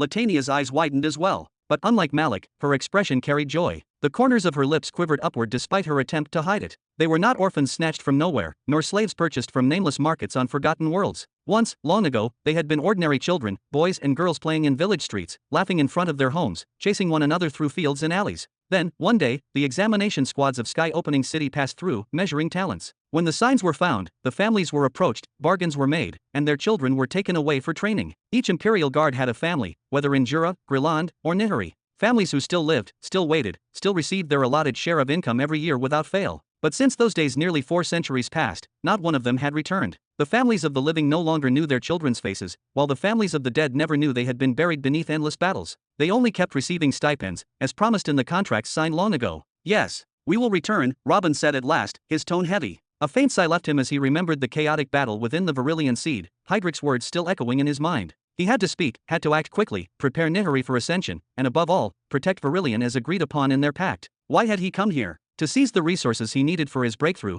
to ascend as a 1-star Royal Soulmaster. And he had no idea how long his return to Jura would last. Excellent. Malik's face broke into a grin, his composure settling back. He turned to Latania, voice firm. Take them directly to the Empire of the Grave. Hand them over to the 3rd High General, Arrow. No need to involve the Shadow Swords. The Shadow Swords would still send them to Supreme General Aru anyway. Why me? Latania's face shifted instantly, her voice a growl of irritation. It's your turn. Malik's grin widened, smug and knowing. Latania froze, brows furrowing. Her mind ran through the rotation before she stomped her boot against the ground with a curse. Tisk, damn it, you're right. With no further protest, she seized the 2 men by their collars and began dragging them like sacks of grain. Though the ceiling spikes had been removed, their bodies were still stiff and weak, struggling to move with any coordination. Before leaving, she bent slightly at the waist, her head bowing toward Robin. Your Majesty. Then, with a shimmer of power, she vanished. When the air settled, Malik turned his gaze back toward Robin. Your Majesty, shall we begin wrapping up the real hunt now, or wait for Wade to return? Let us begin, Robin said after a moment of thought, shaking his head slightly.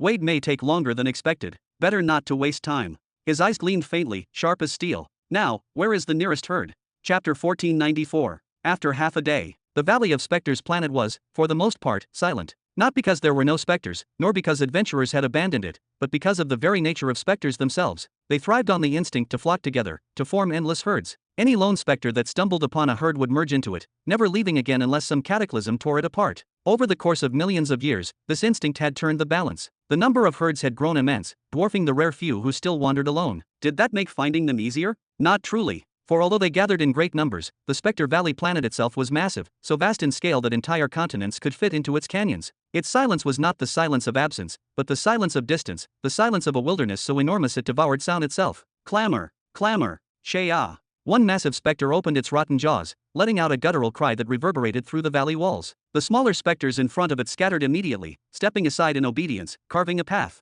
The beast pressed forward, oozing dominance, its decayed skull lifted proudly as if it owned the ground it walked upon. 2 days earlier, this very herd had encountered a strange scene. A human hung suspended by a rope from a cliff, screaming endlessly into the empty valley. More than his voice, it was his soul domain that betrayed him. It pulsed like a beacon, a flare of raw power flickering in the void, as though inviting predators to feast. The herd had been driven into a frenzy at the sight. They rushed forward as one tide of hunger, and amidst the chaos, it was this colossal specter who won the prize, clamping down with jagged teeth and tearing into the man's skull with a victorious bite. That act sealed its rule. This specter was already the leader, commanding nearly 1,200 underlings in the herd, but with that devouring, its stature grew further. It bore within itself 7,000 units of soul force, a terrifying reservoir of power. And now, with strange crystalline shards coursing through its body since that feast, shards that twisted and reformed it from within, the rest of the herd revered it with even greater fear, obeying its every step. But now, something was wrong. The leader paused, sensing a foreign pressure. A strange turbulence rolled across the atmosphere, soul force, vast and oppressive, pressing down upon them. It closed from every direction, a cage without bars. From above, it was strongest, a tidal weight that smothered the sky. The herd tilted their grotesque faces upward in confusion, their hollow mouths opening in questioning growls. Shea.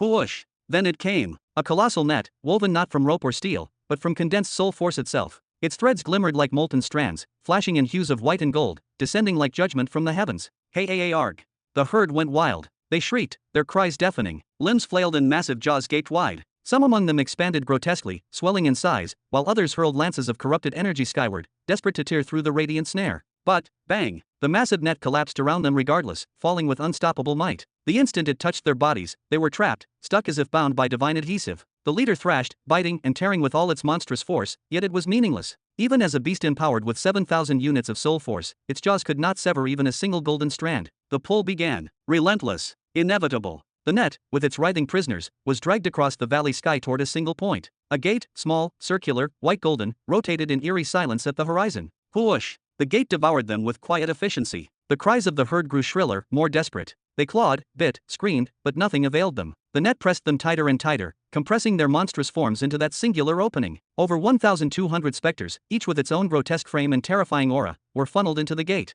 They vanished one after another into the small opening, no larger than a fruit, as though existence itself was folding them away. Whoosh! And then, silence. The entire herd was gone. The golden white soul gate shimmered faintly, then shrank, smaller and smaller, until with a final flicker it dissolved into nothingness. Well, that was faster than I expected. Malik opened his eyes wide, shock lacing his words. He, Wade, and Latania had spent nearly an hour locked in brutal combat with 800 specters, their blades and law attacks drenched in effort and exhaustion just to bring them down. Yet His Majesty had annihilated an even greater number, an entire herd, in mere seconds. I've heard that the Imperial Guards already possess every soul technique I've carefully devised, and that all of you have even received a number of ready-made initial souls from Emily. That means you should already command several soul creatures at this very moment. Add to that, I gave Theo the method to use those creatures in harvesting even more initial souls. Robin exhaled a long sigh, his shoulders easing as though weighed down by disappointment. Then he turned his gaze toward Malik, eyes narrowing. You have in your hands all the resources needed to forge an empire built entirely upon soul force, yet you neglect it as though it were nothing. It is difficult to focus on every path at once, Your Majesty.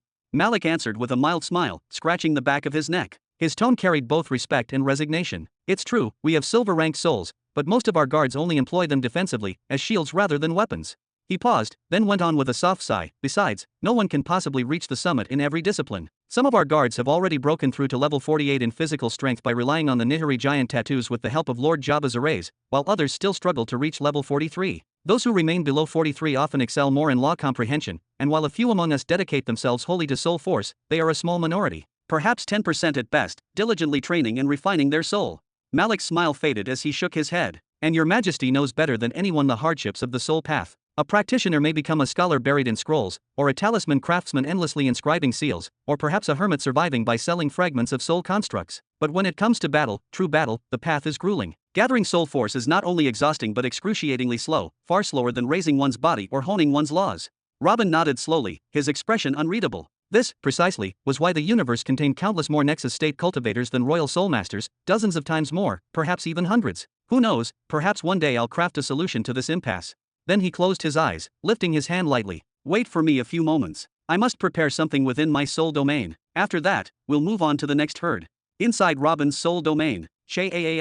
The domain no longer radiated the serene silence it once held. Now it trembled with chaos, the blood-curdling shrieks of specters shaking its very foundations, echoing from horizon to horizon like a storm of despair. Though they were still trapped within the golden net, their cries were thunderous. A black stain of corruption spread beneath them, seeping into the ground like poison, so sinister it drove many of the domain's inhabitants into a panic. They fled toward the farthest reaches of the realm in terror. Even the specter Robin had recently purified, the one reborn as an initial soul, could not resist and scurried away in fear. Only a few remained resolute, the colossal mammoth Bythor, its titanic form brimming with unwavering courage, and several of the more seasoned soul creatures, each one standing firm, ready to defend their master's domain. Calm yourselves, all of you. Robin's voice rolled like thunder and yet carried reassurance. He raised both hands in a steadying gesture, radiating authority. His gaze turned toward the massive specters tangled on the ground, writhing helplessly in the net. I don't have time to deal with you one by one, but I cannot allow you to remain like this either. Huum. The massive net began to stir, its luminous threads tightening and pulling upward, corners bending into sharper angles. In an instant, the sprawling web reshaped itself into a titanic cage, glowing with golden patterns that sealed the specters within like prisoners awaiting judgment. Robin extended both hands further, his palms glowing as alien runes of soul force spread outward. The black aura that had been staining the ground began to retreat, dissolving into nothingness bit by bit. Minute after minute, the corruption shrank until, within less than an hour, the destructive miasma had been confined entirely within the cage. Then Robin etched layers of soul seals around it, binding the filth so it could never escape. At last he straightened, dusting his hands with a faint chuckle. There. Now stay here quietly, behave yourselves until I return. I'll go and fetch your brethren soon enough. His lips curled in amusement as his eyes swept across his domain. What he saw was a testament to his power. 5 other colossal cages already erected around him, each one crammed with no fewer than 1,000 specters, their forms writhing in impotent rage. The largest cage of all seething with more than 3,000, a sea of fury bottled in golden light. Chapter 1495. After a full day, 4.5 days had passed since they first set foot on the planet of the Spectre Valley. Malak inched forward with deliberate care, his boots scraping against the rough stone as he approached the edge of a colossal cliff. His voice was hushed, almost only moving his lips. This is the last one. Tisk, Wade, who had joined them again not long ago, followed in quiet steps, tiptoeing as though afraid the very ground might betray them. His eyes widened as he peered downward. Has it gotten bigger? This is going to be a brutal day. He cast a sidelong glance toward Robin, whispering with tension in his voice, Do you want us to scatter a few of them, Your Majesty? Maybe, 3/4. Robin said nothing at first. With a faint creak of his wheelchair, he rolled forward, his gaze sharp and deliberate. He stared downward, surveying what lay beneath, the largest herd they had uncovered yet in this quarter of the planet. Below them, stretching as far as the eye could see, churned a sea of specters, 30,000 at the very least, writhing and shifting like an ocean of shadows. Their shrieks echoed faintly even at this height, a sound that clawed at the nerves. A few days earlier, when Robin had declared the beginning of the hunt, it had not meant that the 50 prisoners would serve as mere bait to lure stray specters for slaughter. No, their deaths were not for hunting strays, they were to clear the stage for the true hunt. And what was that? The discovery of herds. Robin had commanded the 3 guards to scatter those 50 prisoners across a vast territory spanning nearly a quarter of the planet, each placement guided by the fundamental laws they wielded. The plan was merciless yet effective. Once a prisoner was discovered and torn apart by a herd, the guards would trace the herd's paths, marking their trails with pinpoint accuracy. Thus began the casting of the bait, a grim ritual that lasted only 3 days. And the results were staggering, 17 herds located in that short span. Now, the day of pulling in the catch had arrived. But this was different. A herd of 30,000 strong. Robin's eyes narrowed, his spiritual sense sweeping across the potential battlefield below. Among the horde, countless specters radiated soul force exceeding 1,000 units. Worse still, several towered far higher, monstrous presences with power above 50,000. 2 figures in particular stole his focus. Each stood like a pillar at opposite ends of the horde, and around each one, clusters of lesser specters gathered instinctively, as if the herd itself were divided into 2 dominions, or perhaps it was once 2 herds that had merged for reasons unknown. The first exuded a dreadful aura, 220,000 units of soul force pulsed from its frame. A gigantic skeleton, 5 meters tall, draped in a cloak that fluttered with unnatural weight. From its skull jutted 2 horns, asymmetrical, one far longer than the other. At its side lay a sword, broad and imposing, its steel marred by a single gaping hole running down the center. Robin's eyes flashed at once, he recognized it. That weapon was no mere relic. It was, without doubt, an epic artifact of at least mid-tier grade, and perhaps more. The second figure radiated nearly the same power, 230,000 units. Yet unlike its skeletal counterpart, it was clad in full armor, a knightly figure. But where a head should have been, nothing remained. Instead, streams of ethereal essence rose from its shoulders, weaving themselves into shifting masks, sometimes a hollow specter's face, sometimes the twisted visage of a beast, each image flickering in and out as if mocking reality itself. At the sight of them, Robin's expression shifted. His eyes gleamed with feverish light, and the corner of his mouth glistened as though he could already taste the power. Even if he ignored the immense soul force he would gain from refining them, if he could obtain just one of these 2, only one, and harness it with the Nihiri Sun's capacity-expanding ability, what unimaginable heights of power could he display through it? He remembered well, Thor, in life, had possessed no more than 3,000 units. Yet even he had been raised to a maximum capacity of 350,000. The thought made Robin's pulse quicken. We cannot possibly contend with this herd, Malak muttered, his voice taut with dread. I suggest we treat them the same way we did the other herd, the one Your Majesty warned us never to approach. Surely, you've gathered enough by now, haven't you? Robin gave a silent nod, his expression grave. One of the herds they had tracked earlier was the dreaded shepherd's herd. It had already swollen to 50,000 specters, and disturbingly, it continued to grow with each passing day, as if something unseen was drawing more and more to it. Robin had wasted no time in ordering them to forget its existence altogether. To even consider it was madness. For his part, he had already caged 16 entire groups. The southeastern quarter of the planet had been stripped clean, every major herd contained and sealed, save for the shepherds. He did not possess the precise calculations of the soul force units locked within those cages, but he knew without doubt it was far more than he required to achieve his ambitions. What remained on the planet of the Spectre Valley? Vast regions, the northeast, northwest, and southwest, still harboring countless herds of wandering specters. And at the center lay the Forbidden Zone, a place shrouded in secrets. But none of that mattered to him now. Even if he desired to capture more, his soul domain had limits. It was already bursting at its seams, straining under the weight of thousands upon thousands of unwilling prisoners. If not for the fact that every specter inside his domain acted as an isolated entity, each locked in its own awareness and unable to unify, his inner world would have been torn apart long ago. In truth, the situation was fragile. If even a single cage were to break and its captives escape, the result would be catastrophic, a calamity with no remedy. This doesn't happen often, Wade muttered, voice unusually tense, but this time, I agree with Malek. His grin was gone, replaced with eyes that darted like wildfire, restless and sharp. Look, there, and there, and there.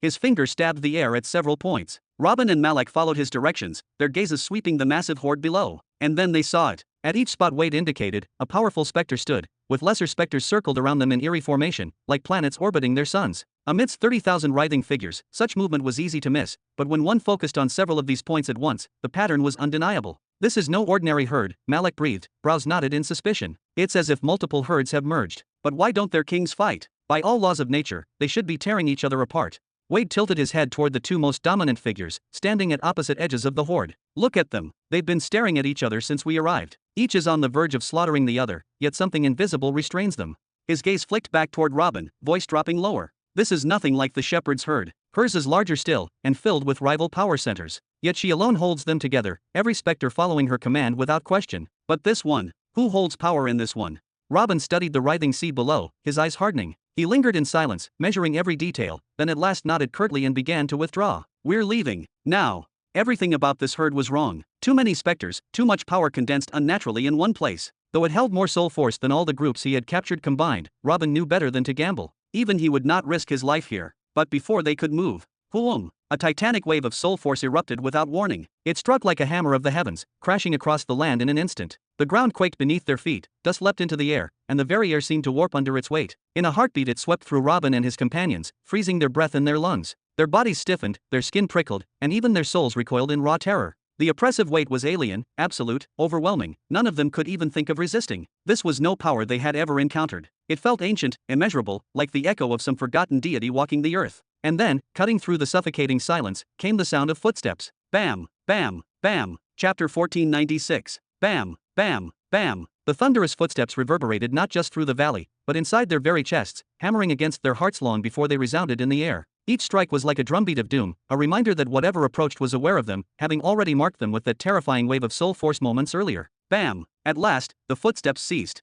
From the moment the first echo rang until the silence that followed, not a single specter moved. Tens of thousands of them, creatures that usually wailed and clawed at the world around them, now stood frozen in eerie stillness. No snarls, no shrieks, nothing. The hush that fell over the valley was so absolute it felt like even the wind dared not stir. Then, boom! A greater impact roared out of nowhere. Something massive crashed down upon the land, shaking the ground beneath them. The cliff quivered, dust cascaded from jagged edges, and even the distant mountains shuddered under the force. Robin raised a finger to his lips, a sharp signal for Wade and Malek to remain silent. He turned again toward the ledge, moving step by step, his posture cautious, controlled. The tension in the air was suffocating, every motion deliberate, every sound amplified by dread. And then he saw it. The impossible. All 30,000 specters were kneeling. From the weakest husks to the mightiest commanders, every last one of them pressed to the ground, their monstrous heads bowed. Even the herd leaders, their pride incarnate, were on a single knee, their forms trembling with reverence. Robin's gaze swept upward, following the line of their submission, seeking the figure that commanded such devotion. What could possibly bend an army of specters, creatures of rage and hunger, into obedience so absolute? Could it be an ancient dragon, reborn from legend?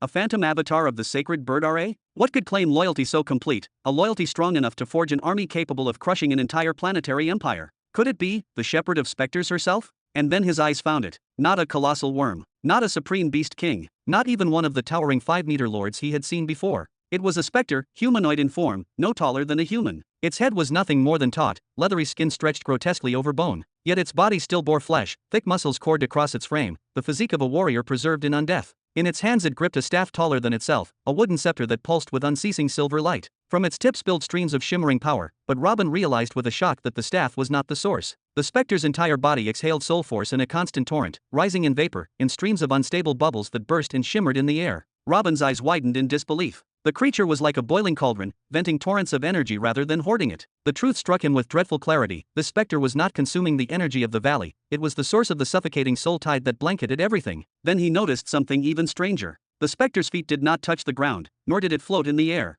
Instead, it stood upon a razor-thin layer of condensed soul force, a foundation of energy so pure it looked like glass. Activating the eye of truth ever so slightly, Robin peered deeper. What he saw shook him. The very spiritual energy of the world converged beneath the creature's feet, flooding upward into its body at an astonishing rate, only to burst outward again from its head and back as blackened smoke and silver steam. The cycle was endless, relentless, terrifying. How could this be? Robin's thoughts raced, his inner voice screaming. Soul force was never easy to absorb. For countless generations it had been likened to iron shards suspended in thick oil, dragged only with great effort toward a magnet. No matter how potent the magnet, no matter how advanced the absorption technique, the pull was always sluggish, always resistant. That was why even royal soul masters often needed months to replenish their units. But this thing, this aberration, was doing the impossible.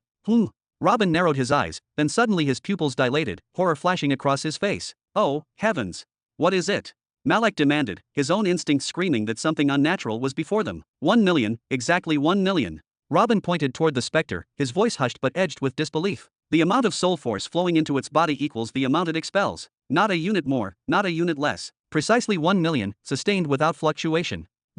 Wade and Malak both swallowed hard, their throats dry. Their hearts pounded in unison, for they realized the truth. They were standing before a being that broke every law of soul cultivation they had ever known. 1 million units of soul force, this was the absolute ceiling beneath the royal soul stage, the final threshold under the power of a nexus state. It was the dividing line that separated the mighty from the truly monstrous. Energy cultivators did hold one advantage, their stamina could be replenished. They could recover their reserves and return to battle again and again. But if faced in direct combat against a soul master carrying a full reservoir of soul force, that single fight would end brutally fast. The battlefield itself would be wiped clean, the energy user obliterated as though they had never existed. Before a soul master, or any entity, that bore 1 million units of soul force, there was no question, no hesitation. Unless you brought forth a Nexus State cultivator, or a World Cataclysm peak expert who commanded a fundamental law, the only answer was flight. Anything else was suicide. The newcomer swept the entire host with his eyeless gaze, an emptiness that pierced through both flesh and spirit, before opening his mouth. His voice rumbled with authority, a resonance that seemed to shake the marrow of their bones. This land belongs to us. The land belongs to us.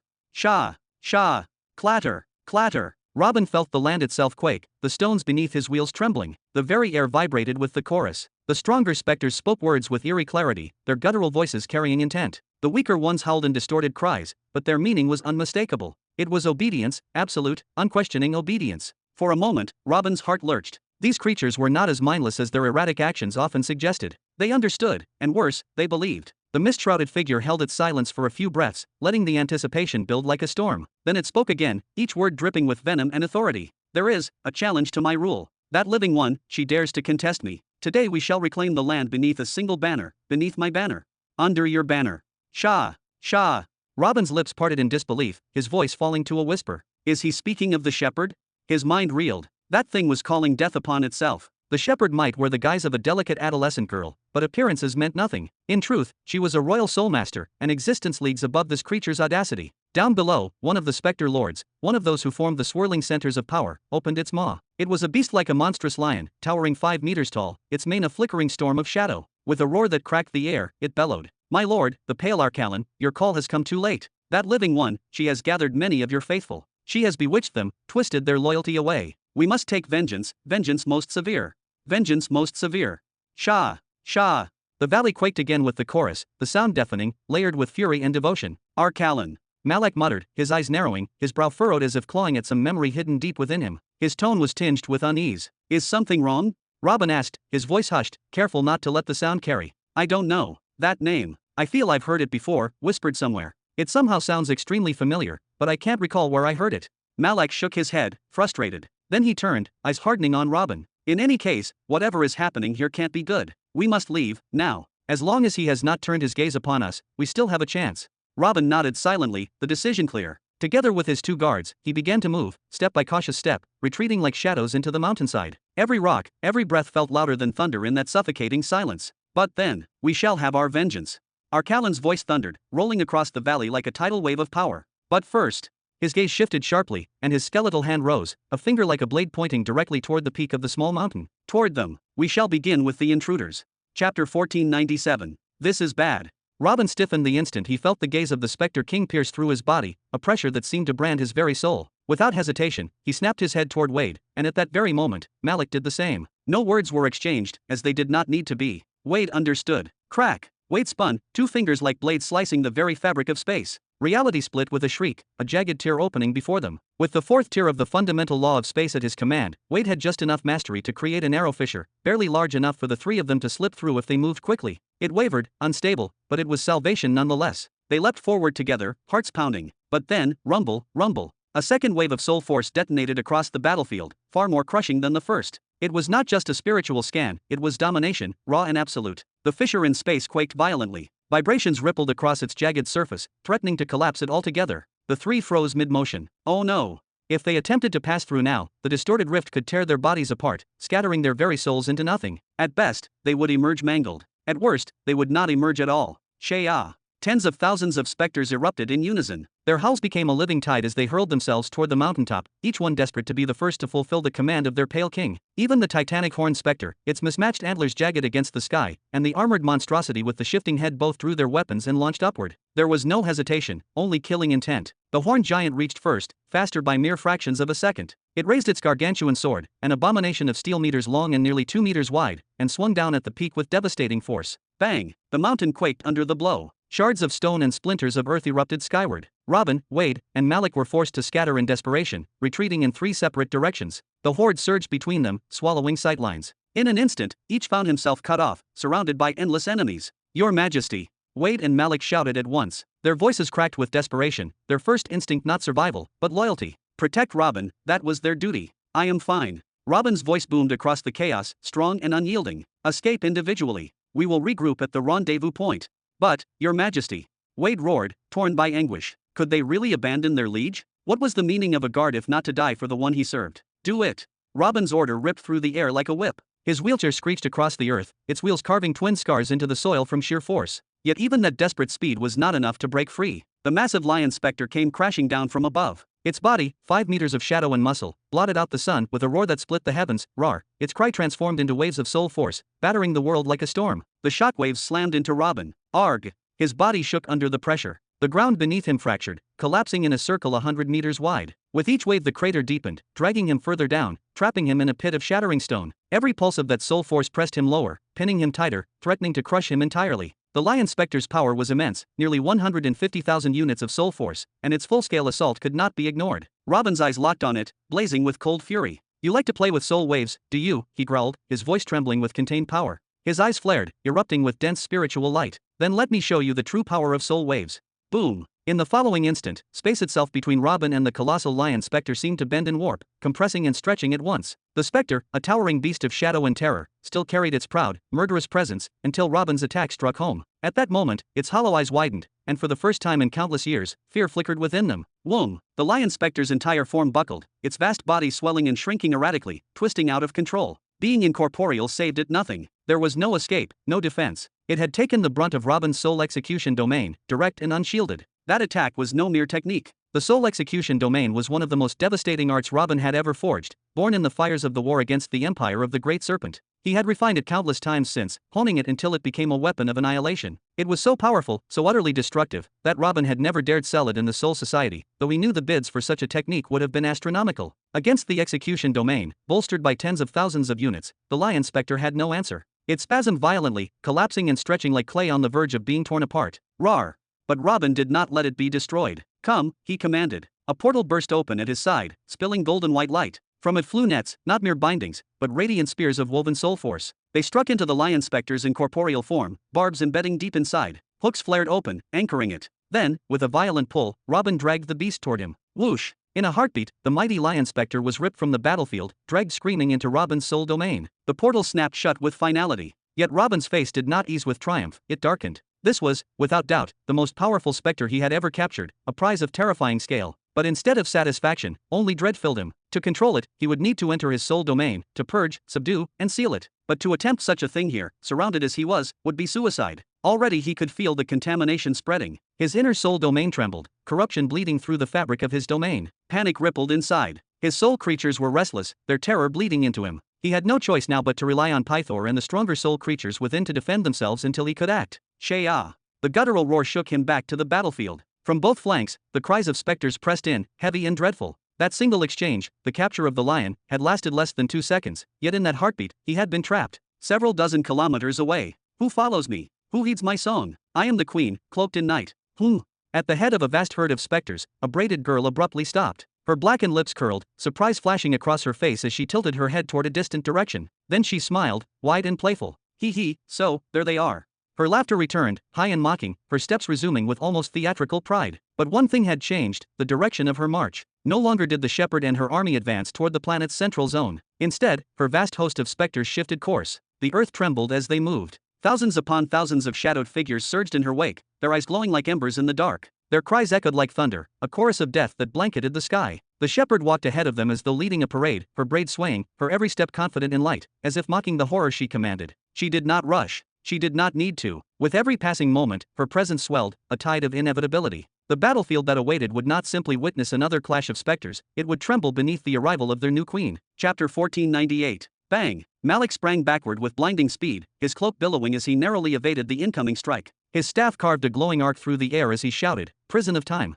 From its tip, a condensed sphere of temporal chains erupted forth, shimmering with strands of silver light, hurtling toward his foe. This foe was no ordinary creature, but an armored specter, its frame twisted and massive, ghostly plates clinging to its incorporeal flesh. From its helmet-like head sprouted several writhing tendrils that lashed about violently, while in its hand gleamed a warped, spectral sword. The specter swung its blade down on the glowing orb, expecting to shatter it. Yet the prison was relentless, cutting through the strike and phasing directly into its chest, embedding itself within. Tisk!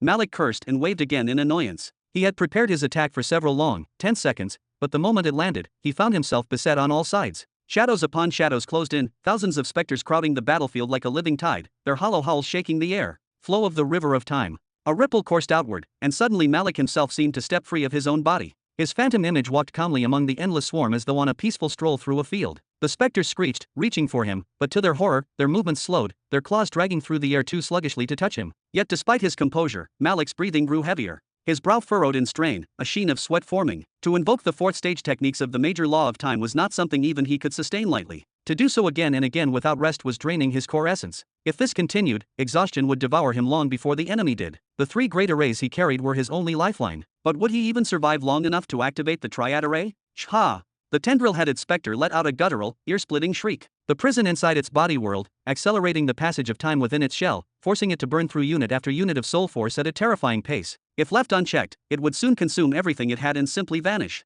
Bam! With a violent motion, the specter thrust its clawed hand into its own chest, seizing the sphere and crushing it with a roar. The orb detonated in a burst of shattered light, ripping the creature apart into countless scraps of ghostly matter. Its body fell away like torn rags scattered by the wind. But specters were not bound by flesh, and it coalesced again within moments, reforming with rage burning hotter than before. Its hollow eyes locked on Malik once more, and it lunged, its distorted voice booming, "Death! Death to you!" So this is how it's going to be, a long, long day. Malik exhaled, his brows drawn tight. Facing thousands of specters was already a calamity that demanded retreat. But now, with this armored, tendril-headed monstrosity thrown into the fray, the danger had multiplied beyond reckoning. Worst of all, it had just crushed the most potent weapon in his arsenal against them. Elsewhere, another battle raged. A specter descended like a falling star, its asymmetrical twin horns jutting upward as it plummeted. Over 5 meters tall, its shadow swallowed the ground. In its hands it gripped a colossal sword, so immense it dwarfed even its giant frame. "Come!" Wade's laughter boomed like thunder. He raised his dagger in his right hand, while his left pressed firmly against its hilt to anchor it. His voice dropped into a low growl, almost inaudible, dimensional displacement shield. Bam! The moment the gargantuan sword descended, the ground beneath Wade erupted in a cataclysmic blast. The spatial shield diverted most of the attack's force downward into the earth, splitting stone and soil in a violent quake. Shockwaves tore outward, blasting dozens of specters into the air like weightless leaves. For a heartbeat, the battlefield cleared entirely around them. But Wade was no unscathed hero. He spat a mouthful of crimson, blood sizzling against the ground, proof of the internal wounds left by the clash. Gritting his teeth, he shoved his dagger forward, breaking the lock. His entire frame trembled with defiance as he roared and swung wildly, "Horya!" Bam! Bam! Bam! Bam! Each strike rang out like thunder, yet the horned specter stood its ground. That immense blade, impossibly heavy, swept with such control that it deflected every one of Wade's dagger slashes, even though each strike was enhanced by the blistering speed of the major law of space. Bang! Wade stomped down, skidding back several paces. His lungs burned, his muscles screamed, and yet his eyes gleamed with fiery determination. To cross blades directly with a being equal to a mid-tier world cataclysm was no simple feat, not even for him. And this was but a specter. Then, before his gaze, the very fabric of space itself began to tremble. The air warped, trembling waves rippling outward. His pupils glowed, shifting colors as power surged. Eyes of dimensions. Arg! The horned specter bellowed. Instinctively, it raised its arm, its entire body tensing as if to shield itself. But the effort was meaningless. The eyes of dimensions radiated vibrations that penetrated its entire incorporeal form, distorting every fragment of its essence. But unlike the countless specters that had been annihilated by this devastating art, this one did not crumble. Instead, it grew wilder, more frenzied than before. Its roar was primal, savage. Kill, it shrieked, brandishing its massive sword once again, slamming it down with murderous intent. Whoosh! A vast surge of soul force, fused with overwhelming impact energy, erupted from the phantom's colossal blade. The wave carved through the battlefield like a heavenly guillotine, splitting the earth itself in two as it roared toward Wade, leaving behind a trail of shattered stone and scorched ether. Damn it! Wade cursed, his eyes flashing with urgency. In an instant he invoked the fourth grade of the major law of space, his body flickering sideways like a shadow torn from reality. Space folded for him in that single step, but fate showed no mercy. In the blink of an eye, he found himself materializing in the midst of a knot of specters. Dozens of twisted claws and ghostly weapons were already upon him, their incorporeal edges thirsting for his head. Damn it! Wade roared, slashing out, desperate. His dagger glinted, leaving streaks of distorted space in its wake as it clashed against claw, fang, and blade. Shadows burst apart around him, yet his gaze remained fixed on his majesty. Yes, he could save himself. He could retreat this very instant, break through the circle and vanish into the safety of warp space. But if he left, every last one of these cursed specters would flood toward his majesty instead. His majesty, who was already standing beneath the crushing, suffocating presence of the specter's king, his body pressured by a tide strong enough to tear worlds apart. No, he could not abandon him. He had to hold, endure, and wait. Soul execution domain. Robin growled through clenched teeth. His body shuddered from exertion as he invoked the technique once again. Having just subdued the lion specter moments ago, he now found himself drowned in a suffocating ocean of enemies. Whoom! This time, unlike before, he didn't direct the domain outward in a narrow arc. He detonated it from within, as if unleashing a bomb with himself at the epicenter. The soul execution domain, already engineered to sweep across wide ranges, expanded in all directions with a cataclysmic boom. Shah!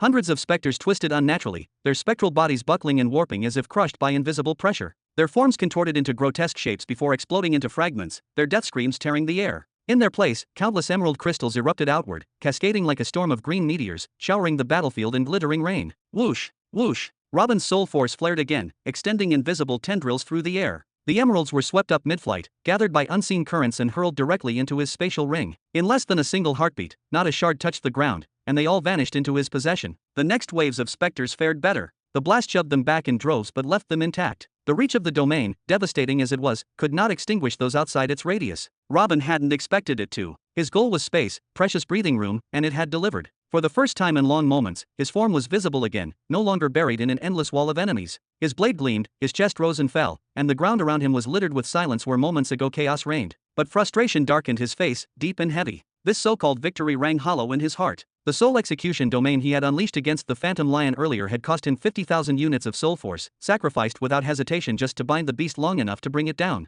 And now, another 10,000 units burned away to blast apart this encirclement. True, he had gained roughly 40,000 back in emerald form, but what good were they now? He had no time to absorb them. In a battle like this, every heartbeat counted, and standing still to cultivate meant certain death. When he had first crossed paths with the shepherd, his reserves had brimmed with a staggering 777,000 units, a number that made him near unstoppable. But days of relentless pursuit, endless herds, and ceaseless combat had ground those reserves down. Now, barely 600,000 remained, and dropping with every clash. Step, step. The sound echoed like hammers upon the soul. Robin lifted his gaze toward it, his chest tightening as the weight in the air grew unbearable. There he was. The Spectre King descended right in front of him. His colossal form walked upon empty air as if it were solid earth, and yet each footfall resounded louder than thunder, a sound that reverberated not only in the ears but in the heart itself. The oppressive pressure made even the void tremble. His abyssal eyes locked onto Robin's, peering directly into his soul. His voice rumbled, low and cavernous, that soul technique, impressive.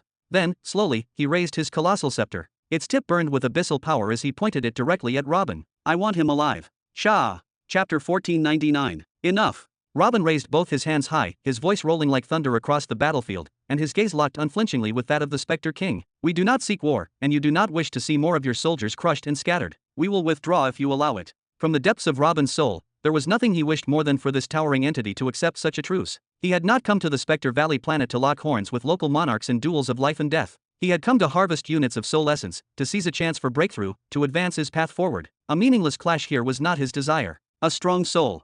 The Spectre King's voice was deep, like a cavern filled with echoes. His hollow gaze slid from Robin's head to his feet, weighing, measuring. You shall become my right hand, once I tear the chains that hold you in that materialistic weak body. Robin's eyes turned to ice. I was never the right hand of the living. How could I debase myself to serve the dead? His tone fell like a blade, his hands lowering slowly, deliberately. So then, there is no road to reconciliation, is there? Give me your soul, and reconciliation shall be ours. The corners of the specter's twisted mouth curled into a fiendish smile, his form trembling with malice. My soul.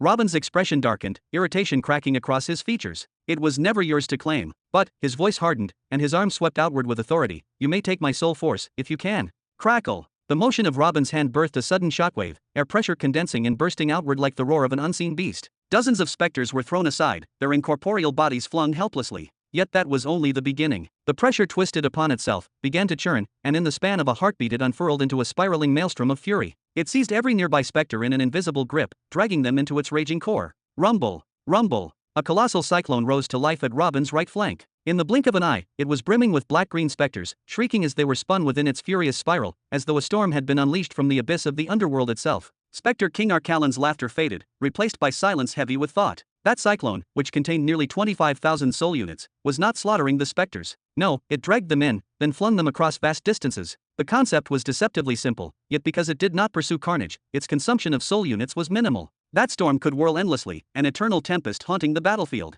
But Robin was far from finished. Whoosh! His arm lashed out again, carving through the void. To his left flank, a second cyclone burst to life, pulling in the tide of shrieking specters and hurling them outward like leaves in a gale. His arms then moved like the waves of a great ocean, swaying and commanding, and the storms obeyed. Slowly, but with devastating momentum, the twin cyclones drifted across the field, carving erratic paths that spread ruin and terror. Rumble, crackle. These techniques, Spectre King Arcalan's voice rumbled as his hollow gaze followed the storms. This cyclone now, the net, the force field you conjured before, I have witnessed many of their kind, crafted many imitations, but never have I seen them shaped in this particular form. Tell me, are you their true creator?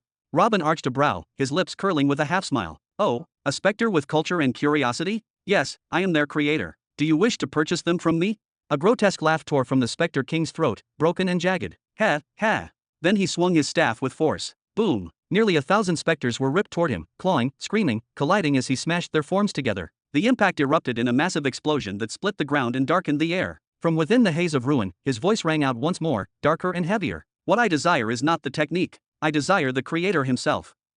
Robin's eyes narrowed into blades of steel. Something monumental, something unnatural was unfolding before his sight. The hundreds of specters Arcalan had dragged together exploded into pure soul force, but their essence did not scatter. No, it melded, it fused, weaving itself into something new, something vast, something unholy. Bam! Out of the converging essence, a colossal specter was born, its body massive, supported by 4 mountainous legs, its torso sprouting 100 faces and 100 arms. The earth shook beneath its descent, every impact of its weight blasting the ground like a series of bombs. A new terror had been forged. And without warning, the monstrous fusion raised its colossal right arms high into the heavens and struck down with a force that seemed to split the very air. Boom! The ground convulsed, stones shattered like glass, and the world itself trembled. Damn it! Robin's heart lurched as he felt that terrifying surge of soul force, so immense, so crushing it seemed capable of pulverizing his very existence. Without hesitation, he unleashed the full torrent of his soul force, his body surging like a comet away from that cursed spot. In an instant, he was torn from the fragile haven he had carved for himself, abandoning the safety of the twin cyclones that spun like guardians at his flanks. Bam! Bam! The fused abomination did not hesitate. It twisted its grotesque frame with a shriek of snapping bones and gave chase, every titanic footfall smashing down upon the battlefield with cataclysmic weight. Each step shattered the ground and flattened entire clusters of specters beneath its monstrous legs, reducing them to dust and scattered essence. The earth itself seemed to scream beneath its pursuit. Stop! Robin's instincts flared. From the corner of his eye, he saw another horror tearing across the battlefield, a giant lizard, armored in dark scales, its form radiating menace. The sheer density of its presence made Robin's breath catch. That beast carried no less than 90,000 units of soul force, a walking calamity charging straight for him. Back off, both of you. Robin roared, his voice cutting like lightning. He thrust both arms outward, the motion like a command to the heavens. Shield of Nexus. From his body burst wave after wave of translucent barriers, countless layers overlapping one another, drifting outward like endless pages of ghostly scripture. They spread across the battlefield like wings of light and shadow, vast and unyielding. Bam! Each time one of those phantom shields struck a specter, it shoved it back violently, sending it stumbling away. But the magic of the technique lay in the rhythm. As one wave drove the enemy away, another crashed into them, then another, pushing them farther and farther until the very idea of approaching Robin had become forbidden, taboo, impossible. Damn it! Robin snarled, breath ragged, sweat flickering down his temple as his body pulsed with strain. He could feel it, nearly 100,000 more soul units had already been burned away fueling the cyclones and the shields. His reserves, though vast, were bleeding out like water through broken stone. No, staying here was nothing less than suicide. His instinct screamed louder than the roar of the battlefield. Wade, Malek, to me now, gather around me. Robin's shout rang out like a warlord's decree. Yes, my lord, his two guardians responded in unison, their voices unwavering even amidst chaos. Without hesitation they obeyed, each weaving through the collapsing battlefield with mastery over their domains, Malak bending time, Wade folding space. With every breath, they twisted reality itself, slipping past claws and fangs, closing in on their master with unyielding determination. Hearing their voices, Robin exhaled, a flicker of grim relief flashing in his eyes. He threw himself forward with greater speed, racing to meet them. The battlefield churned in chaos, yet his will burned brighter. But still, the truth weighed heavy on him. The Spectre King was strong, too strong. Strong enough to sever the very rifts of space. If he could break space itself, would he also shatter spacetime? Robin's face twisted with fury and grim calculation. Spacetime, his greatest weapon, his deadliest blade. But every strike with it consumed the foundation of his very being. Each use was a gamble with his own existence. Was the cost worth it? He shook his head with savage force. If escaping death itself was not worth such a price, then what else in this universe ever could be? Spectre King Arcalan had crossed the threshold into a realm Robin could no longer face with ordinary means. There remained only one path, the path of sacrifice. To invoke a master law, to burn destiny itself, either to strike down his foe or carve a path of escape. Robin's tightly knit brows slowly unfurled as clarity dawned. His breath steadied, his heart pounded. A realization cut through the haze, a master law against him, that was the key. But why was he shackling his thoughts to spacetime alone? Had he forgotten? He possessed not one, but three master laws. Spacetime was not his only hand to play. Bam! The battlefield convulsed once more. In that instant, everything before Robin shifted, the world rewriting itself. The endless tide of specters, that relentless sea he had been forcing back with the endless shields of the Nexus, gone, vanished in a heartbeat. In their place, one single shadow descended from above like a star fallen from the heavens. It struck the ground with the impact of a meteor, the earth cracking and vomiting dust. Steam hissed and boiled from its massive body, each exhale like the breath of a furnace. The stench of death and power thickened the air. And then Robin saw him, standing so close the distance could be measured in heartbeats, Spectre King Arcalan himself, his monstrous form crouched only a single meter away. Chapter 1500. Bang! Spectre King Arcalan descended like a meteor, slamming into the ground directly before Robin. The instant his monstrous form collided with the shield of Nexus, the defense shattered with a deafening crack, fragments of spiritual energy scattering like shards of broken glass flung into the wind. The carefully woven soul technique dissolved as though it had never existed. A cruel, predatory grin stretched across Arcalan's hollow features. His voice dripped venom, deep and mocking. And where do you think you are going, my new right hand? This isn't a good behavior. We should get to know each other better. Sha. Robin twisted sharply, eyes darting across the battlefield. The vast clearing he had carved out with the shield of Nexus, a sanctuary amidst chaos, was gone. In the blink of an eye, it had been swallowed once again by the sea of specters. Now, thousands surrounded him, pressing close enough that their chilling presence scraped against his skin, as if their fingers hovered at his throat. Yet none of them struck. They merely stood, enclosing him like an unbroken wall of death, restrained by reverence for their king who loomed at the center of it all. The world grew silent. The howls of the masses faded into nothingness, swallowed by the weight of the moment. Robin's perception narrowed until there was only one figure, the monstrous sovereign before him. In such a snare, no path of escape remained. Not through soul force. Not through the body. Not even through the majesty of the fundamental laws themselves. You don't have to do this.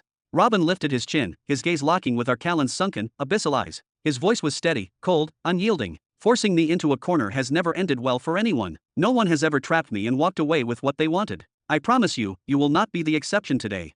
You dare threaten a specter.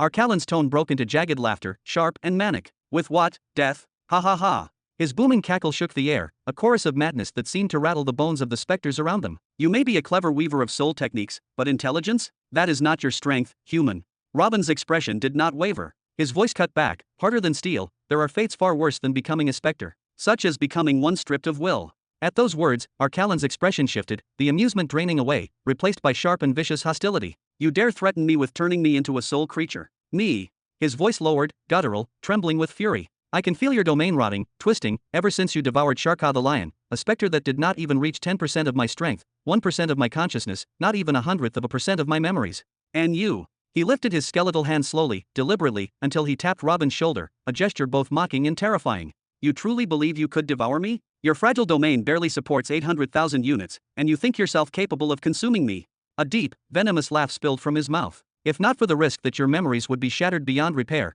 leaving you broken like the pitiful specters beneath me, you would already be dead. Robin's lips pressed thin as he gave a slow, measured nod. You've made yourself clear. Reassembling scattered memories after death would indeed be difficult. His gaze hardened once again, locking with Arcalan's eyes. Then tell me, what do you plan to do with me and my companions? The Spectre King waved his staff with a dismissive flick, like a master brushing aside dust. Your companions are irrelevant. My army has burned through countless units and requires replenishment. Their souls will be destroyed, shattered into fragments, and distributed among my legions before the true battle begins. Their fates are already sealed. Then his staff swung back, pointing directly at Robin. But you have a chance. You will remain at my side for 100,000 years. You will devote yourself entirely to completing my new array. When it is done, I will release you. His tone darkened into something almost indulgent, as though he were offering a gift. You need not thank me. What I require is your absolute focus, your undiminished, unbroken memories. Freedom will be the prize for your success. Arcalon spread his arms wide, laughter rising once again, but now rich with mockery and cruel delight. The sound reverberated across the field, like the gates of the abyss creaking open. And of course, should you come to enjoy my rule, that 100,000 years can be extended. Not for a little longer. Not for an age. But forever, into eternity. Robin's hardened face began to change, his lips slowly curling upward into a faint, unsettling smile. Tisk. Everyone claims I am arrogant, conceited, insane even, blind to my own place in the world. Yet none of them truly sees the kinds of figures I deal with every single day. Every vermin that holds even a scrap of power or influence believes himself a god, untouchable, above reproach. To meet the likes of you with honor and humility, now that would be the true, unforgivable crime against one's own self. Spectre King Arcalon's grip clenched tighter around his staff, the ancient bone creaking beneath his force. Am I to understand that you refuse my generous offer?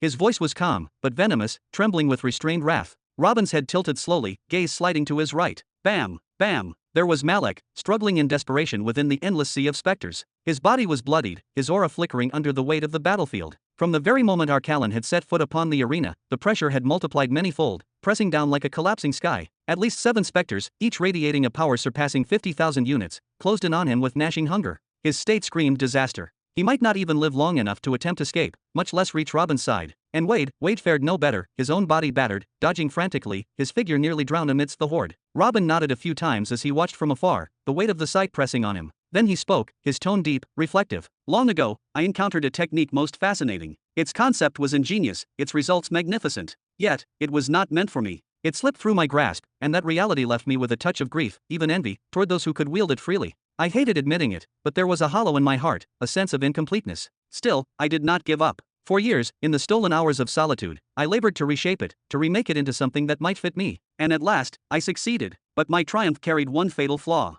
The withered, leathery brows of Spectre King Arcalon furrowed like storm clouds, his gaze narrowing. What madness is this human speaking of? Robin exhaled, the sound carrying a quiet gravity. The flaw was its cost. It devoured soul force, an ocean's worth, far more than I possessed at the time. A soul force so vast I once believed I could never attain it. And even now, to be honest. He lifted his eyes once more, burning with unwavering resolve as they locked into Arcalon's abyssal hollows. It is a soul force I still do not truly possess. A pause lingered, heavy, electric. Then Robin's voice sharpened, his words cutting like blades. But I have discovered how to summon it, how to provide it, should I so choose. Yes, it will come with consequences. I accept that. But I also know this truth. It will wound you, Spectre King, far more deeply than it will ever harm me.